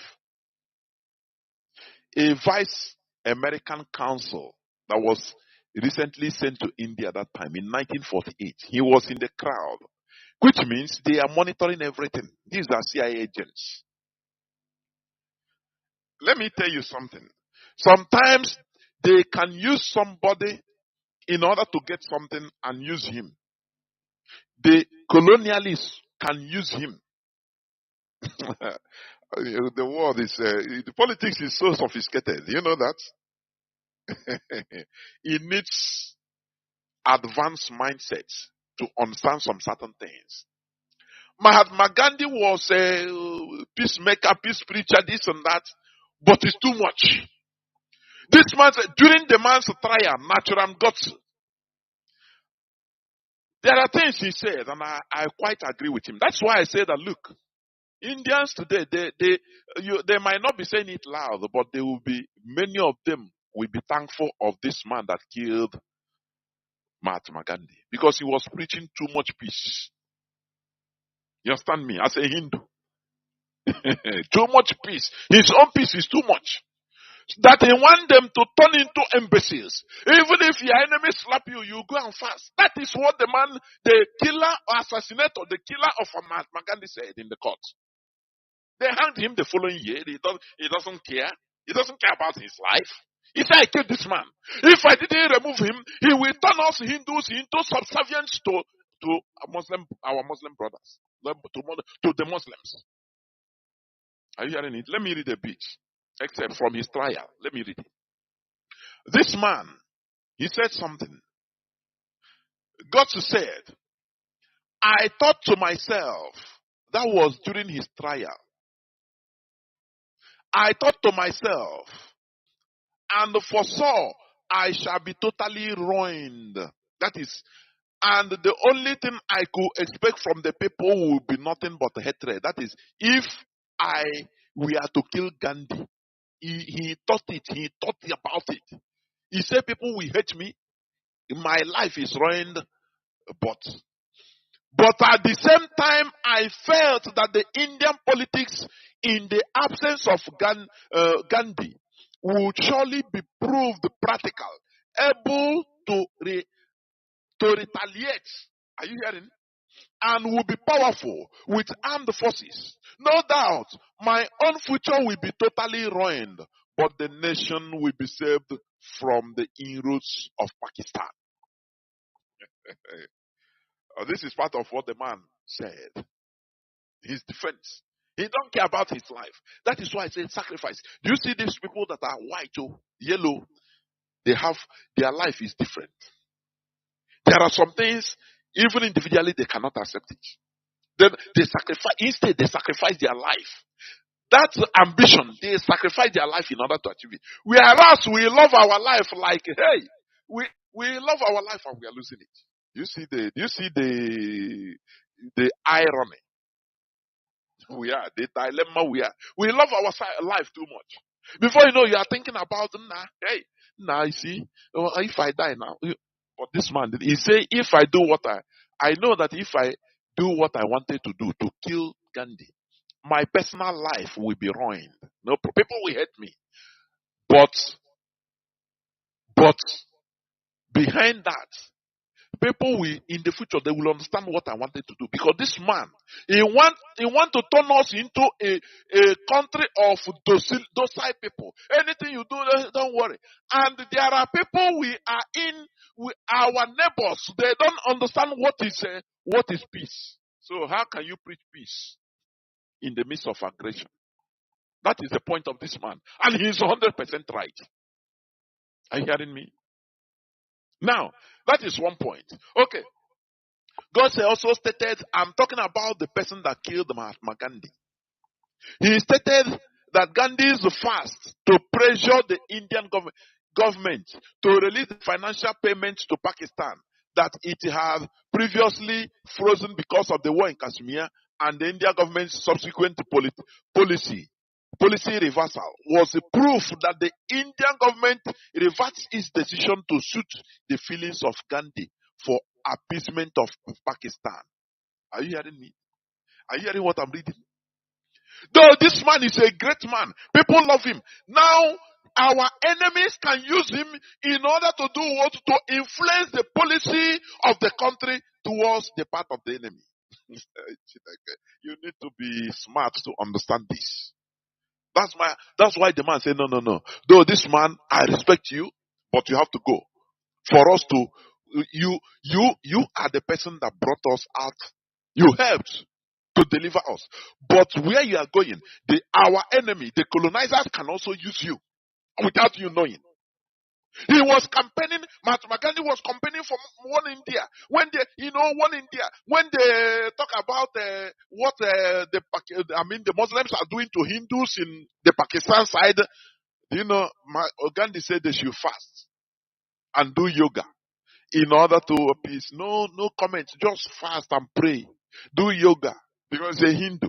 so that you have nice feeling, so that you don't feel bad towards your brother. You don't have, wrong energy or negative energy towards your brother, no matter that you want to cut off your neck. Is it not the same thing Azikiwe played? That is why I said there was no radical Igbo man in order to eliminate him so that we can go our way. No radical. Instead, if you reach him near, if you near him, we have no radicals. Do you see people that have radicals? You see that? People's emotion might be, oh, who are you kidding? But later now they are thankful of this man. Say, nah. At later age, you start being thankful. Say, oh boy, this man do good though. Are you hearing me? Are you hearing me? that is to build a nation. It is not about emotion. Are you hearing it?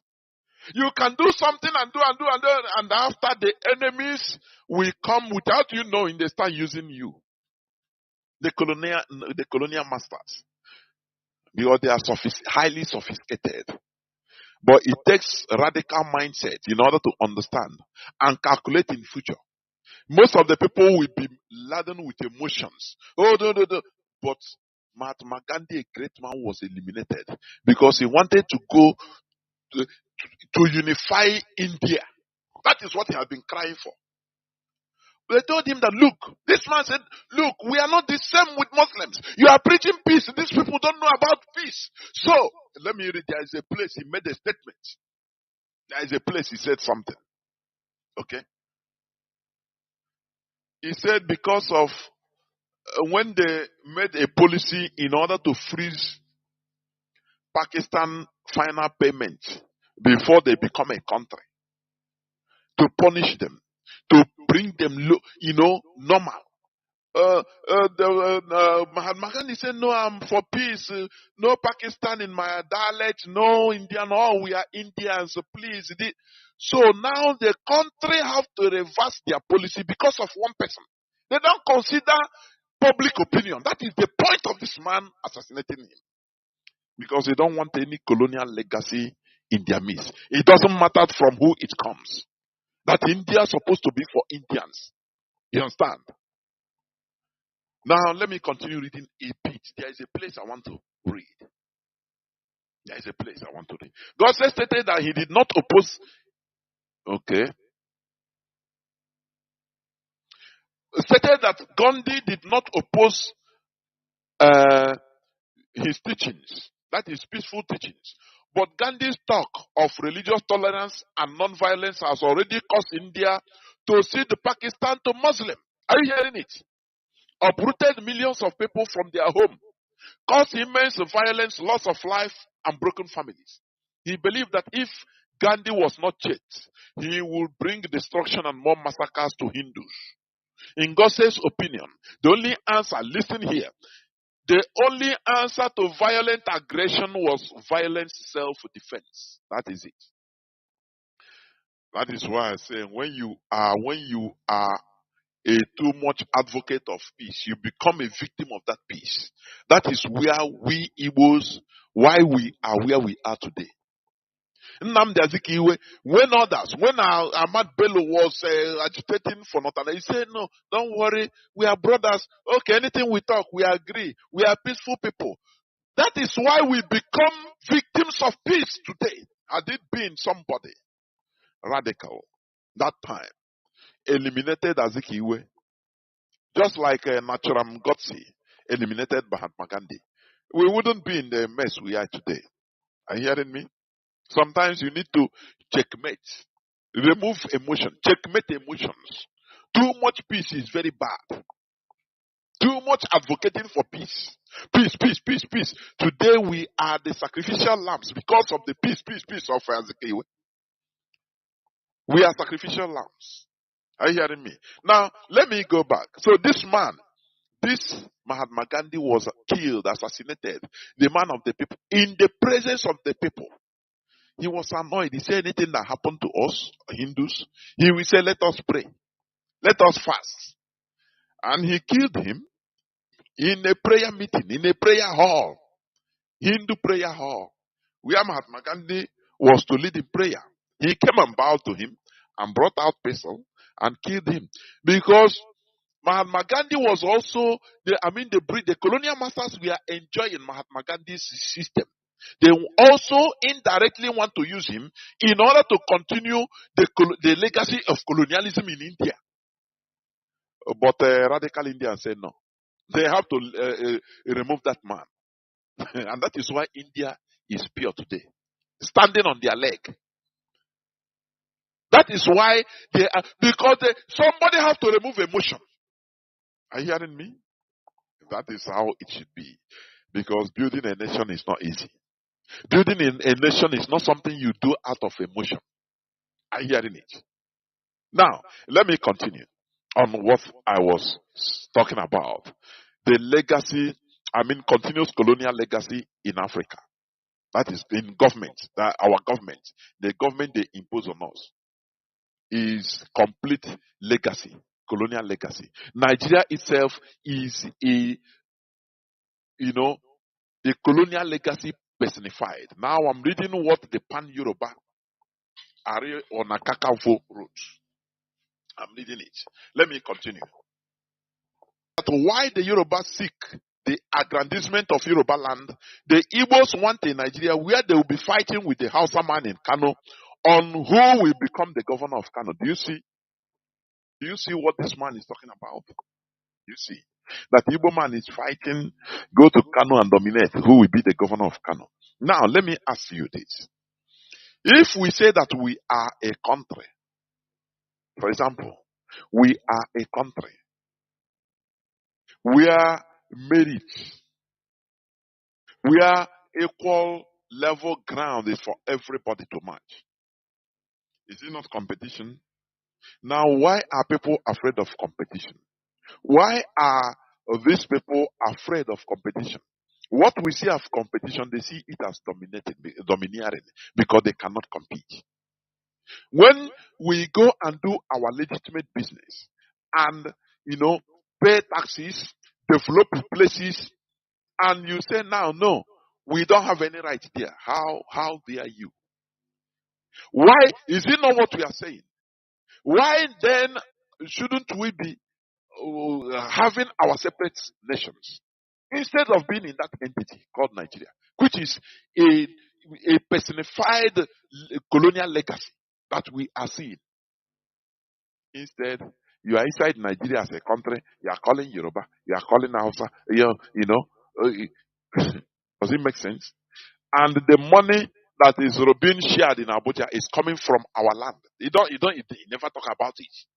Do you see how evil they are? You see, the other time, a video surfaced. Somebody went to Imo State, Izombe, and videoed pipeline for crude oil and for gas. You don't know that this gas that is causing wahala in Niger, the pipeline, it comes from our land, from Biafra land, from Imo State. They open the tap, they will dig it, lateral drilling, they will dig it from Biafra mainland, in Imo State, in Anambra, in Abia. They will dig it down. They'll take it, reach Delta in a water side, and open the pipe there, where they will be loaded. Now they will, publicize that this is from Delta states. Hey, they will take it to Bayelsa, take it to Iguacha in the seaside, and after they open the tap, now they say, this is our oil, this is our gas. But when you follow the pipe, you see that it's coming from my backyard in Imo State. This is what Britain is doing us. The comrade videoed the whole thing. He said, look at the pipe they are laying. They are laying this pipe down to Iguacha from Izombe, so that you will not be seeing anything going on in Izombe. Now they will be using sophisticated lateral drilling mechanism from Iguacha, drilling it. And the people there will be saying, it's our oil. It's our oil. You don't know that. Nnamdi, you honestly. If Biafra come, there are things you will see that have been going on for decades. When they reveal it, if Biafra come, you even want to turn to a suicide bomber in London. I am telling you, because what they did to us, it was too much. Huh? And I am telling you, the way they are scamming us. Look at Owaru, this thing. I mean, drilling sites. They dig it. They don't pay no royalty to Anambra during the time of Obiano. I don't know whether they are doing it now. Mazi talks about it the other time. He talked about it. No drilling right. I mean, no right as producing crude oil. Instead, they go dig it down, and go to Delta State in Warri and open the tap there so that it will be, and they will be paying the right to Warri as it is their oil. Oh, I'm telling you honestly, when you are seeing what is happening, you know that this world is a horrible world. It's a horrible world. I blame Azikiwe. Somebody would have done what they did to Mahatma Gandhi for joining us in this evil is his greed that was driving him. The British, they manipulated him and he know. A ceremonial president, they know. They blackmailed him and he know. Instead of sacrificing his life, look at this man that killed Mahatma Gandhi. He said that for him, he know that it is the end of the road. He don't care about his life. But he want to save his people. And that is what he did. That is why today India is progressing. No colonial legacy on them. No. They are progressing. They are advancing. Are you not seeing it? So that is it. Ahmad Bello was busy talking about, he didn't hide it, naturalization agenda. He instead of not controlling, let them leave Nigeria. As he will say, no, we will be together, we'll be together, we'll be together, we'll be together. Oh, peace, we are peaceful now, don't worry, we are peaceful. Today we are victims of that peace. Do you see how the world goes? That's why, as a politician, as a representative of your people, you don't need to see only from your own point of view. You have to calculate how your people, if I go through this way, this is my selfish way, how is my people going to be in the next 20 years, 30 years, 40 years, 50 years? That is how you calculate. Not just moving, oh, this is good. As long as it's yielding profit for you, private profit. It's very bad. Let me continue.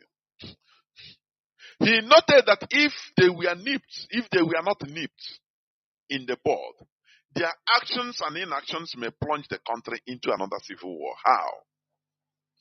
For an Igbo man to go to Kanu and go into a desert, build a bacha there, start selling motor parts, start selling granite. He will be buying granite. Before you know, that place he is now will be market. And people will be gathering. He has started developing a desert area, a hill place. No man's land before. Now they will name that for Mr. Okonkwo to go there and develop and build a batch of suffering. Only him. Now start buying granules. If he buy, he will resell. He will go to the farms and suffer. Hustling. They say now whether this man is crazy. He will come and put it there in his bacha, sleeping rough in bacha. And now people will be coming one to be buying, saying now it's good though. Before you know, another person will come and build another thing there. Build the bacha there. Before you know, that place will be turned to market. Before you know, he will construct, he will buy land nearby and construct his house. Before you know, they will say, this man is the pioneer of this land. They call that place Kwankwaso. Okonkwo and Sons. Now they call it Kwankwaso land. Before you know, that place that was desert now will turn green. People will start coming. That place will turn now to a developed place, a metropole. That is what this man calls us domineering. My people, why is this hatred? No Igbo man came to collect your thing with intimidation. No. Instead, they are hustling. And before you know, they develop. Before you know, somebody that was selling on table, maybe he will be living on 001. That is morning, no food. Afternoon, no food. In the night, he will chop bread and drink Coca-Cola in order to save money, to buy goods, more goods. That money he will eat. He will use it to go and buy out another thing, put on the table. Before 1 year, he will knock a small batcher and put it there. Before 2-3 years, he will have a shop, real shop. And at that time, people's eyes will now be on an Igbo man. He's domineering. But when he was suffering, you don't see him. Before you know, he will buy land. No, notwithstanding the huge amount of money he will buy. And that time, jealousy will enter. That is what this man is talking about. Do you see how they hate us? Do you see that we are on the right path in order to go our way? Because the hatred is demonic. The hatred is demonic. Now let us go. They say no. Now, what do they want us to do? Okay, we don't. Why is it that people in Cameroonians are not complaining about Igbos? Whereas you have Igbo communities in Cameroon, they have landed properties, they have shops, they have everything. But Cameroonians are not saying that, oh, Igbos are coming to take over our land. They are coming. Instead, they are encouraging, say, come, these people can develop our place. So, but it is only in Nigeria because we are in the same place. Because of the hatred. The good things we are bringing, they say, no, it's domineering. I cannot understand for the goodness of me. Now we are telling them, okay, we don't want to domineer you. We want to go our separate place. So that if we, as Biafran, as with Biafran passport, if I want to come to Duduwa land, if you tell me that if I come, I don't even have any right to do business, I will obey it. If I want to come, I come and just visit and stay in a hotel. If you tell me no, you cannot, you can only stay in a one-story building, in a hotel or one story, I will obey your law. I will not domineer you. They say no, you don't have to go. Now what is this? With this hatred, I want, if the lines open, people will put their mouth in this matter because they pass me. They say we are domineering, we are this and that, but we are everywhere in the world, in Africa, any other place, doing our business, the same thing.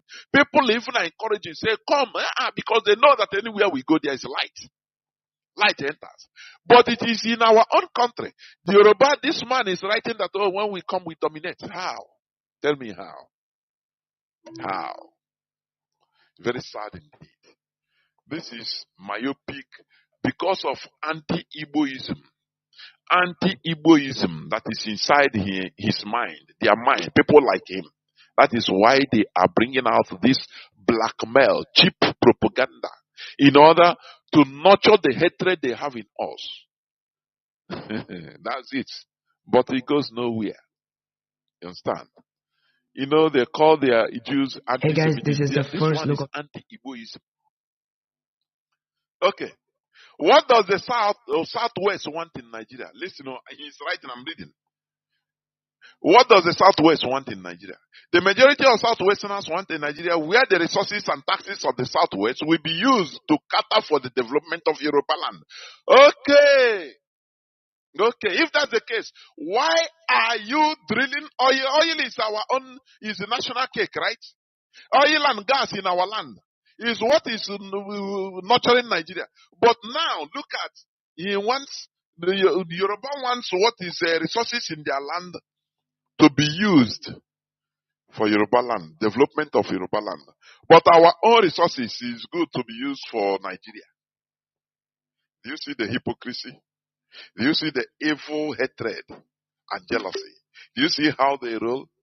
But we are here to checkmate them. Gone are the days when they have monopoly of media.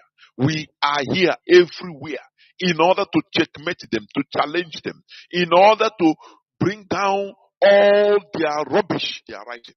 Because they have been programming people's mindsets in order to continue hitting Igbos. That we are the cause of problems. But no, that is not true.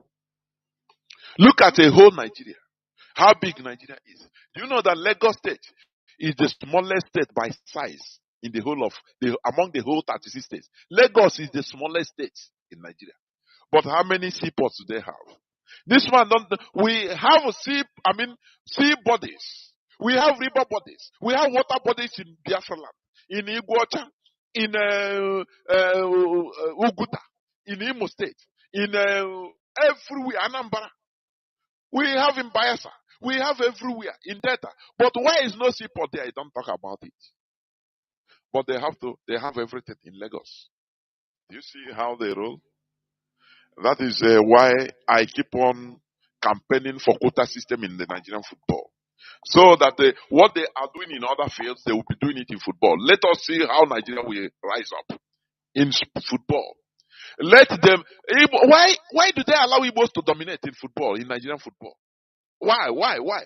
I will continue campaigning this, and let us join hands together to campaign so that Nigeria will start doing quota system in football, the same way they are doing in other places. Are you hearing what I'm saying? We must continue. Gone are the days when we keep quiet. Oh, we get peace. No, we complain. No. This time around, we are equal to the task. If you hate us, we hate you the more. We don't. Any person that tells you love your enemies, he wants you to be killed by your enemy. Are you hearing me? Oh, that prepare a table before you in the presence of your enemy. He hates you. The person telling you like that hates you. How can you prepare a table in the presence of your enemy? You want your enemy to kill you? You go to Zambiza forest, prepare a table or your feast. They call you to come feast in Zambiza forest in the presence of your enemies. Don't you think that the person hates you, wants you to be killed? These are nonsense statements. Any person that hates us 1%, we hate him 10%. If you hate us 100%, we hate you 200%. That is how it should be. Otherwise, if you continue campaigning for peace, we love peace, we want peace, oh, this and that peace, we are peaceful people. We continue being the victims of this peace. I love what this God said. The statement he made. The killer, I'm not praising him for killing Gandhi. No, but this is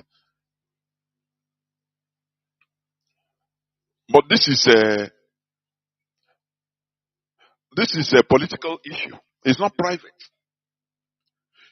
He said the answer to violent aggression is violent self-defense. If you stay there, continue comparing, no, we know we love peace now, we are peaceful people.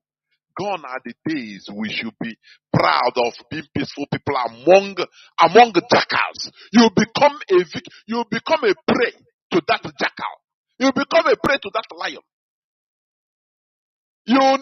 All you need is violence self-defense against violent aggression.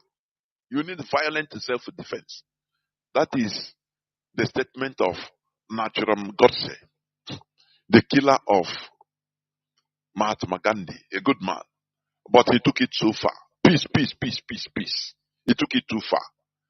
And that he want to turn Hindu Indians into a docile people that cannot even reply back if they attack them. They will, we want peace. Oh yeah, let us fast. He start shouting. He said no. And he put it to an end. And that's it. Let me continue.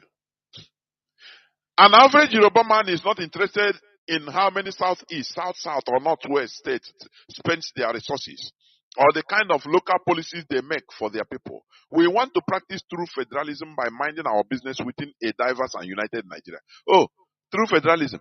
You want to mind your resources. Now, we should be minding our resources. Is it not so? That is how it should be. Let us be minding our resources. Let us see now who we lose.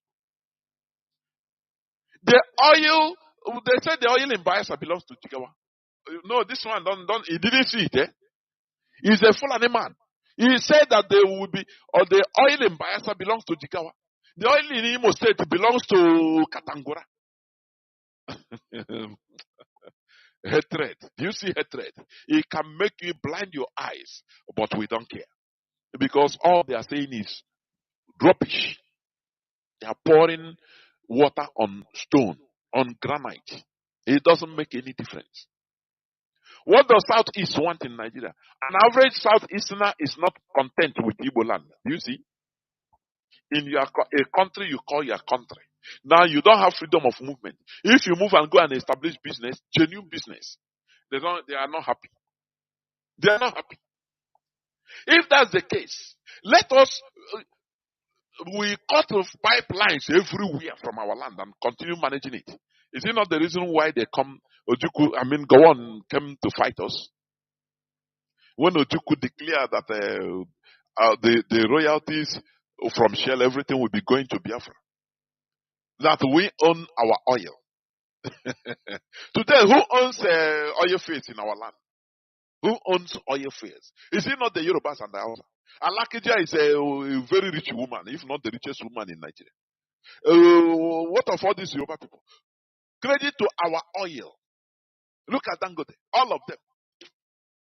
Credit to our oil. But this man is a useless anti-Igboist that is blinded by reality. If what he's saying is the truth, then if it is how it should be, is it not what we are clamoring for? Why not divide Nigeria so that you take your Yoruba land, no problem. If you say Biafra passport, no visa for Biafra, no Biafran can come to Yoruba land. We will respect it. Any person, any Biafran that smuggles himself to go there, you tell him no problem, or you deport him. But as long as we are in the same country, we have the right, in order to do our businesses, legal business, legitimate businesses. Not what the Fulani, look at Fulani that are taking over everywhere, even in Yoruba land. He's not talking against them. Do you see how stupid indigenous people are in Nigeria? You see why I call the indigenous people in Nigeria, both Igbo, everybody, Yoruba, Kanuri, they are the most stupid set of people. I am telling you. Because they will see reality, they will be, being distracted by illusions, by propaganda. This man that is saying that Yoruba wants to mine their businesses, their natural resources. Oh, we Igbos, we don't want to mine our natural resources. Is that what you mean? If that's the case, the oil in our land, you stop it. The gas that's supposed to be taken to Europe, to fire Europe. Is it not from our land? Where does it come from? Come on. Sometimes people will be out of hatred or hating Igbos. They are stupid. I am telling you. He wants to tell Yoruba men how to rule Oyo State. Look at.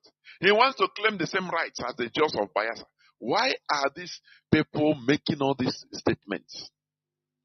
These are, they are making these statements in order to continue dividing us. Let him talk about Yoruba and leave all that Biafrans alone. Are you seeing it? What they do, I know Yorubas, they are very good in sowing seeds of discord. They are champions of that. They are masters in that. Do you see how they cleverly they go and attach to some Joe with live? Oh, we are one people. We are this. And before you know, they are taking over everywhere. But when they say no, Igbo, watch Igbo man, you want to dominate. Who owns all your blocks? Sometimes even the stupidity of our people, we shouldn't be distracted no more with this type of garbage. I am telling you, because gone are the days when there was no Radio Biafra, when there was no Mazi Nnamdi Kanu, when there was no IPOB. You can get away with this nonsense. But as long as Radio Biafra is on, as long as IPOB is on, your ass is grass. These are nonsense. We bring it down. Most Igbos want a Nigeria where they will be fighting with the Hausa man in Kanu over who will become the governor of Kanu. Do you see the lies? Do you see the lies? He wants to tell a Kanuri man in Borno why he should throw away his history, heritage, and Islamic civilization and embrace the kind of Nigeria that Azikiwe preached that led to the bloody civil war in 1967. Do you see why when you preach too much peace, you become the victim of that peace? Do you see how he's referring to Azikiwe?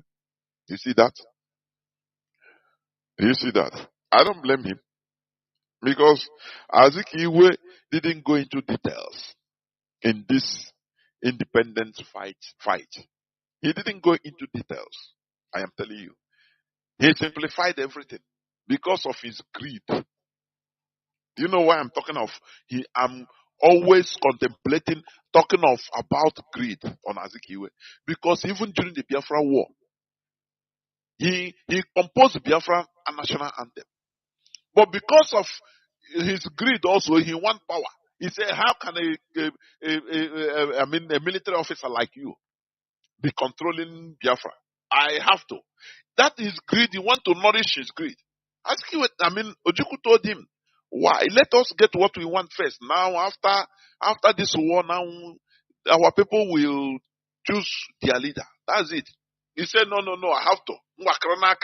You will know that I'm a well of furniture. You will know that I'm sick of Africa.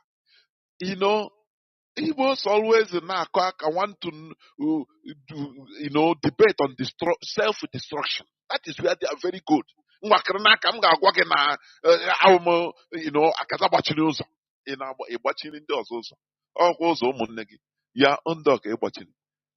Azikiwe ran away, claiming he want to go medical treatment. He enter Nigeria he leave Biafra, enter Nigeria from Nigeria. He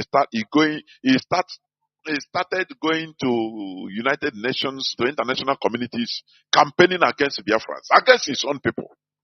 That we are rebels. That anything with that everything Juku is talking is lie. Campaigning against us. Do you see? Very good at the self-destruction, destroying themselves. Don't you see it today? Even in our prayer, in our lives. Igbo man can succumb to a foreigner, but when it comes to his own brother,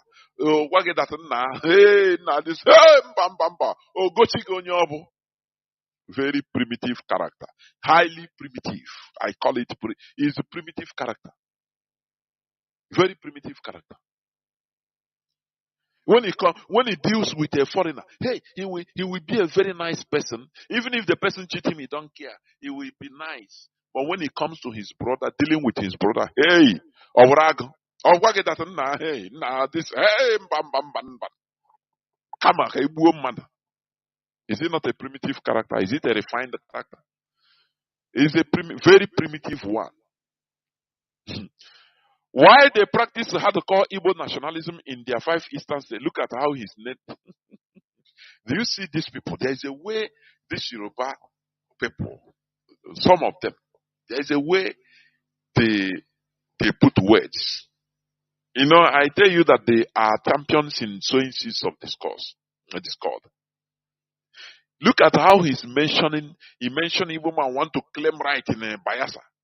He mentioned that place, Bayelsa. In order for Bayelsa person now, what is Bayelsa self? Is it not created yesterday from River State? From Iguacha. But he wants that division so that somebody from Bayelsa will say, yes, I'm a Bayelsa man, yes, Igbo man, yes, and so it be. Now he's talking, he said Igbo nationalism in their fight. He mentioned the fight. He didn't say even in their region. To cover it, he said 5 eastern states. Do you see that? In order to tell if you are reading it, when you hear you say, no, okay, so Igbos are only in 5 states only. They are indigenous to only 5 states. They are very small now. Do you see the impression they are creating? You know, media is meant to program you because it's what you read. Like television has program. You know, in television they will tell you their program. Do you know? Study about program. To program your mentality, to put you into the place, the program, that is that program, what they want you to be. So, this man is using words in order to push people that are reading this to see Igbos as people that they are only, indigenous only five states only among 36 states. So they're only 5. They are very small now. Do you see what the impression is created? Without that is life from the pit of hell. Igbo indigenous people were indigenous in 13 states in Nigeria. 13. 5 states in southeast, 6 states in south, so-called, and 2 in north, middle belt. 1 in Benue. Another one is Kogi. For your information, we have Igbo, not Igbos that migrate there. No. Igbos that are carved out, Igbo communities that are carved out into all these states. We have Igbo communities everywhere. In Calabao, in Bayasao, in Iguacha. Iguacha is 80% Igbo people. But they don't tell you this. Look at how there is power in the media, in writing, in television, in vision, in write-up. So that when you are reading it, your brain will be, if you are a novice in Nigerian geography, you'll be saying, oh, so Igbo, they are only in 5 eastern states. Now, wow. Then why are they making noise calling Igbo? It's life from the pit of hell. We are indigenous, but scattered, carved out in 13 states of Nigeria. 13. 1 and 3, 13. But they will not tell you this. Because they are hiding. That is one of the most crimes of Ohanese in Igbo. Allowing Igbo people to be stifled, to be constrained, pressed up into only 5 states. Others, they don't care. The killings that are going in Benue State, most of them are being perpetrated against our people, against Igbo people, that you are calling not. Oh, Chinekele. That is what is happening. We have Igbos in everywhere. In Bonny, in Bayasa, in Iguacha, in Cross River, in Igbo, not Igbo immigrants, no. Indigenous people that are there, but they smartly shred us into pieces, so that we can no more be seen ourselves as one people, Igbo, but we'll be seen ourselves as a state. Do you see that? That's why this thing they call state police. So it is regional police, not state police, because our people are stupid. Before they start saying, oh no, you're Anambra, it don't concern you, like professor. India Anambala, Ndiobia. You know the how we start division. So it should be a regional police. That's it. One good thing about what we are doing, like Mazi and Kanu have been saying, if Biafra comes, we are going to have tribal nation states, tribes, so that you'll be proud to call yourself, I'm an Igbo Biafran, I'm an Ijo Biafran. We now structure our tribes the best, in the best way, so that even other African countries now will start imitating us. This Berlin conference creation of countries, you will see countries that are divided into pieces. That should be one people. But Europeans did it, and no challenges. So when restoration of Biafra, we restore back our natural selves. We become our natural tribes, respectfully. We make laws in our languages, so that a lawyer, a judge cannot deceive you with long grammar, big grammar, English grammar. So that no person will deceive you. Instead, you are the person that will be teaching any person. You understand? You study law in our various languages. How beautiful it will be. It is not easy, but it's not impossible. Let me finish reading this. This man is talking against the Igbos. He said they go everywhere and complain about how the natives run their indigenous local politics.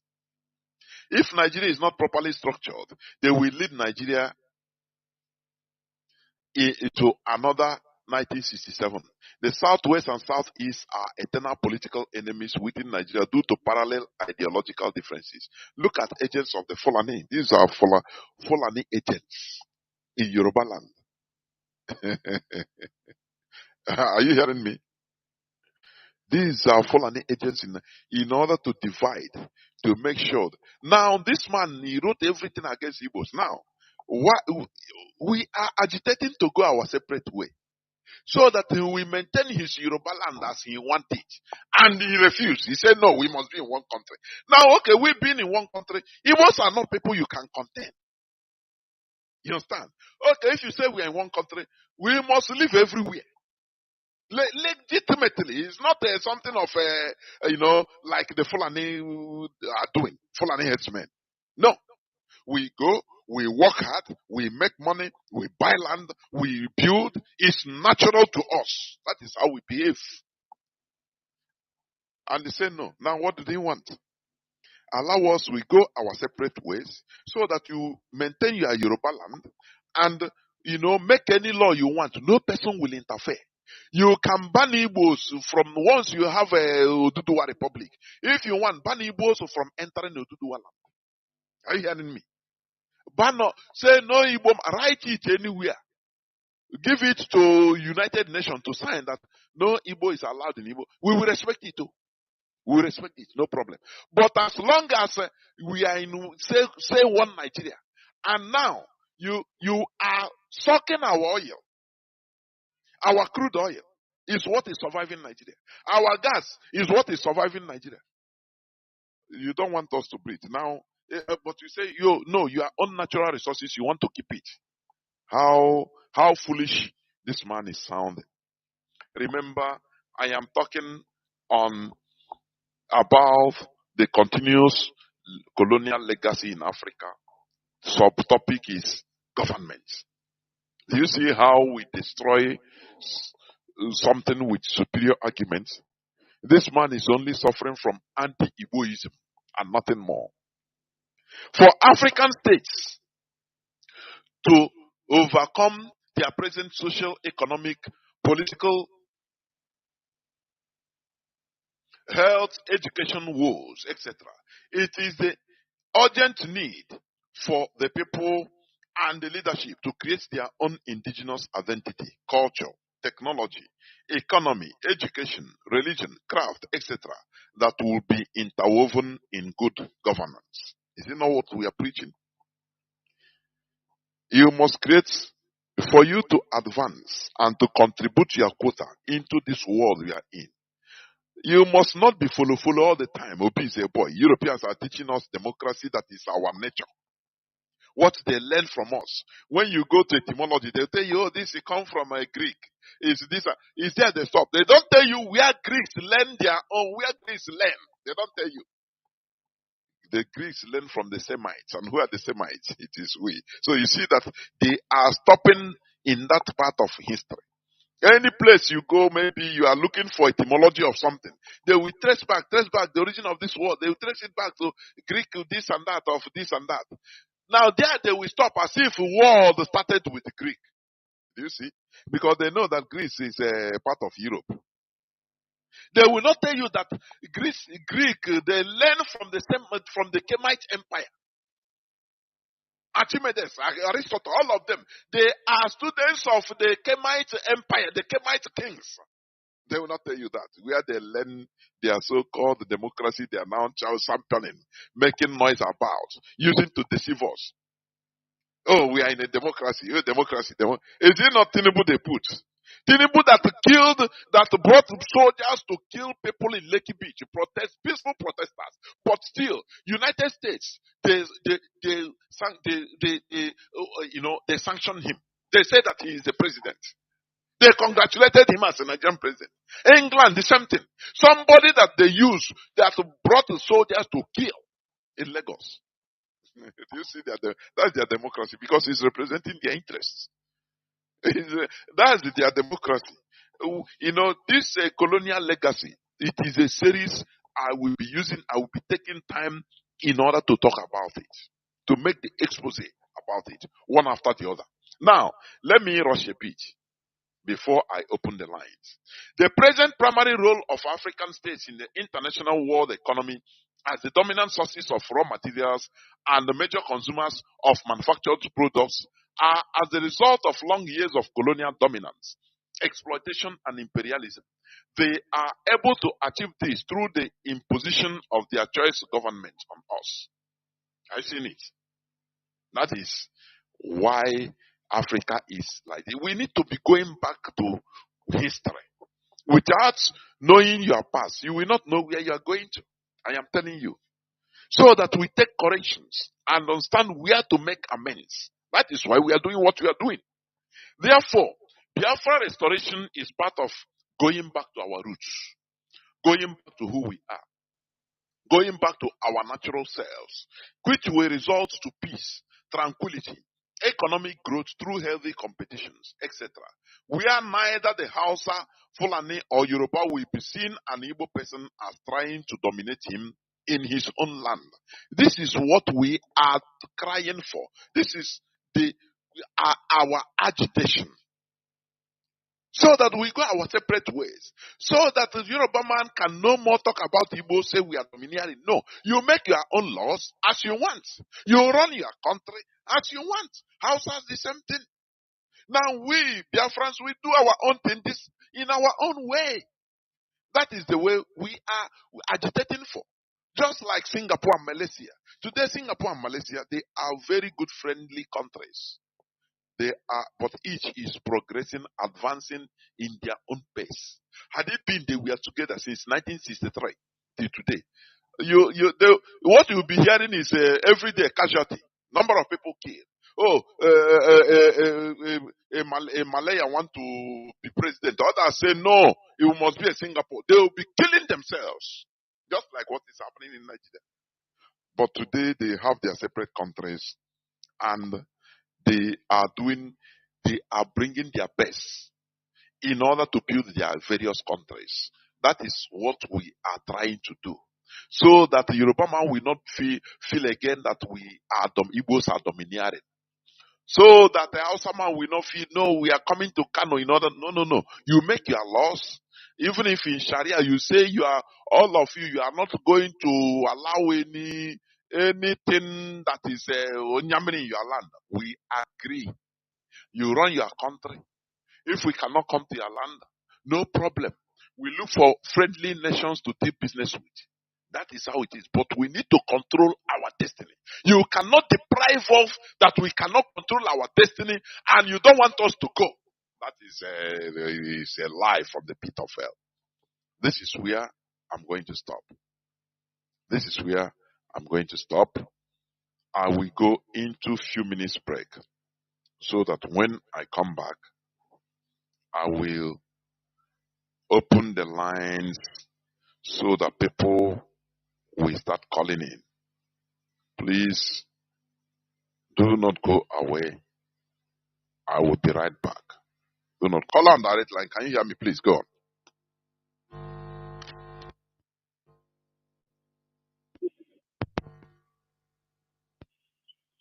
Yeah, thank you very much, my big brother Mazi Jonathan. I salute you. NMDO, I salute you. As Mendebo continue to guide you and protect you. DOS, I salute you. Biafra all over the whole world and all the principal officers. Mazi, this is your brother Ugo. And I call you from my location at the moment. I just want to say something. All the principal officers of IPOB, both in diaspora and both in Biafra land, if you know that you don't want freedom, if you know that you don't want to serve this freedom, you get out from the road. Let the person that is going to do the job. So that is what I want to say. First of all, the reason you see when people who have sense, they know what they want. Like the man that killed Mahatma Gandhi. Imagine, look at it this way. Imagine Pakistan and India are the same people now. You know, you can see what is going to be happening. But when that man did what he did, people might think that maybe they might see him as a madman. But at that time, you know, they hanged the man. The two of them, they sentenced them and hanged them. The man doesn't worry. He says it's not about my life. But today they understand what they are thankful of the man. I am telling you, they are thankful of the man. That's it. Go on, Mazi. Yeah, and today India is one of the nuclear power countries, and the irony of it is that America wants to use India to checkmate Pakistan, use Pakistan to checkmate India. That is why they allow the two countries to have nuclear power. Imagine America allowing Pakistan to have nuclear power. And in Pakistan, they see them as a country that is not stable. Don't you see that something is there? This is the reason why they don't want us to go. When we talk about Biafra, they see us as a Japan of Africa. That's as if the whole world will fall. Let me tell our people don't listen. I keep saying these things. You know, when you see these people write something against us, they have read us right from time that whenever they say there is a word about Indigo, we don't react, we don't say anything. If not the coming of IPOB that at least open the eyes of some of our people. I have been telling our people, stop yapping. When these people say to you, waka, shukura ha waka. When they say to you, shukura ha, whatever they say to us from now, that is why I say I've been telling it in this platform. People that have been hearing my voice, I've been telling them, hate these people. Hate them more. I've been saying to our people, they know that I hate them. I don't hide it. I don't hide it. Well, I have been telling you, hate this, leave this peace. It does not help. It does not help. Peace. This is why we are. That's all we have about today. This peace. Don't forget. The person that runs this thing is Gani Adams. Mazi, Amira is Gani Adams. They are of their land. This is the man who will come sometimes. We would like to talk about these people. I told you that in the planet our people. This is the reason why one of our of Lagos comes say he will throw Ndibo na Lagoon. Do you see anybody say something? It's only IPOB. But we have Bohanese. But we have Igbo World Congress. But we have all these Pagmayas, British agents. Now, I call them, all these people British, even in the radio, that is why I call them British agents. I always call one radio station in the zoo. Even this evening, I called them. I said to them, somebody speaks something. I called the radio. I said that, you know that Igbo people have markets in all over West Africa. Even they have villages. We have shops, we have plazas. None of these countries we have seen in radio, in television before, stood up and start destroying Igbo people's property. It's only in Nigeria. This thing you are preaching now. I said it in one of their radio stations. That look at when somebody call and mention something, that if Igbo protest now, tomorrow now, they will start burning their shops. Immediately the man drop a call. I said, listen, it's because there is no consequences. There is no consequences. That is why they can burn Igbo people's shops. They destroy their shops. They kill them. Nobody said nothing because there's no consequences of all those things they are doing. These people, if there is consequences, and I tell the moderator that Igbo people have businesses all over the whole West Africa. Have you ever seen where they destroy Igbo people's businesses before? It's only in Nigeria where they say we are one Nigeria. And the guy was just cool down and listening. I said because there's no consequences. If there's consequences, it won't be happening. But one thing I want to let our people know is I want to let our people know that his most is that where our people are supposed to, our people are complaining that what kills to people most is because there is no media. Now that we have the media, instead of our people make use of this media, they have na question. If you tell him what you are gonna call rubbish, bullshit. Some of them even know IPOB. Some of them. Say something that we will tell you that media destroy us. What do you think we are trying for? They use media. The Yoruba use media to destroy Igbo. Now, have you heard of the Cost War? Now, did you hear that Igbo people are no welcome? Now, do you hear that it's Igbo? We debunk all those things on air. We call them on air. Their radio, their own radio. We speak on their own radio. But I come here and tell you that I call them. Some people that listen know that I call. I don't need to. It's to tell these people that we have read, those things you love us, it's a lie. The word they are listening, our people are one getting. Gossip everywhere. No wonder our people, no, Mazi, I don't want to say anything. What I want to tell my people is, monitor the Zoo television and their radio. This is where the fight is. When they talk about you, you talk about them. Don't be afraid to call them names. That is what I'm doing. Mazi, There were Mazi. There were. We are still live and direct. I'm just observing that there is a problem with my signal. Please, I will sort it out next time. But for now, you can use direct line and WhatsApp, please. There is a problem with my signal, but I will sort it out. You know. So the caller on, let me see, caller on WhatsApp. Welcome to the program. Can you hear me? Caller on WhatsApp. Professor Jonathan, thank you for taking my call. Mazin, there were.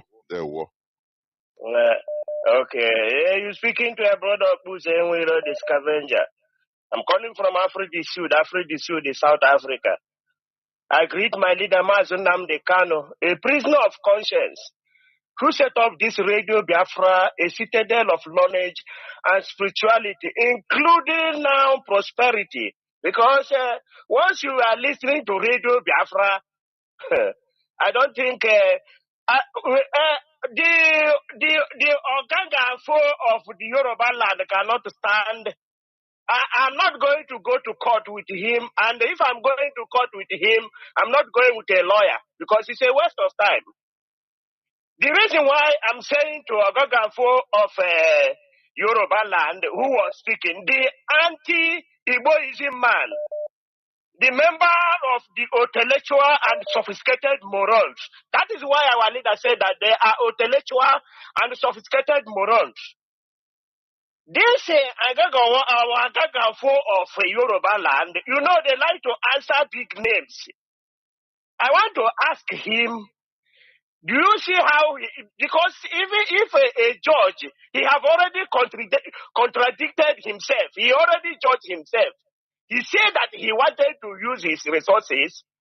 And when you ask him about that, his resources, what he get in Yoruba land, I think the sea is a sea. And if there is no ship that dock on that sea, I don't think he will get anything, like there will be no money coming to him.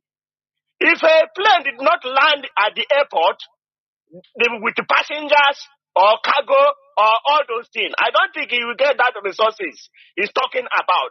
And who are bringing those resources? Who are the one bringing the ship that is docking there? That they are collecting money. The rices they are seizing, the ship, the people flying on that go to plane, that land there, the people that build houses, that buy land from them, and after buying from them, they will cry and come to say, Omoibo, or Omibo. The first time when they see us in Yoruba land, they say that we suffer, but we eat only stone. They don't know that we are preparing for ourselves. We are preparing ourselves. We are not there to make Owambe, to dance Owambe. And when they see that they buy their house, they come and cry to us that they want to take their children to school. They sold land for us. We buy land. We build house. Now they became angry. Instead of becoming angry to the Nigerian government who did not provide job for their children, now they turn to Igbo man.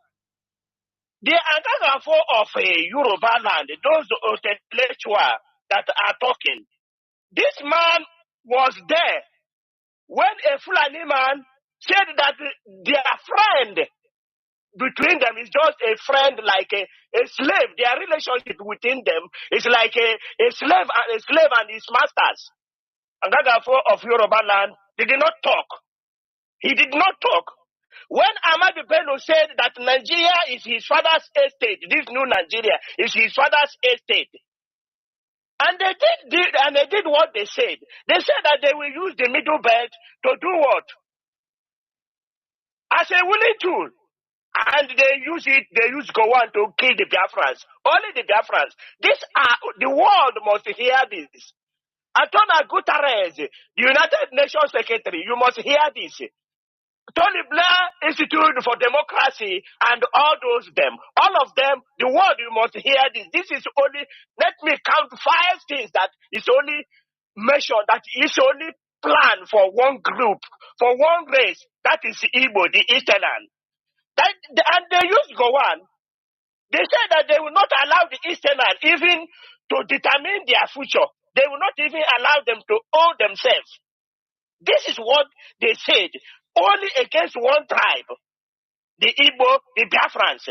I want to say that he is not going to allow his enemy to feed facts, because so that he must strangle them, he must make them to feel hungry, so that they cannot fight against them, so that we cannot have energy to survive. And what did he do? He gave us 20 pounds. That is a history, that is survivor. That is the miracle of the century the world don't know. There is nowhere in the world. They even change, they make sure they change even money. After they have been using pounds, after they have given us that 20 pounds, they make sure to make it worse, so that they change it, so that even the one that our fathers, our grandfathers have hide under their bed, they cannot even use it. This is what they did to one race, the world. You must hear this. Ahmadu Bello said that instead of him giving a Biafran job or work to do, that he must do what? He has to give it to an expatriate. That is maybe somebody from, he can even give it to somebody from Karachi, or from, even in short, even Mogadishu, he can give him. Somebody from Mogadishu is better than a Biafrans. But still yet, these people said they want us to be one. How is these people very dubious? These intellectuals, this tribalistic jingoism that they create us together with, they are very, very wicked. That is why Buhari said that Nigeria youths are lazy. You think that when he said they are lazy, it's because they cannot carry 5 bags of cement to go, or they cannot ride Okada from Ajegule to maybe to Ikorodu, or from there to Akure. No. It's because Nigeria youth cannot do anything. They want to fight for rice. They want to cry. Now they are going to shift expired rice or anywhere in the world and bring it to them. They will quench there. Now the answer is here. Professor Jonathan has told you, Biafrans, don't go anywhere. Sit where you are. Because if you go, if you follow them to protest, they will kill you. Did they protest? Did the Nigerians protested together when they give you 20 pounds? Did the Nigerians protested together when they killed 5 million of you? Did the Nigerians protested together when they were seizing all your houses in Lagos? When have we become oil and water? When have we become oil and salt? We have never been. And they have been maintaining their word. There is no way they will love you. Look at what educated people, they say they are educated. Look at what the irresponsible fathers are saying. In this 21st century, this man is talking like this. It's very childish. They don't have brain. These people are don't know, very wicked of them. Biafrans, you have known. They have told you, they have warned you. Maintain where you are. We are not with them in any Nigeria. Let them carry Nigeria and go. Let them enjoy it. Tinubu, you can give them the expired rice. Let them die. Let all of them eat and die. That is what you do. Thank you. Keep on doing what you are doing, Tinubu. Keep on. Ignite the light. Suffocate them. Make them know that yes, this is what they told you to do. Thank you for taking my call, Professor Jonathan. Biafrans, I love you. IPOB members, you're my blood. Bye. The Mazi. That is it. If you go out to protest, they will use you to settle their scores. Look at during the NSAS protest. What happened? They turn it, the Igbo man. They want to destroy Lagos. Is Igbo man. Do you see how they behave? So, if that one didn't give you wisdom, what else? Even the Northerners that are calling for protest now, why didn't they protest during Buhari time? Whatever he does that time, they come and defend it. the time you are protesting for NSAS in the south, they are even rallying around the SARS police. That it is they love the police. Do you see it? If you go out, you are foolish. As a Biafran, I am telling you. They confirm that you are really foolish. That you are a robot that could be used. Caller on WhatsApp, Mazi. Okay, no, let me pick this call first on direct line, please.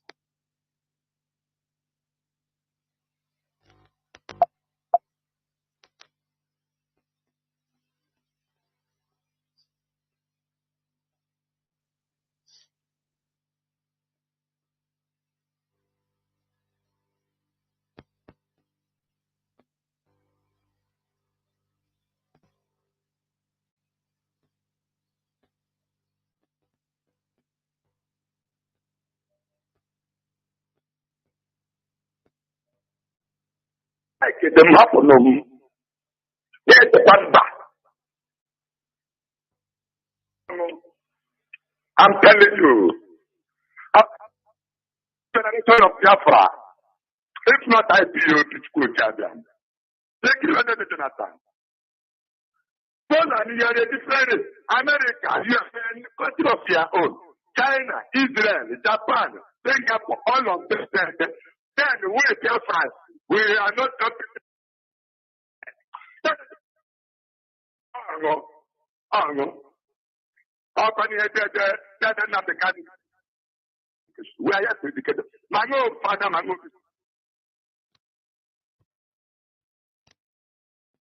So that we know, not this end. That's it, get the name. How one more location. I am a regular. That's Jonathan, oh no. Let the think material. That is it. No, God, I will tell you, thank you. What? Let the Jonathan wrong. Look up a package right now, Mama. Oh no. To take our. I like what I'm going to say, Jonathan. I like Jonathan. You know this leader. Biafra, that's you. Oh, two form guy. Oh, two like. I just like the guy everywhere. Just doing him, Mama, just doing a Christian. How about that? President of America, yes, she will. What's that? What's our leader? And you stay in America. Stay there. You are the president of America. Stop insulting the world. Nonsense. Nonsense. They think it is a little bit. That's Jonathan. I can't room our way. That's the Jonathan who can be history. Camera and that's the one for you. Now, that's the time I can go. Woman to go to Canada, sound which is not cry. What type of shame? Every religion. That are able to put little and Tanimoko. Then I far shame. That's the down one look. I can France. There were Mazi Carlo. There, well, thank you for waiting. You have been here. Mazi Carlo Agaro, please. Let me welcome to the program. Please go on. So you have an announcement. Go on. Mazi Jonathan. Good morning, Biafrans from Malaysia. My name remains Mazi Carlo Agubobuanga, and I'm from Akano, Ohofia in Umaya province of Biafra land. And I'm serving the indigenous people of Biafra living in Malaysia as the IPOB National Secretary. Mazi Jonathan, what is happening in Nigeria today is as a result of the spirituality of the Biafra agitation. Why I'm saying this is that we must refresh our mind that since 2014, when IPOB did the first atonement, whereby we remembered our people that were massacred in that genocide, since that time, the spirit of our ancestors has risen and has been fighting for us. If we could remember when an Israeli company disappointed us and they sold our satellites to Dangote company and they removed Radio Biafra. If we check very well, that satellite that they bought got missing on the space. Till today, they couldn't find the trace. If we could also remember, there was a time, that period, when our leader was first kidnapped in Lagos. There was an earthquake in Abuja. If you check very well, there was that period, there was an earthquake, which has never happened before in Nigeria. And we see that in 2015, when the people went to vote for, our people refused to vote for the jihadist terrorist Muhammadu Buhari. After the election, they mocked the Igbos. They mocked our people. I could remember Wole Soyinka wrote something. He said that the Igbos put their eggs in one basket. At the end, that Messiah that they were all mocking Igbos with turned out to be a complete failure beyond repair. Now, till 2023, when they had their Emilio camp, they also started demolishing the houses of Igbos in Lagos, trying to suffocate the Igbos, believing that they have conquered them. And you see how things has turned out to be. Now, I want to remind IPOB family members all over the world, genuine IPOB family, we all know that we have been doing atonement. We have been praying. In 2016, I remember we did a very strong atonement prayer worldwide, whereby all of us everywhere, we wore white cloth and we prayed, and we were praying that God should destroy Nigeria. And that is what is happening now. God has been destroying Nigeria, and we are not seeing it. It is very, very counterproductive when we pray for God to destroy Nigeria, and when God is doing what we have prayed, and we turn out to complain, or we turn out to try to solve it, or to bring a solution to that thing, it can never work. Let us understand the spirituality of what we are doing. Even as the people are crying in the Yoruba land and in the north that they are hungry, as Biafrans that have been praying for this thing to happen, it is very, very wrong for us to help those people that are crying because of because of the result of our prayer. But if someone who is agitating for Oduduwa nation, who is agitating for Arewa nation, who is agitating for Divine nation, is hungry, he came to us, we can offer them bread and food to eat. But anybody who believes in Nigeria that we are praying to be destroyed, it is abomination for you to help them. Even when Tinubu said that when he came to Enugu, he mocked our people, make a jest of our people, saying that he will only offer them a little soaked bread in water. Today, they don't even see water. They don't even see bread, not to talk of the one they soak in water. So what I am saying in effect is that what is happening is the spiritual connection of the IPOB, genuine and the divinely ordained agitation for the freedom of the oppressed indigenous people of Biafra. Therefore, we must be very, very cautious. I saw a video by somebody displaying his wealth, saying that he is sharing money to people, an Igbo man. These people, you are sharing money, is the same people, if anything happened to tomorrow now, you will be their first target. These are the things that is counter to our ideologies and the counter to our belief system. Therefore, I want to use this opportunity to announce to the indigenous people of Biafra, IPOB in Malaysia, that today, the 25th day of February 2024, we are having our IPOB National General Meeting holding in Kuala Lumpur, whereby all zones from different parts of Malaysia comes together to chart a way for the Biafra restoration. IPOB, we have IPOB in Penang, we have IPOB in Kepong, we have IPOB in Klang, we have IPOB in Damansara Damai, we have IPOB in Songwe Pyramid, we have IPOB in Cheras, all over Malaysia, in Miri Sarawak, all over Malaysia. Nobody will feign ignorance and say that he is not aware of the existence of IPOB in Malaysia. Nobody will also feign ignorance that you refuse to support the Eastern Security Network to protect our bushes. We have seen what the Fulani herdsmen are doing. They have taken over most of the Kaduna, most of the Plateau State, most of the Adamawa. They are advancing to the south. And this challenge is for you and I. It doesn't mean if you are it doesn't matter if you are an IPOB family member or not.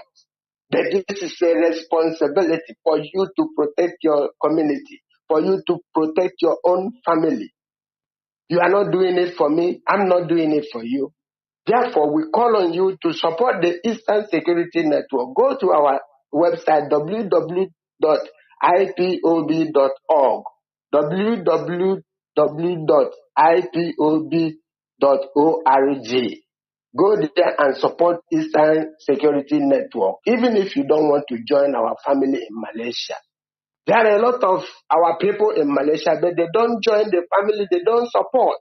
They feign ignorant as if our home is okay.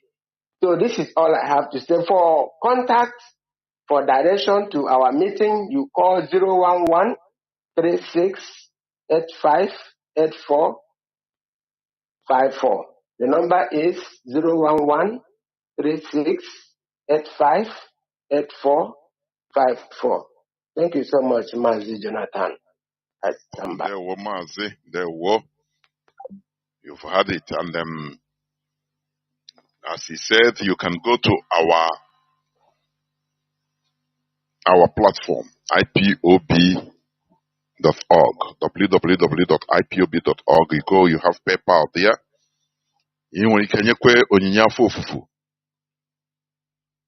That is it. As we are preaching, as we are talking, you can log in there and give.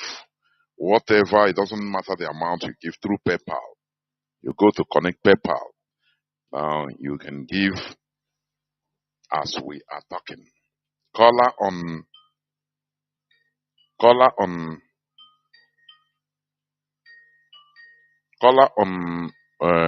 what's up? You have been waiting, Mazi Chuku. Can you hear me? Thank you for waiting for 14 minutes. Can you hear me? Yes, I can hear you, Jonathan. There were Mazi. Thank you very much, Master Jonathan. As always, I greet my leader and our leader. There were almost here, Biafra. There were. We must continue. Mazi CJ, can you hear me? Welcome to the program. Mazi CJ, are you hearing me? Can you hear me? Can you hear me? Yes, go on. Oh, fantastic. Mazi Jonathan. I'm someone that usually like to listen, but you can to today's topic and your submission got me, and I couldn't bear it. I have to make my contribution. And I will start by this man they call on Akakamfo. You see, Jonathan, what happens is that when they see people that are touts, because this man was a tout, I don't know if you know him before he was made on Akakamfo, they just all of a sudden pick him up and made him a figure in Yoruba land. so that they can use him anytime they want. And if you remember, during Buhari, this Onakakanfo was talking as if he was on our side.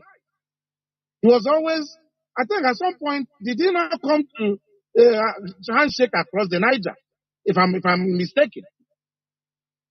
So how come this man is now the one that is stoking this kind of ethnic tension? Mazi Jonathan, I want to tell you, these things are sponsored. It is a complete distraction from what is happening to Yoruba ethnic race against their Fulani masters.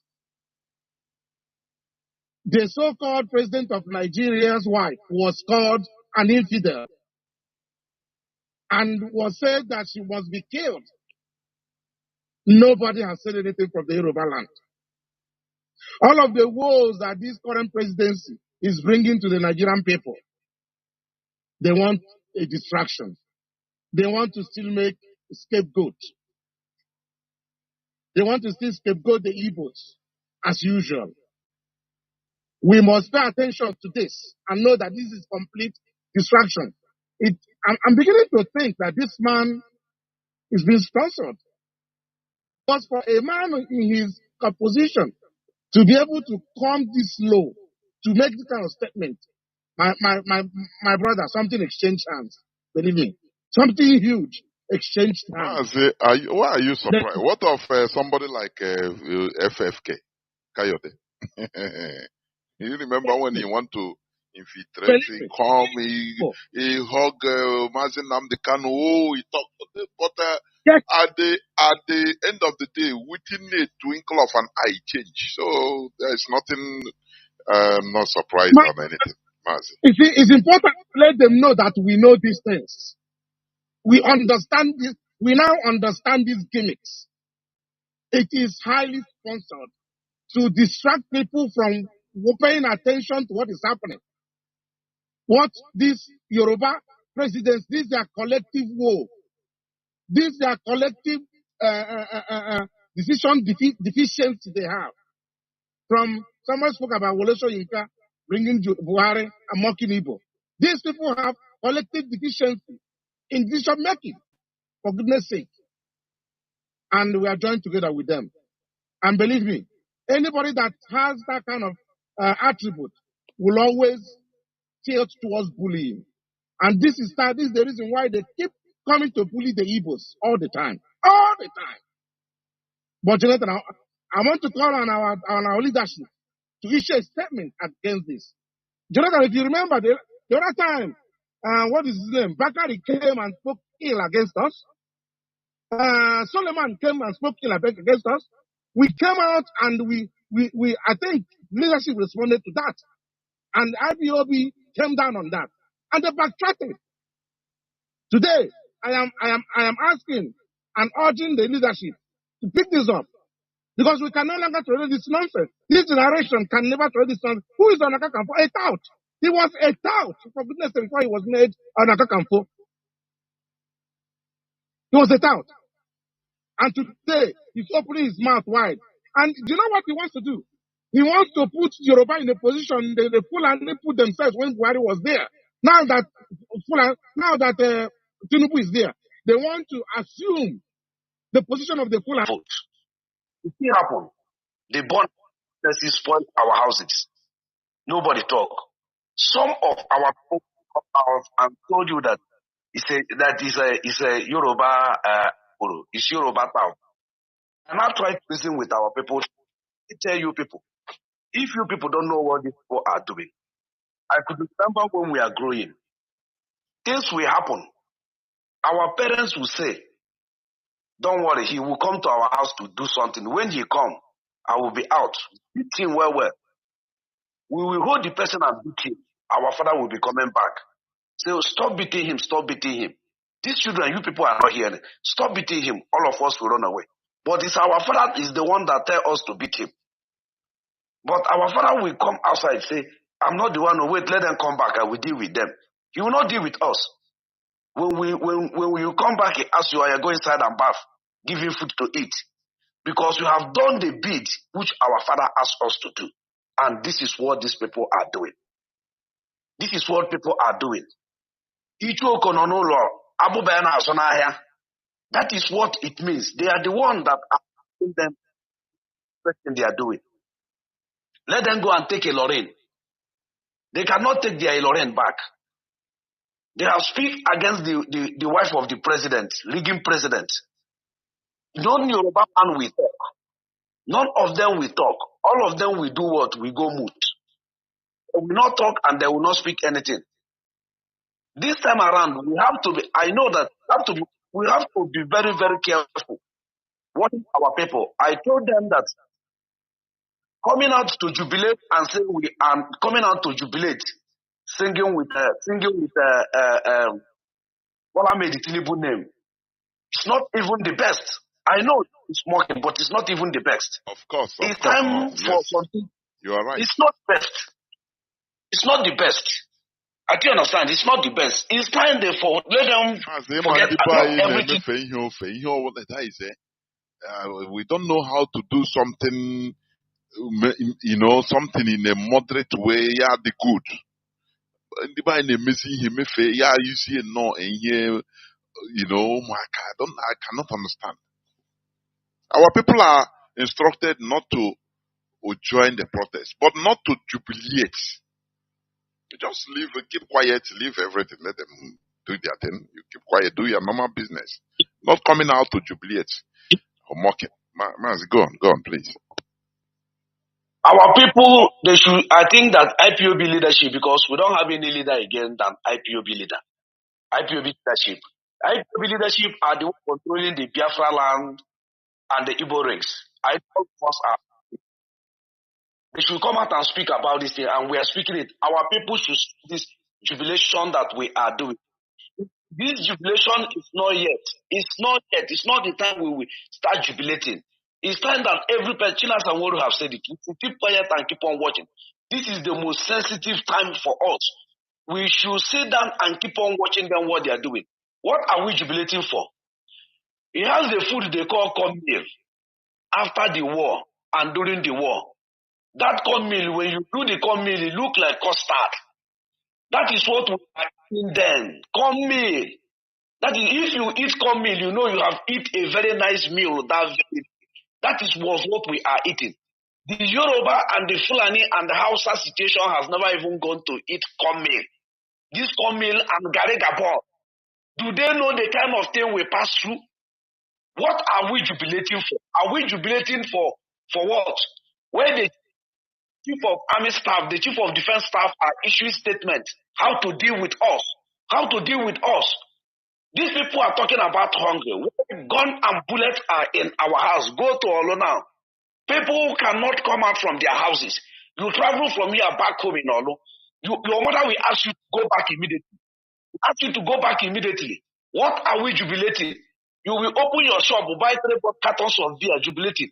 It's not time for us to jubilating. Our leader are in the hands of the enemy.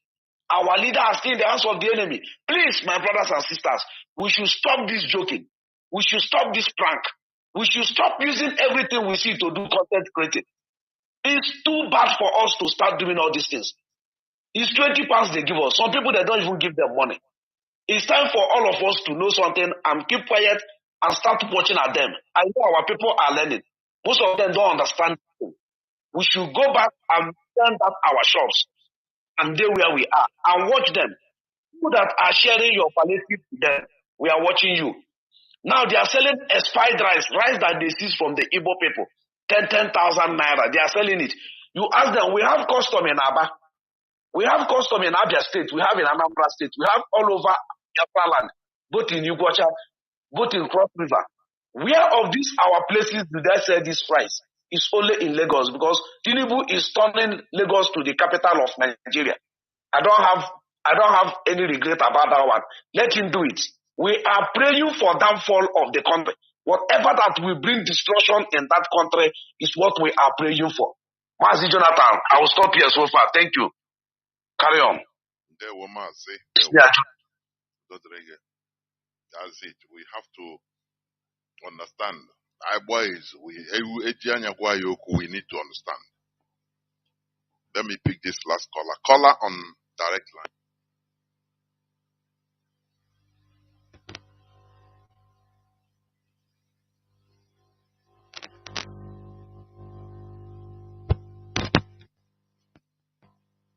Well, they're calling from Aba. Yeah. And my wishes to all Biafrans and freedom fighters all over the world. Mazi Jonathan, as it is today, my heart is full of joy because the zoo called Nigeria, the zoo country, the vampiric estate of British, in fact, it's down already. It's totally down. By the grace of Chukwokada has decided to disappoint our enemies. They started by beating P2B hands down because Mazi Nnamdi Kanu, onye eziokwu nke mbụ in the whole world, onye eziokwu, told them about don't go there because you going to contest the position of Nigeria as a president. You are going there to waste your time. He went there to see the prophecy of the Nwachukwu Okike coming to pass, and it has come to pass. Now, P2B and his group is in the mud, full of pit of shit on their faces, because all of them now, including the members of Ohanese and Joshin and them, the whole Eastern governors, all of them thinking that what Mazi Nnamdi Kanu told them, that it is not going to come to pass, but unfortunately, it has come to pass. That one is one. See, they have assigned, they had the Bonkis group, Oyibo people again, to come and deceive our people here. Then you, now, that think that you have money to go and contribute for the church, whereby hunger is killing your family, go and do that. And see you people remain in shame, because since Mazi Nnamdi Kanu is drawing your ears, since Mazi Nnamdi Kanu is free, they did not organize such crusade. And Ukumuyi now is taking part in rivers, organizing his own, parading, in fact, may Chukwokada bless Mazi Nnamdi Kanu. Wherever that man is, Chukwokada will continue to bless him. And they bless him, and they give him more strength to come the enemy, Nigeria, and their agents. Whatever they are doing against our leader, Chukwokada will disappoint them and put them in shame. See, Biafrans, never you show your face in any protest about Nigeria. Never you show your face.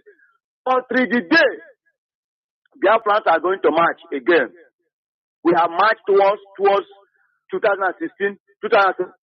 We marched every part of Biafra land. Now, when we are going to come out again, they are going to see hell. They are going to see that Chukwokada have ordained Biafra to be restored. And I'm encouraging Biafrans, both home and abroad, to take us for Mazi Nnamdi Kanu to be released. That is what I'm asking Chukwokada to do for us. And Chukwokada must do it. In no distant time, Chukwokada is going to release our leader. Come, I don't know what is going on now, because concerning this thing at home that is always going on Mondays. Personally, for me, I use it as a tribute to our freedom. On Mondays, I don't go to my business. And I'm encouraging Biafrans, because it's hurting Nigerian government, bringing them to their near. That is the only weapon. Mazi, Nigerian currents to go down. We must continue. Mazi, Mazi, can you hear me? There we go. Okay. I think you're finished speaking. This is not IPOB's strategy, please. About any sitting at home. It is not IPOB decision, please, for your information. We have passed this one. It's no more a thing to be used, IPOB have discarded this for a long time. So that's it, please. Anything you are doing, which means is on your own accord, not IPOB decision. And that is not what we are going to be encouraging here. It's just like you want to engage in fasting for IPOB or for Mazi Nnamdi Kanu. That is your own sacrifice. It's your own thing. It's allowed, but it's not something that is officially decreed by IPOB. So we should all understand this. As I'm talking, as I said before, you can, for people that want to support what we are doing, this is time of offering also. You can just log in on ipob.org, org, www.ipob.org. You go there, you go to PayPal section, connect PayPal now. You can donate anything as you want, as your heart tells you, because this is where we worship. To support what we are doing, to support to support everything, because everything is about money. You know, what we are doing, it needs money. We cannot deny the facts. And it's something that is continuous. Therefore, this is where let me pick this caller to be the last caller. Please, I'm just giving you the opportunity. Please, caller on WhatsApp, please go on. Make it brief as possible. Can you hear me? Caller on WhatsApp, please go on. Mazi, you are connected, please. I don't know. Yes, go on. You are wasting time, please. Don't go on, please. Yeah, I'm just calling. I don't think it's not religious day, but I did you something about the religion which you did acknowledge, and you wanted me to talk about it. I don't know. But the reason why I called also here tonight is, you see, sometimes I don't know. Hello, we are having echo.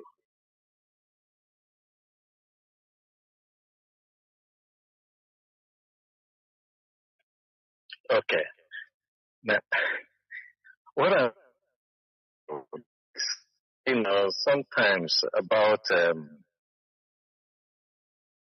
addition, the solutions, Mazi, why your line is not smooth? I don't know. If you are using any gadget, remove it. Go direct to the No, I'm not using any gadget. I'm not calling that right, actually. Okay. Calling I don't that know right. why your line is not smooth, or you are moving your movement. No, I'm just one place. Okay, go on. Let's see. So, my question sometimes I keep on asking is, sometimes we talk about this Ohaneze, governors and the PGs or the foreign chiefs called SS, who are actually in office but not in. But what happened when the IPOB cleared the seat at home were two things. First, the Kanu's life. Second, power moved away from these governors, these PGs, and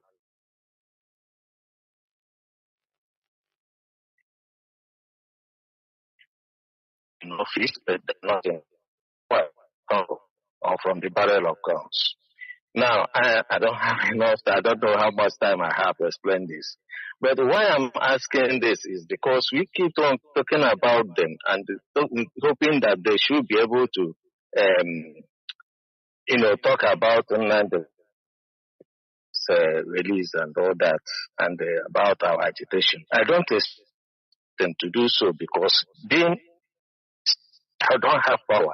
Those that they talk to will not, because they are not talking for the people. So I'm wondering why the IQB leadership not utilizing the power they have got to set a table directly to this oligarchy and the Yoruba oligarchy so that they can come to them and talk to them directly. And to do this with all they have, so, but I don't know why they keep on scaring them. Is the strategy still making them to, because otherwise we'll be looked at as a pressure group rather than a freedom fighting movement. And another thing I was trying to ask again is about the end branch. Do they have enough resources? Or is it not time that they create more, just like ESN, create a funding for them so that they can be resourced? Just corporations, but they could do the job that, secret services do, So that is what I wanted to ask. I don't know the leadership are not here, but I believe that that's I'm really went. So people like you, when we talk to you, hopefully that you'll be able to talk to the leadership, in their strategy and in their thinking, because I do not think that they should continue to rely on the governors to be able to reason the done. That's what my thinking is, because they don't have our. Thank you. Well, thank you very much. And on the just issue, so anytime, I don't know when you say I should talk to you about it. I wrote you about the imperative of establishing the common Omenala culture and Omenala religion and the temples around, so I'm sure you made a note. Okay, it's you that is it on Messenger, Yes, right? Yes, on Messenger. Okay, yes. okay, yeah. It's lack of anyway, it's something we speak of anyway. I promise, please, if you can, just write me again. They are the same place. Okay. Remind me so that All right. Okay. tomorrow, we'll be able to. I will be able to call you. You understand? All right. Okay. Thank you, Mazi. Thank you. Thank you. All right. Thank you. Biafrans and lovers of freedom, this is where I'm going to switch off the phones, and concerning what Mazi asked, the leadership is listening already. And but the issue is this: this is not the time of making everything public, because we saw that it harmed us. Public statements like that revealing what we are doing or this and that, they harmed us. There are things we can talk about. There are things that remain as it is. Mazi Chinedu said some time ago that there are secrets the leadership will reveal after, maybe during retiring age, retiring time. There are those also that they will die with. That is how it is. You see all these presidents, all these people in political hierarchy anywhere in the world. There are secrets they will never reveal. They will die with it. That is how things are. So concerning reliance on political elites, there are many things that are going on. It's not things. IPOB doesn't rely on one person. No, there are many things. Water is passing under the river. Many water passing under the bridge, as they used to say. So also our M branch